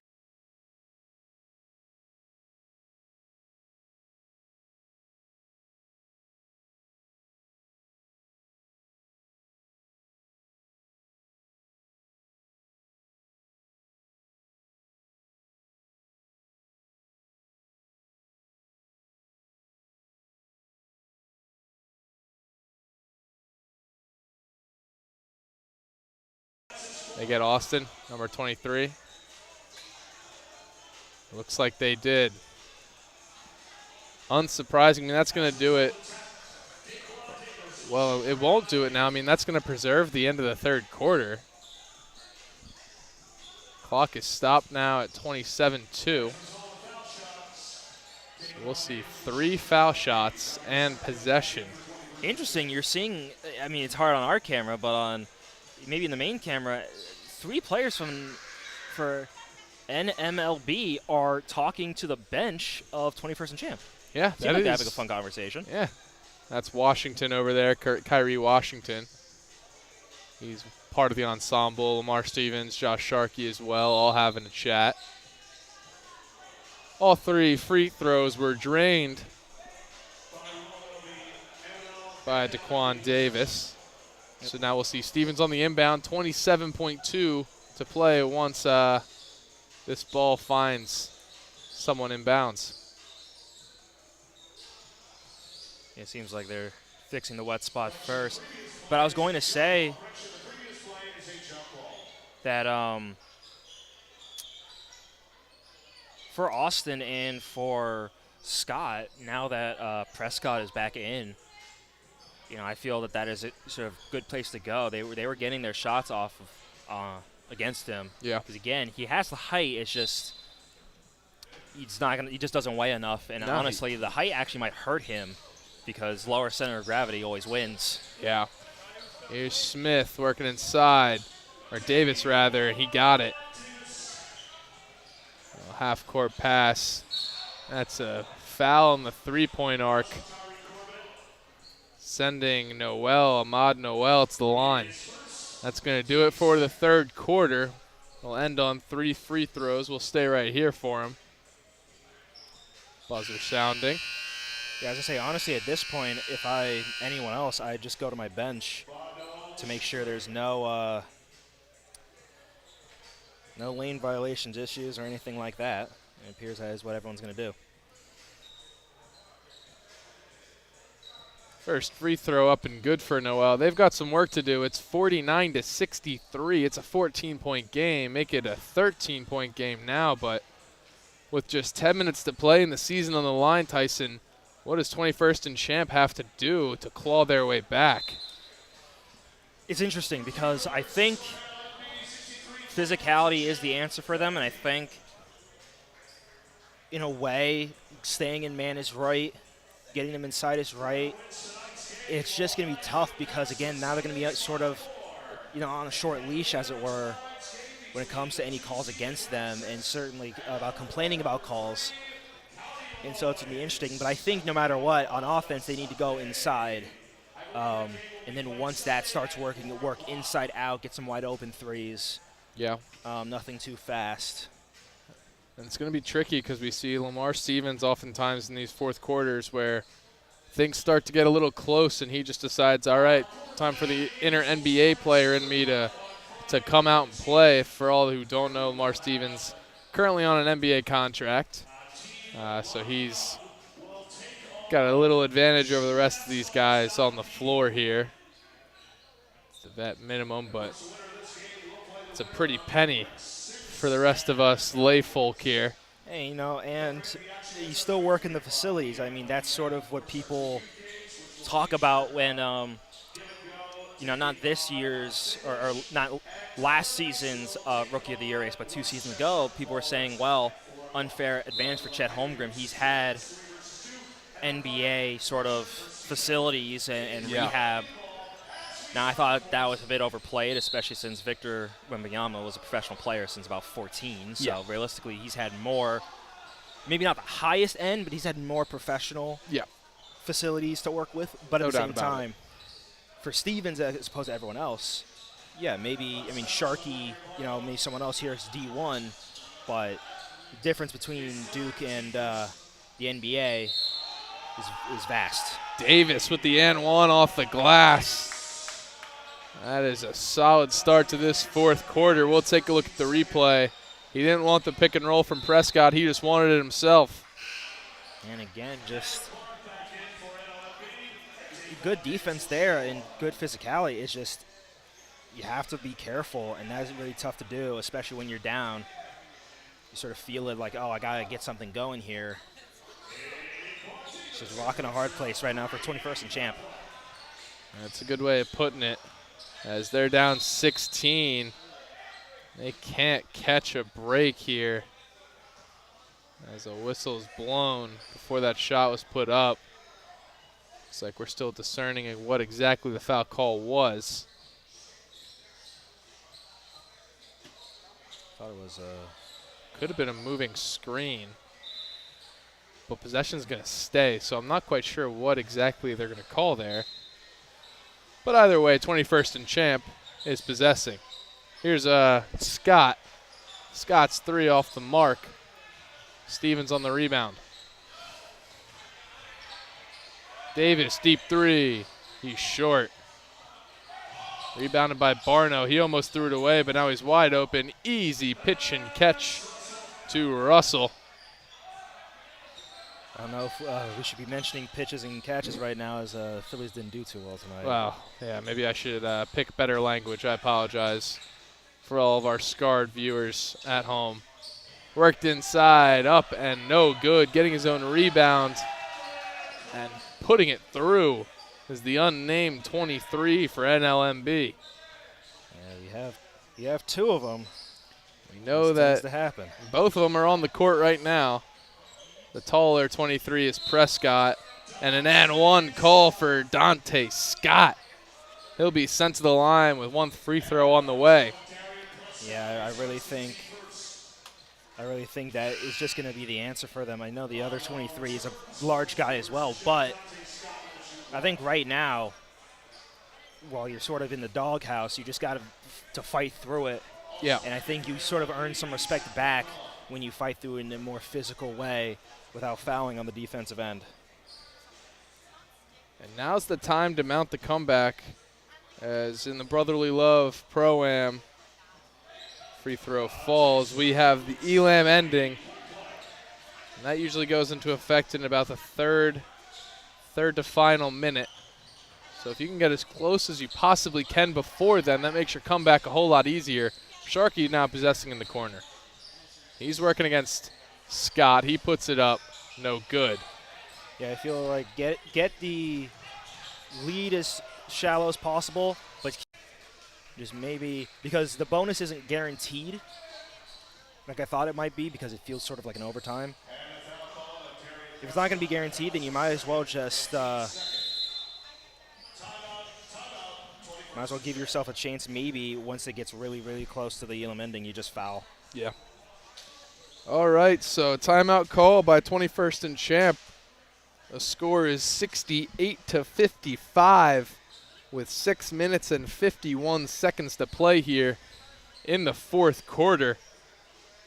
21st and Champ with some work to do as we head into break. You're watching the Brotherly Love playoffs on the Sports Fan Base Network.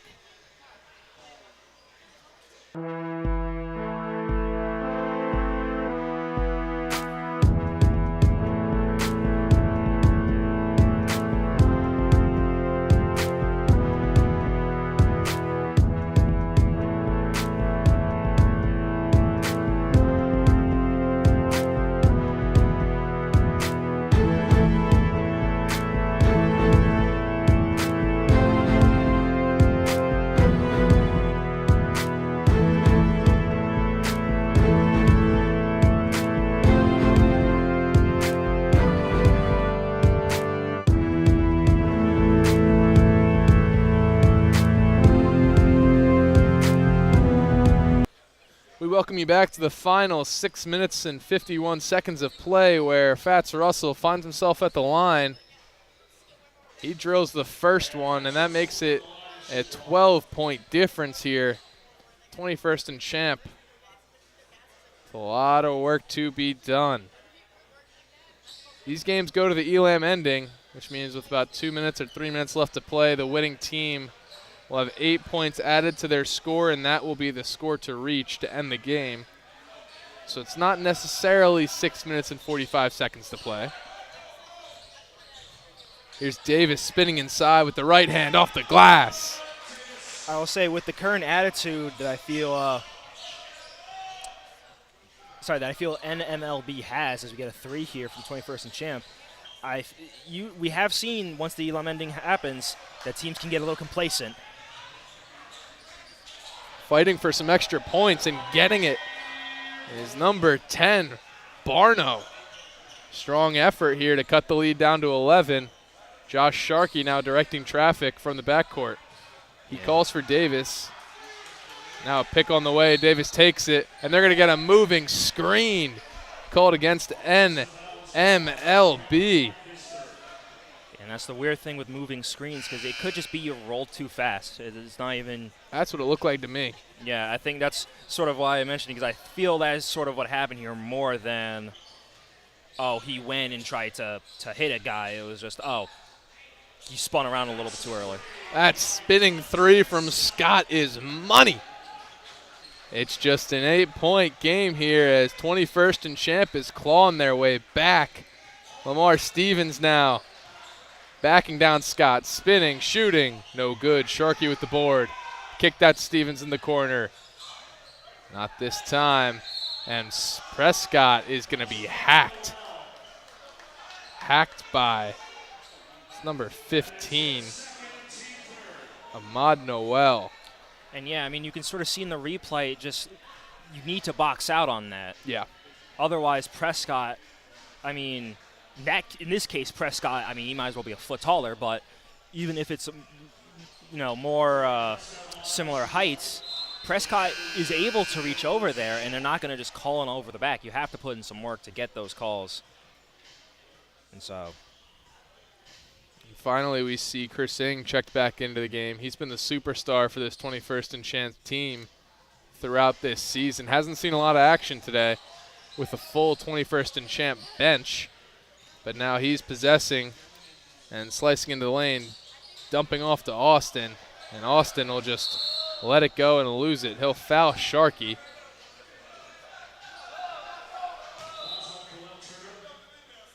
Yeah, I feel as though he wanted to pass it off there and then realized he didn't have anyone to pass it off to. Yeah, looks like there's a little bit of commotion here on the court. Just some high energy here at Penn Charter. Oh, I think they're calling a. Yeah, they got technical. Some words were. I think it was actually a transition take. Oh, they're calling a take foul on that. Yeah, and now allows them to do the Elam ending. Or I guess it'll go to 79. Yep. All right, so that's going to trigger it. The clock is now, oh, the clock just got turned back on. We'll see. We usually can tell here when they reset the clock to 20 minutes, and they did that just a second ago here at Penn Charter as a timeout is called. But we'll see when we get back from break if the ELAM ending is indeed in effect. 71-62 right now is the score. Stay right here on the Sports Fan Base Network for more playoff action of the Brotherly Love Pro-Am here at Penn Charter.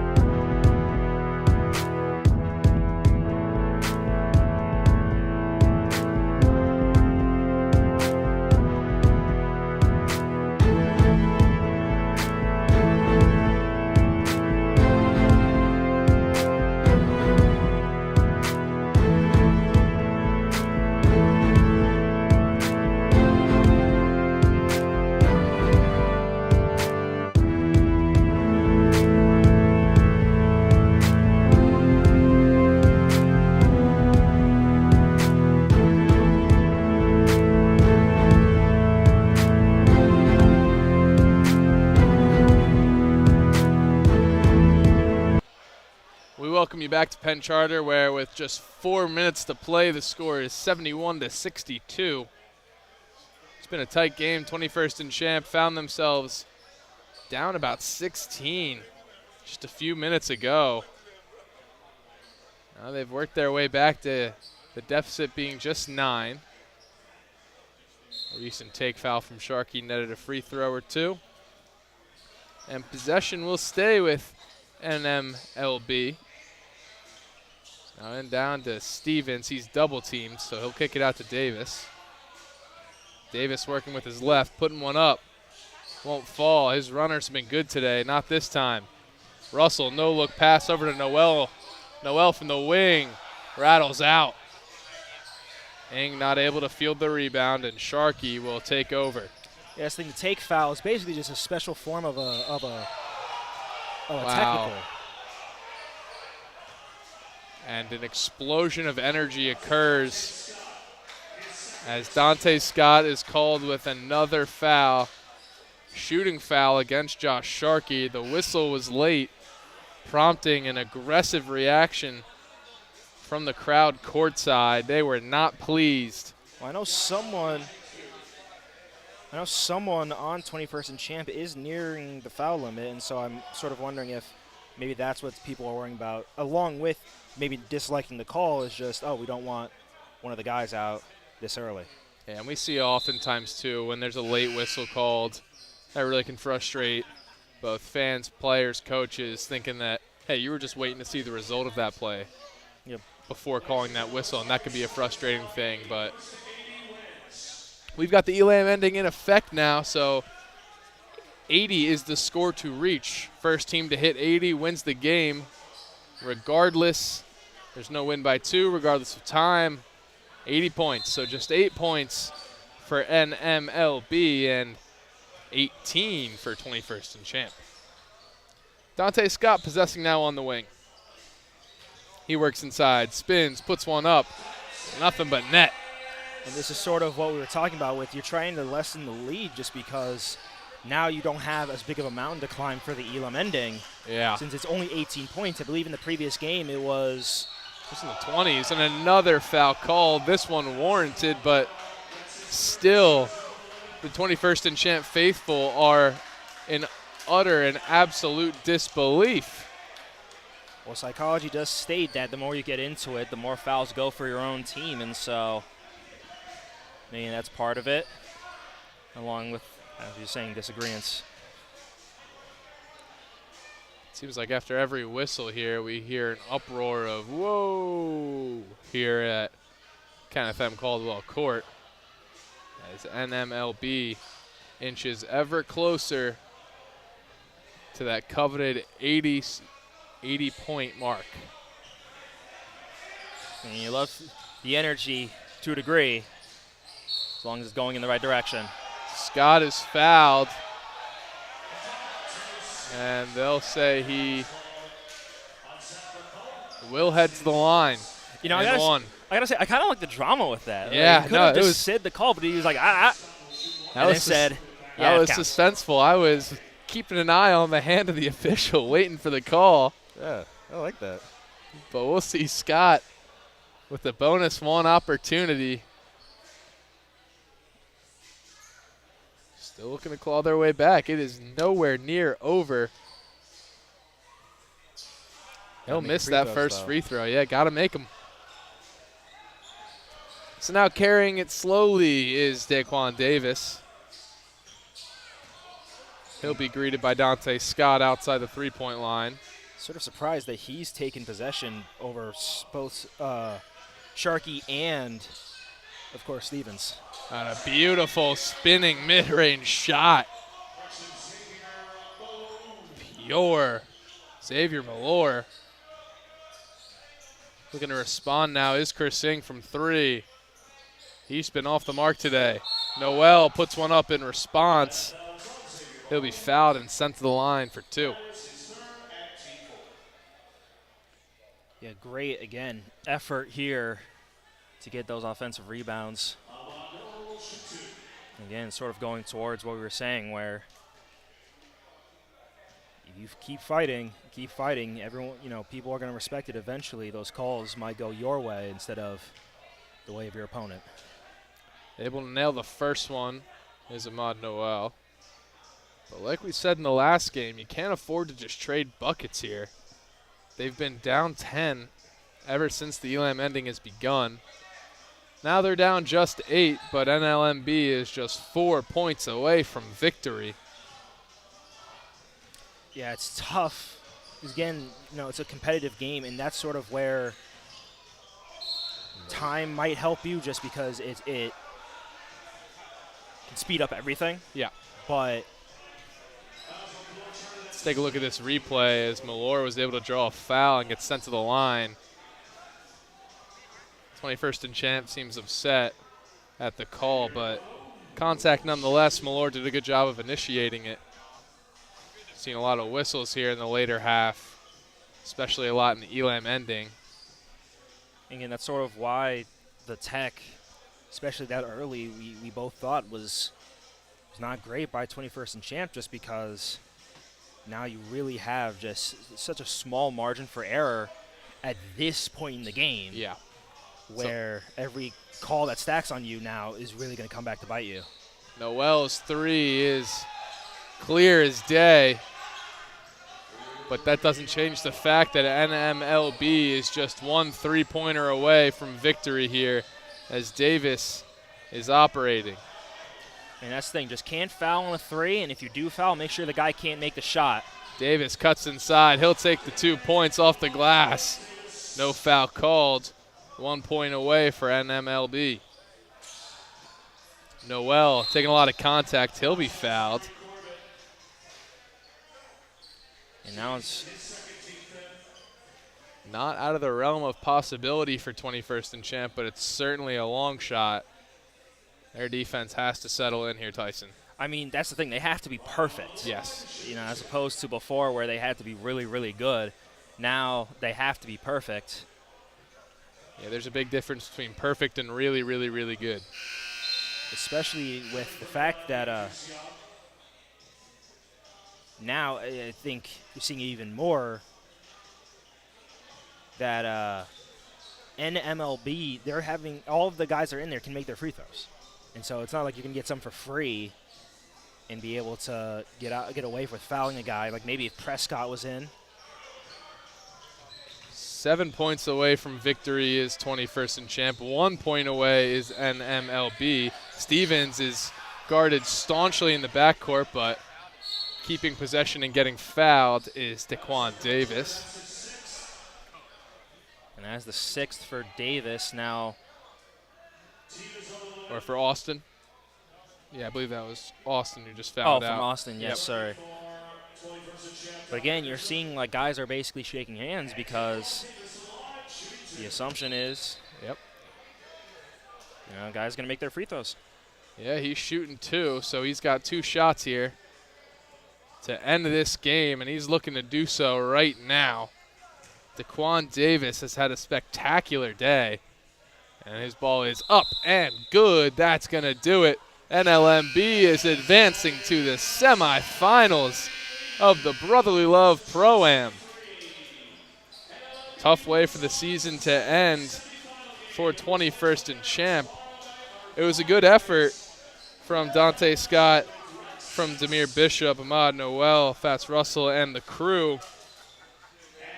A rarely quiet day from number 7, Chris Ing. NMLB did a great job of containing him. Josh Sharkey, Lamar Stevens also played spectacularly for the boys in purple. But really, my breakout player is Daquan Davis. Yeah, I don't think we've seen a performance like that from Davis before. And I was thinking, 21st and champ, I know they're missing a couple of guys. Is there anyone who I feel like really could have changed or shifted this game? And the only way I feel like McLeod could have is just it would have been harder for them to focus then on Ings. But otherwise, I feel as though when it comes to the offensive side of the ball, honestly, from both sides, I feel like they had all the most valuable pieces. Yep. It's just things didn't go their way today. Yeah, Naeem McLeod, for those who don't know, he is a 7-footer, so it's pretty big. But I think, to your point, I think he would have just matched up well with Darian Prescott. They're both tall guys who aren't the most physical players. So, yeah, I think that it kind of would have been the same result. These are two good teams, really, who found each other's number early on, and it is what it is sometimes. NMLB with just too much firepower, and they'll advance to the semifinals. And the thing is, firepower from outside. Yep. If it was a lot of stuff inside, then I'm like, yeah, McLeod would have been very helpful because 7'4", 7'4", no matter,